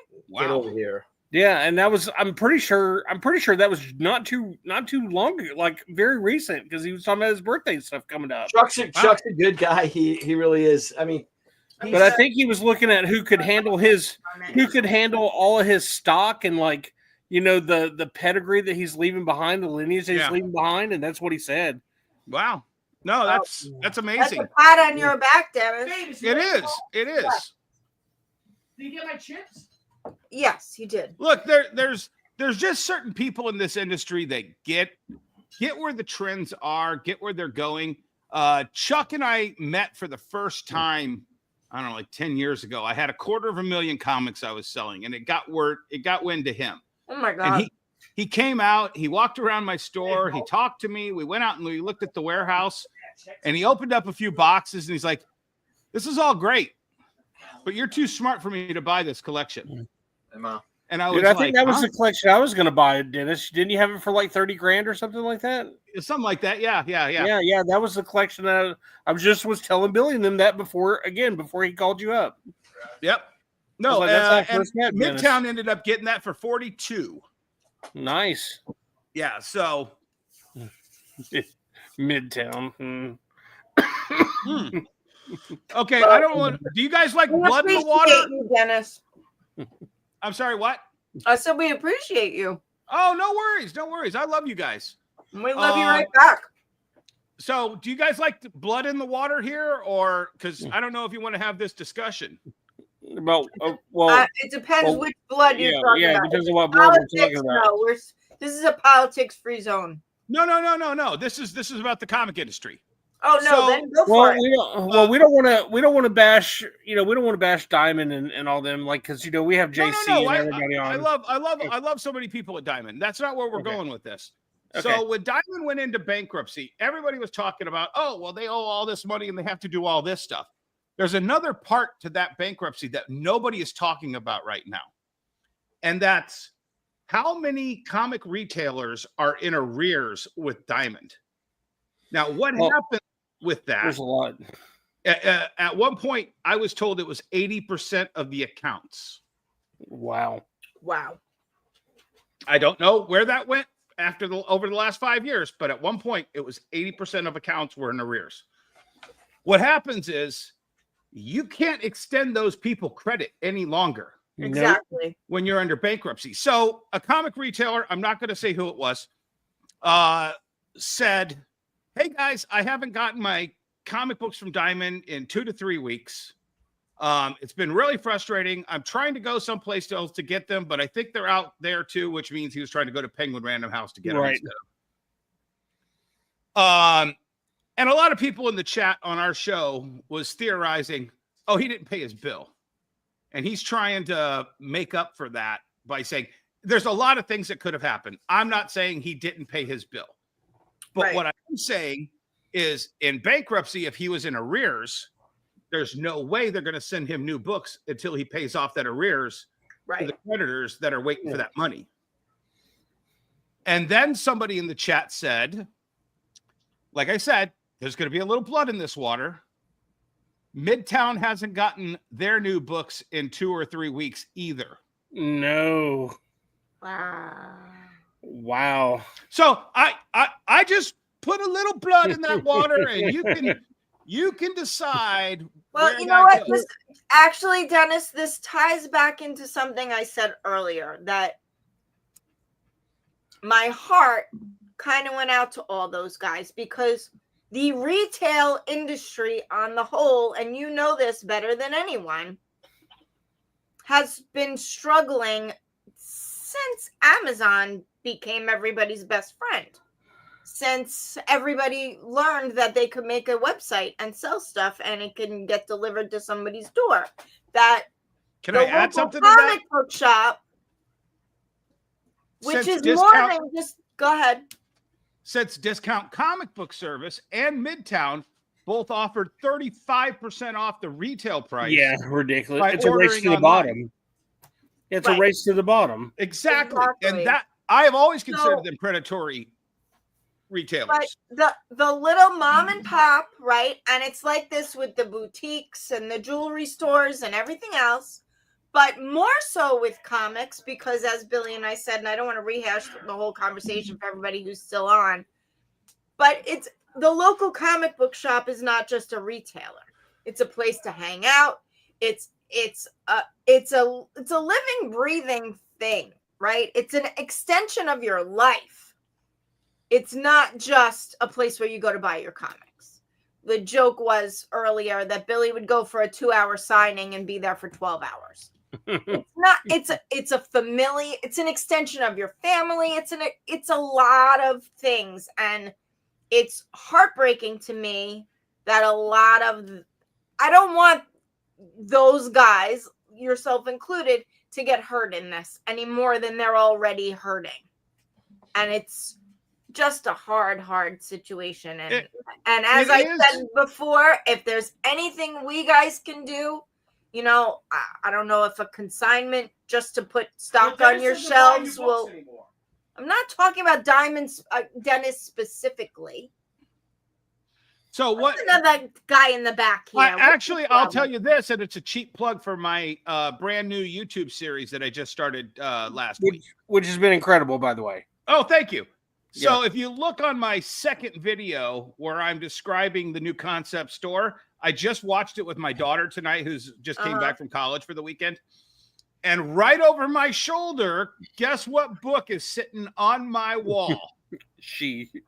An old 90s She. Yeah, right I saw that. That's awesome. Thank you. And guess what? It's like that big of a stack. And I know I put like that big of a stack on there. So what I'm saying is the rank and file people who love comics, they just want a comic. They don't want the drama. They don't want. They don't want. And not for anything. That's what brought all of us to crowdfunding. What are you doing? Yeah, man, you would have loved to be in on our conversation earlier today, Dennis. I'm excited, man. I wish we had thought about it. We could have brought you on. That's weird. Stop. But Dennis, you want to know what else is crazy about all this, right? Like Diamond took a huge hit. Diamond and Alliance both took huge hits when Hastings went out of business. After they bought the NECA and Geeky, whatever it is, right? Like they took a huge hit, killed them. Then COVID happened, and again they stopped all this stuff to keep these businesses from going out of business. And now they're still giving them terms again, which you're right is going to be done now. But what they're also not understanding is these people who are cheering for Diamond to be gone or whatever, like whoever buys that, they're going to sell off that debt. Yeah. And they're going to get debt collectors calling them and taking them to court. I mean, like it's happening. Yeah. So I want to hit on. Oh, sorry. Go ahead. No, sorry. Go ahead. So, hang on. Stop.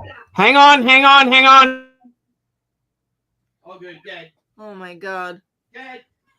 No, we got 45 seconds. I can't do this in 45 seconds. Oh my goodness, 45 seconds. Holy cow. Thank you for bringing that to our attention. God, 99,419. That is incredible. Wow. So close. Let's 30 seconds to put this over 100K, guys. People to put it into extra, what's it called? Late pledges. So we will hit $100,000 on this campaign. Yeah, we will have late pledges. Thank you all, man. Oh, do it. Robert just said, Billy, may I have the honor of putting this thing over the top for you? Robert, you're amazing. Thank you. 9 seconds. 9 seconds, Robert. No way. Oh! 9 seconds, bro. I know you can do it. Oh, 0. Hooray! Yeah! It's in late. There it goes. Hey! Robert, you're the best. 100,000.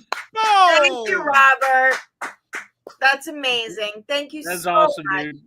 So, hey, Billy, is this an opportune time to tell you I need to borrow some money so I can buy Diamond? No, it's a very expensive book to produce. Do we have enough money there to buy Diamond? No, we don't. No, okay. Not even close. Boom. Yes.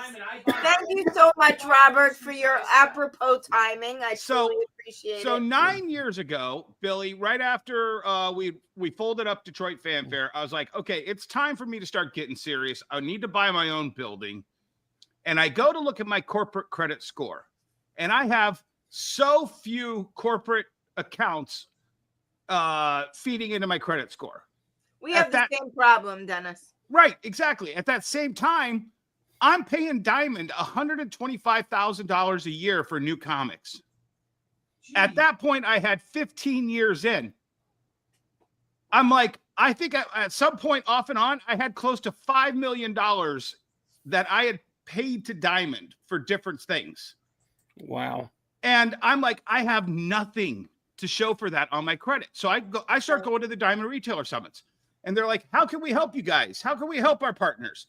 And I stand up and I'm like, guys, do you know you're not corporate reporting? You're not corporate reporting any credit for your accounts. I need to build credit so I can buy a building. I need to build my company better so that I can be a better partner with you.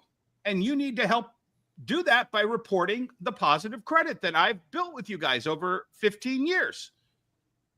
And they're again, mumble. Oh, we'll look into that, Dennis. 8 years ago. Guys, remember last year when I said, hey, and I've called you like 5 or 6 times and you said, we'll get back to you. I want to buy a building and I need positive reporting from you guys. It's your job. I called Dun & Bradstreet. They said the only person that could do it is Diamond. Right. Yeah. Okay. So I had somebody pull me aside after that second time, calling them to the mat. And that's when they said, Dennis, we can't report that. Because if we do, we have to report 80% of the accounts at Diamond are in arrears. And that would cripple all of their credits. And I'm like, so wait a second. I'm getting held back because there's 80% deadbeats in this business that aren't paying their damn bills? That's bullshit. And that's when I was like, okay, look, I got to do this myself. I got to do this a different way. I can't rely on you guys to put me over the line. I got to do it myself. Yeah. Dennis, can we do a show on who and pick up on this and explore what those retailers were actually buying that they are so in the arrears, or they put themselves in the arrears? Because it seems a lot more. It seems like speculation or some sort of an agenda to purchase these sort of things. Okay, so it doesn't seem like they were trying to run a business. So here's the thing, and I would absolutely love to have I could go an hour, 2 hours on this topic, Billy. Yeah. I would love to be on a show with you when you do that, because I would love that. I will make it real simple. I'll make it the simplest I can make it and shortest I can make it right here and right now. The entire comic industry does not look at the 200,000 people who are currently buying comic books as the customer. They look at the 1,200 retail shops as the customer, and they come up with every bell and whistle to get every single last nickel out of their pockets that they can. Yeah. And that's the sad so part. There's no trend analysis. There's no customer analysis. It's just what do we have to do to get the retailers to buy it? Oh, hey, all you gray-haired, bearded guys, we're going to bring back Turok. Yay, Turok's coming back. Yay, you've been at those retailer summits, Billy. Yep. Yay, this 30-year-old dead franchise that I read when I was a kid before I opened a comic book store is getting coming back to it's coming back. So it's the catch-22 of the fan that opens a comic book store. Yes. And guess what? They're the sucker born every minute. The industry treats them like the sucker that was born every minute. And guess what? They're in the problem that they're in because they're the sucker. And so, yeah, they all need to take a class in Business 101. Yep, but you know what? But this country was built on people who started businesses out of passion, right? But Deb, let me just say something though.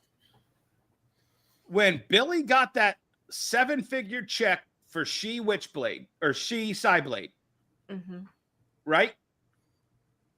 And you guys were buying all of the Jeeps and the buildings and we were broken up then, so I bought nothing.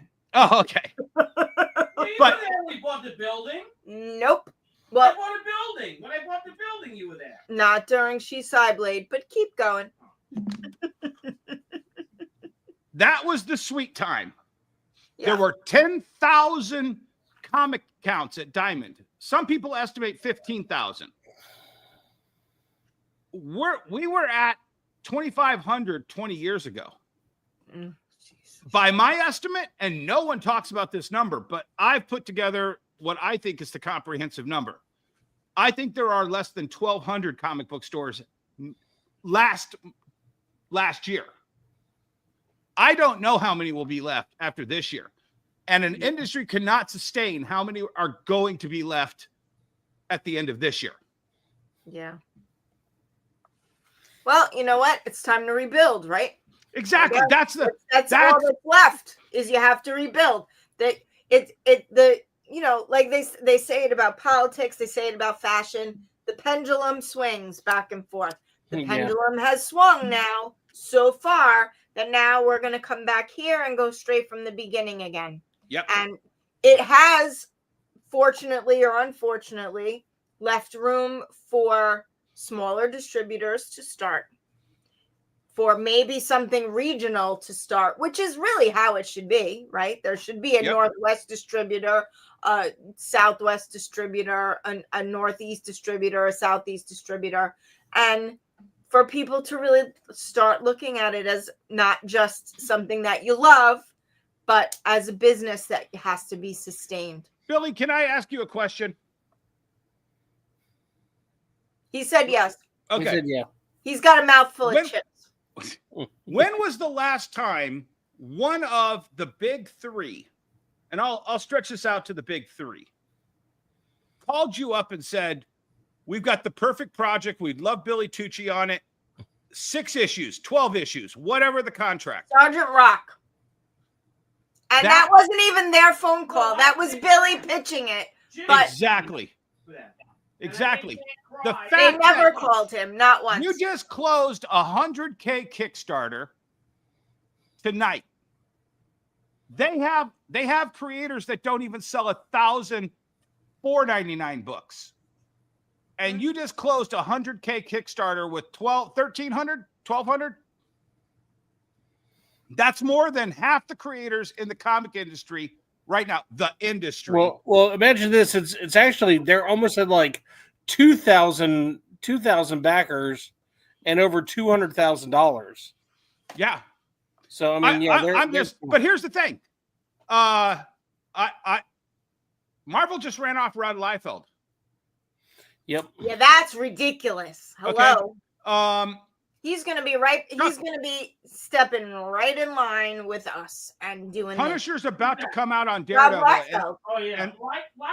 He'll be next, running Kickstarters and Indiegogos. Does Billy know he's muted? Burning it up.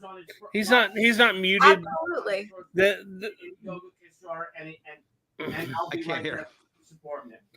Him and Deb are so close that when he talks, it echoes. It Okay. echoes. So that's why The fact that Punisher's about to come out on Disney Plus Daredevil series. Yep. And Chuck Dixon isn't writing a Punisher book.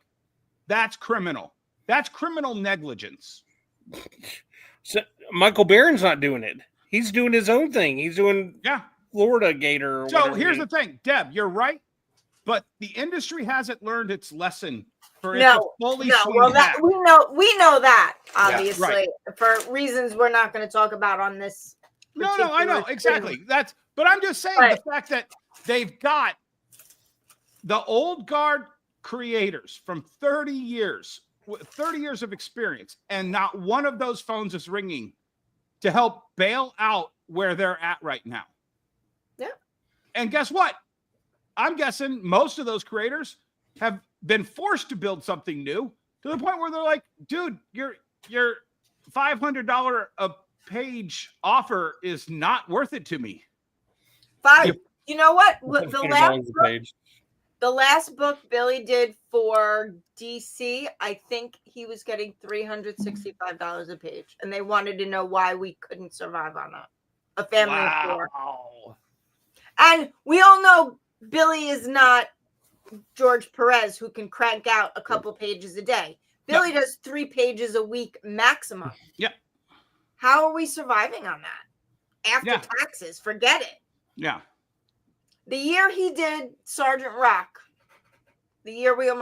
one of the years we almost got divorced over comics. I did, and when he was done, I did a cost analysis on it.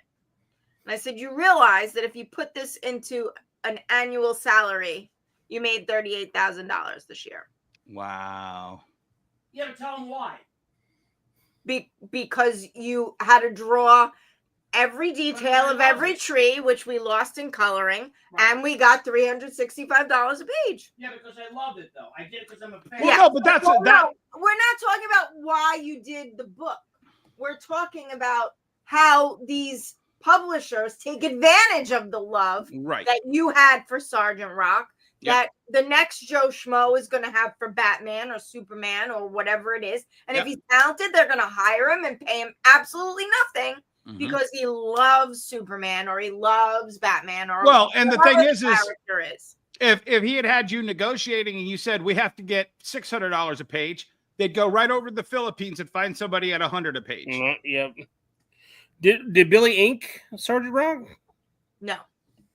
So they had to pay inker. So if he did his own inking, he probably would have made a little more. We didn't use inks on Sergeant Rock. Oh, wow. Yeah, no, it was gorgeous. All digital hi-fi, huh?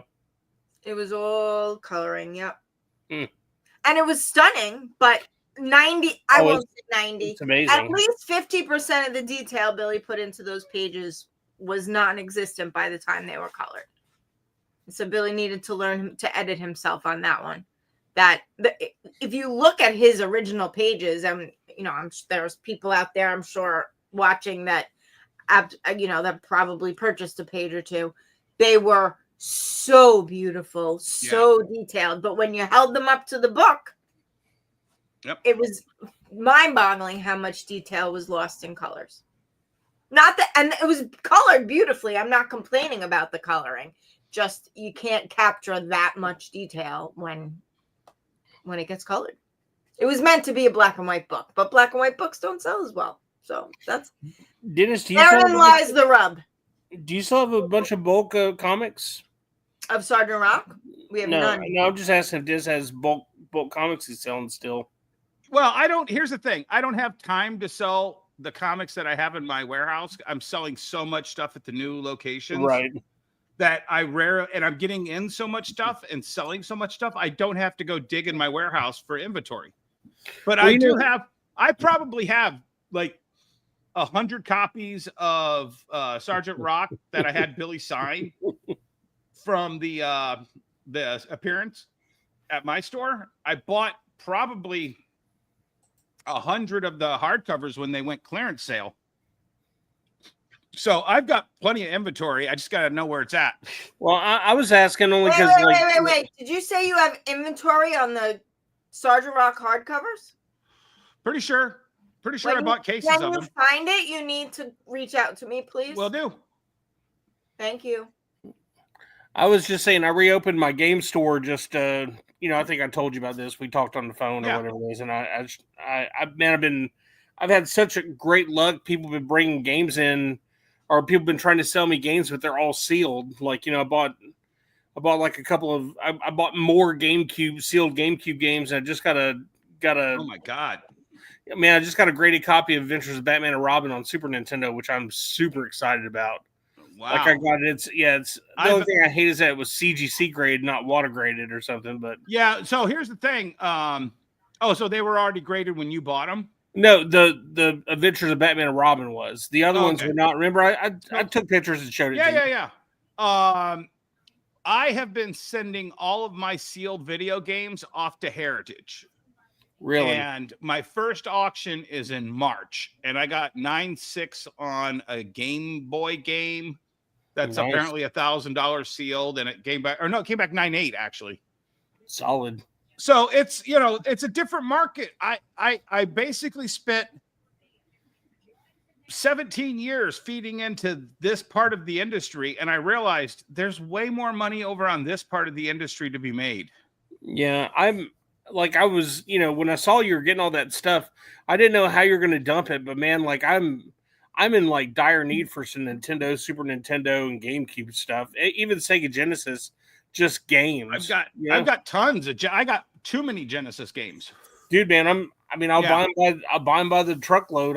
Because I don't have any in my store. You know. Oh, okay. Yeah, very very small amount because when I bought it, get a hold of me later.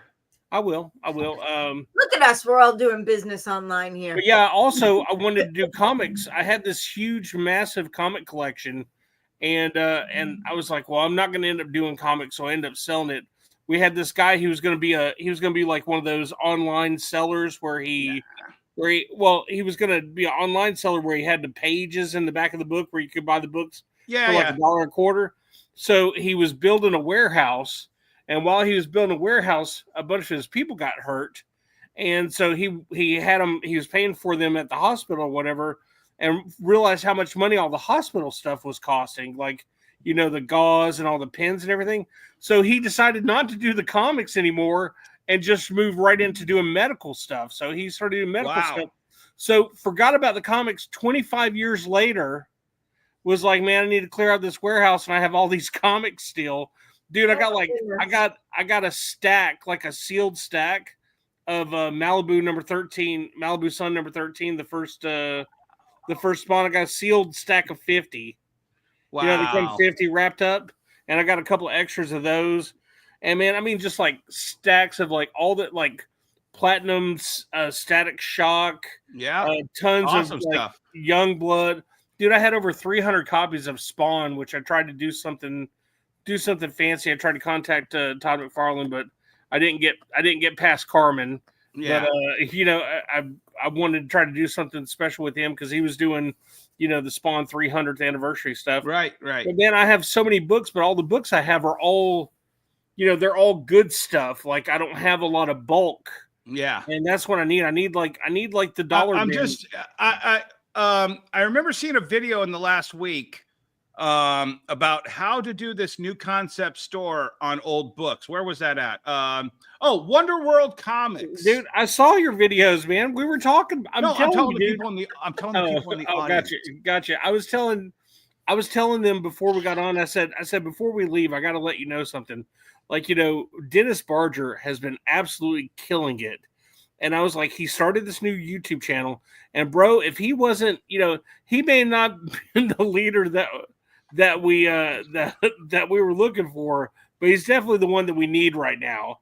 Because I mean, you definitely break it down for people and let them understand why they need to pivot. Like, because bro, if they don't pivot now, like that number that you're talking about is going to be in triple digits. So the video that's dropping on Saturday is the video I thought was going to drop this, but it needed some more editing. It is the parallel between the record industry and a little thing that I call the hippie record store. Right. And the comic book industry and the comic book shop. And I think it's going to blow people's minds. It just kind of hit me when I was flying on a plane to San Diego, and that documentary about Towered Record collapsing was on, and I'm like, this is the fucking comic industry. This is the comic industry. And the more I theorized it, the more it just perfectly paralleled it. And we're kind of right now into the Napster Tower Records collapse. That's kind of where we're at on that spectrum. Yeah. And we're going to have to wait this storm out by selling pipes and incense and blacklight posters, just like those hippie record stores did. Hey, bro, Dennis, remember Pokemon saved the comics industry in the early 2000s, late 90s. What's happening now? It's right now, Billy. I make almost as much in Pokemon as I do in generic comic books from the 80s and 90s. High five, Dennis. Boo, high five, bro. Dennis, do you deal with Magic the Gathering at all? Yeah, not as much. Pokemon gets you the smallest kid all the way up to the oldest Kai, but Magic is still in that kind of like 20 to 40 range for the people who have money. Yeah. I'm just kind of curious how much the Sarah Angel original art would be for Magic Gathering series. $250,000, $500,000. Just saying. I don't know. I might know someone has that art. Just saying. But Oh, nice. He doesn't know the person that has that art. all right, guys, we're gonna go. We're tired. Yeah, we're tired. Dennis, thank you for joining us. Dr. Blevins, producer, thank you. Great job. Robert Fraga, thank you so much for making this book so historic, my brother. I cannot wait to see you in San Diego and hang out with you, man. We had a good time last year. Thank You you. wanna just stick to around the for a second, Dennis? Moriartys. We would not be Yep. here without them either. Yep. And Dr. Blevins might be coming out to San Diego too, honey. What? Yep. What? Yep, you going to next week, Gamma. Going to Gamma this next week. So we're here in a couple weeks. Going to go out there, see how that ends up turning out. Are you going to Gamma, Dennis? No. No. DB, you going to San Diego or no? Oh, yeah. All right, brother. Saturday night. Mm-hmm. I don't know if you got plans, but I got dinner for you, man. We're having a smoke. I'll bring the sticks. What you say? He'll bring the sticks. Oh, yeah, I'll no, be yeah. sleeping. Yeah, bring the sticks. No chicks. It's a He-Man Woman Haters Club night. Big and very exclusive. Thank you for all the congratulations. Thank you for all the support. Holy cow. Yeah. We're again, I feel like a broken record. So humbled, so grateful, and know that we're gonna protect this with everything we have. Yep, So and you're gonna thank love you. this book. And we did enable Yes. because of all the emails, late pledging. What's it called? Late pledges Late are pledges. enabled, yeah. For a few weeks. Until Or we if get it depends. You do this all the time. It's don't shush me, or I will beat Shout out to Mortal V and shout out to the future Von Coleman. All right, the future. There's another Von Coleman on the horizon. Von Coleman's in the chat. The Von future. Coleman's not in the chat. Yes, Von he Coleman's is. never in No, the chat. He is. Yeah, he is in the chat. Von Coleman hasn't watched our show or been in the chat for like 2 years.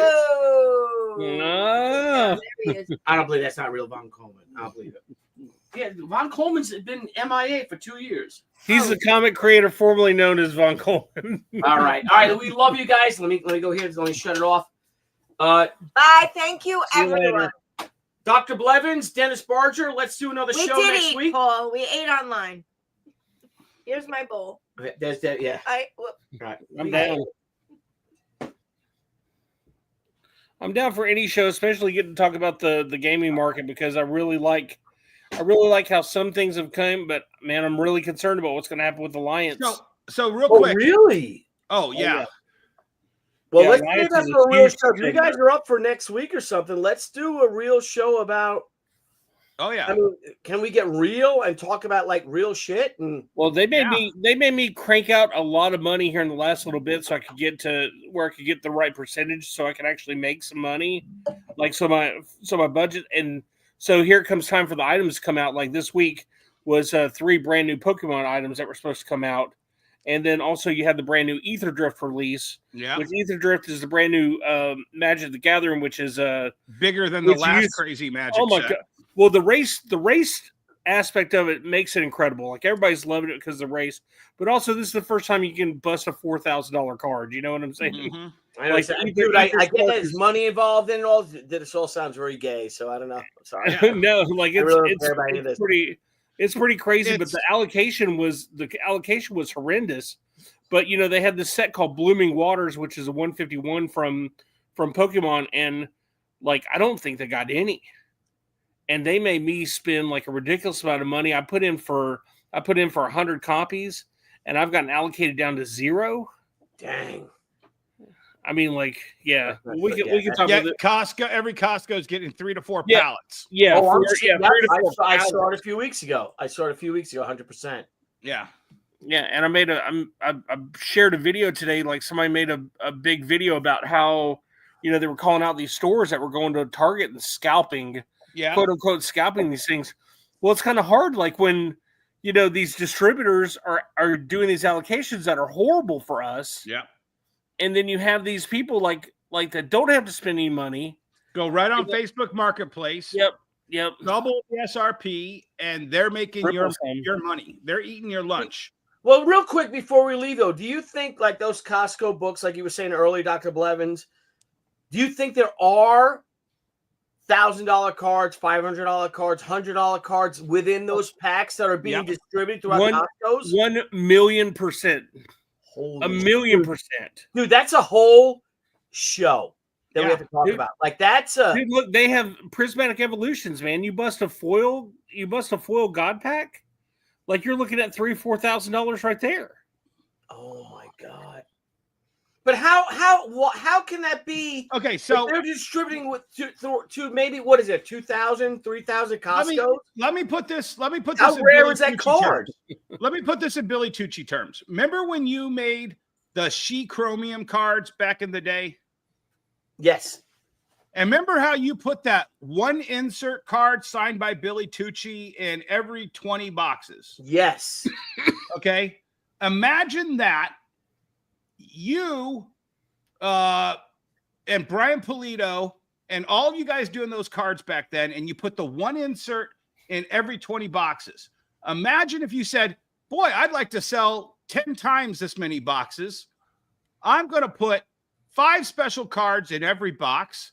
I'm going to put a chase in every 3 boxes. I'm going to make 10 different chases.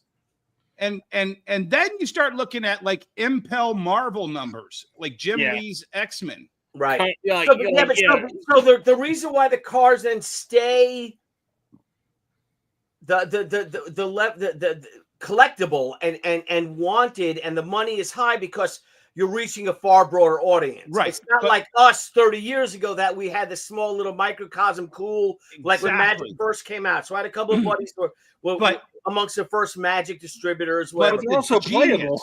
But the genius of Pokemon is 25 years ago, what was the catchphrase? Gotta catch them all. Gotta catch them all. Bam. 25 years they've trained these kids to have one of everything. And then they make a card that you can only get by opening 2,000 packs. Dude, that's... Oh, man. Dude, I say gotta catch them all at least 20 times a day, bro. Yep. At least 20 times a day, I say gotta All catch them all. Let's not look. All right, so let's close this because we have to have literally an entire 2 hours to talk about this. Yeah, because I know there may not even be enough time. It's not even, well, at least let's let the people that are into this, let's give us time to promote it in a week or 2 weeks. Let's promote this so people know that we're going to talk about this. This is crazy. Oh, I know. All right, well, let me go. I love you guys. Dr. Blevins, thank you for everything that you've done for Shi and Crusade Comics for these past 4 years. I'm so glad you're one of my best friends. Dennis Barger, thank you for being one of my best friends for the past 25 years. Thank you so much for hosting World War II Heroes at your store in Taylor, Michigan on the 5th of December, 2008. That you brought them guys. And that one guy, man, he drove 95 years old. He drove like 60 miles to get there. And then you got to see me. You got to see my installation. I sure did, and that's something I really want to talk about because I was insanely impressed by that. Yeah. So, all right, guys, I love you both. All of you out there, I love you guys. Debbie loves you. I think Debbie might even be in bed right now. She might have crawled and went to bed. She Gatecrasher right now will be live. Dude, I have my Dutch accent. Oh, are we still live? I thought we were backstage. No, we're still live. We're still live. No, we're still live. I'm going to bed. We're still live. So we'll talk here in a second, Dennis, when we go backstage. Oh, okay. Yeah, I'm gonna close that. You guys can talk. All right, I love you guys. Thank you, everyone. Again, if you can go to Shi Gatecrasher, Indiegogo's still live. We're closing on 100,000. Kickstarter, we'll have the late pledges for the next few weeks.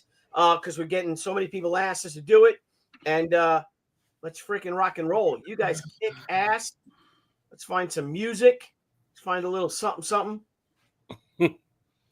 It's going to be a lot more impressive our end screen. But love you guys. Good night. Peace. Love comics. Let's make comic industry great again. Vice President of the movement, Mr. President Barger.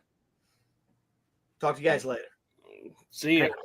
Hang on, let me run it. Hang on. Hey everyone, thank you for joining us on Pop XP. If you haven't already, make sure to click that subscribe button and also click the bell for notifications when we go live and we upload some awesome new content. Also, don't forget to head on over to Twitter and follow us at the Pop XP and over on Instagram at the Pop XP. Thanks again everyone, and we'll see you soon.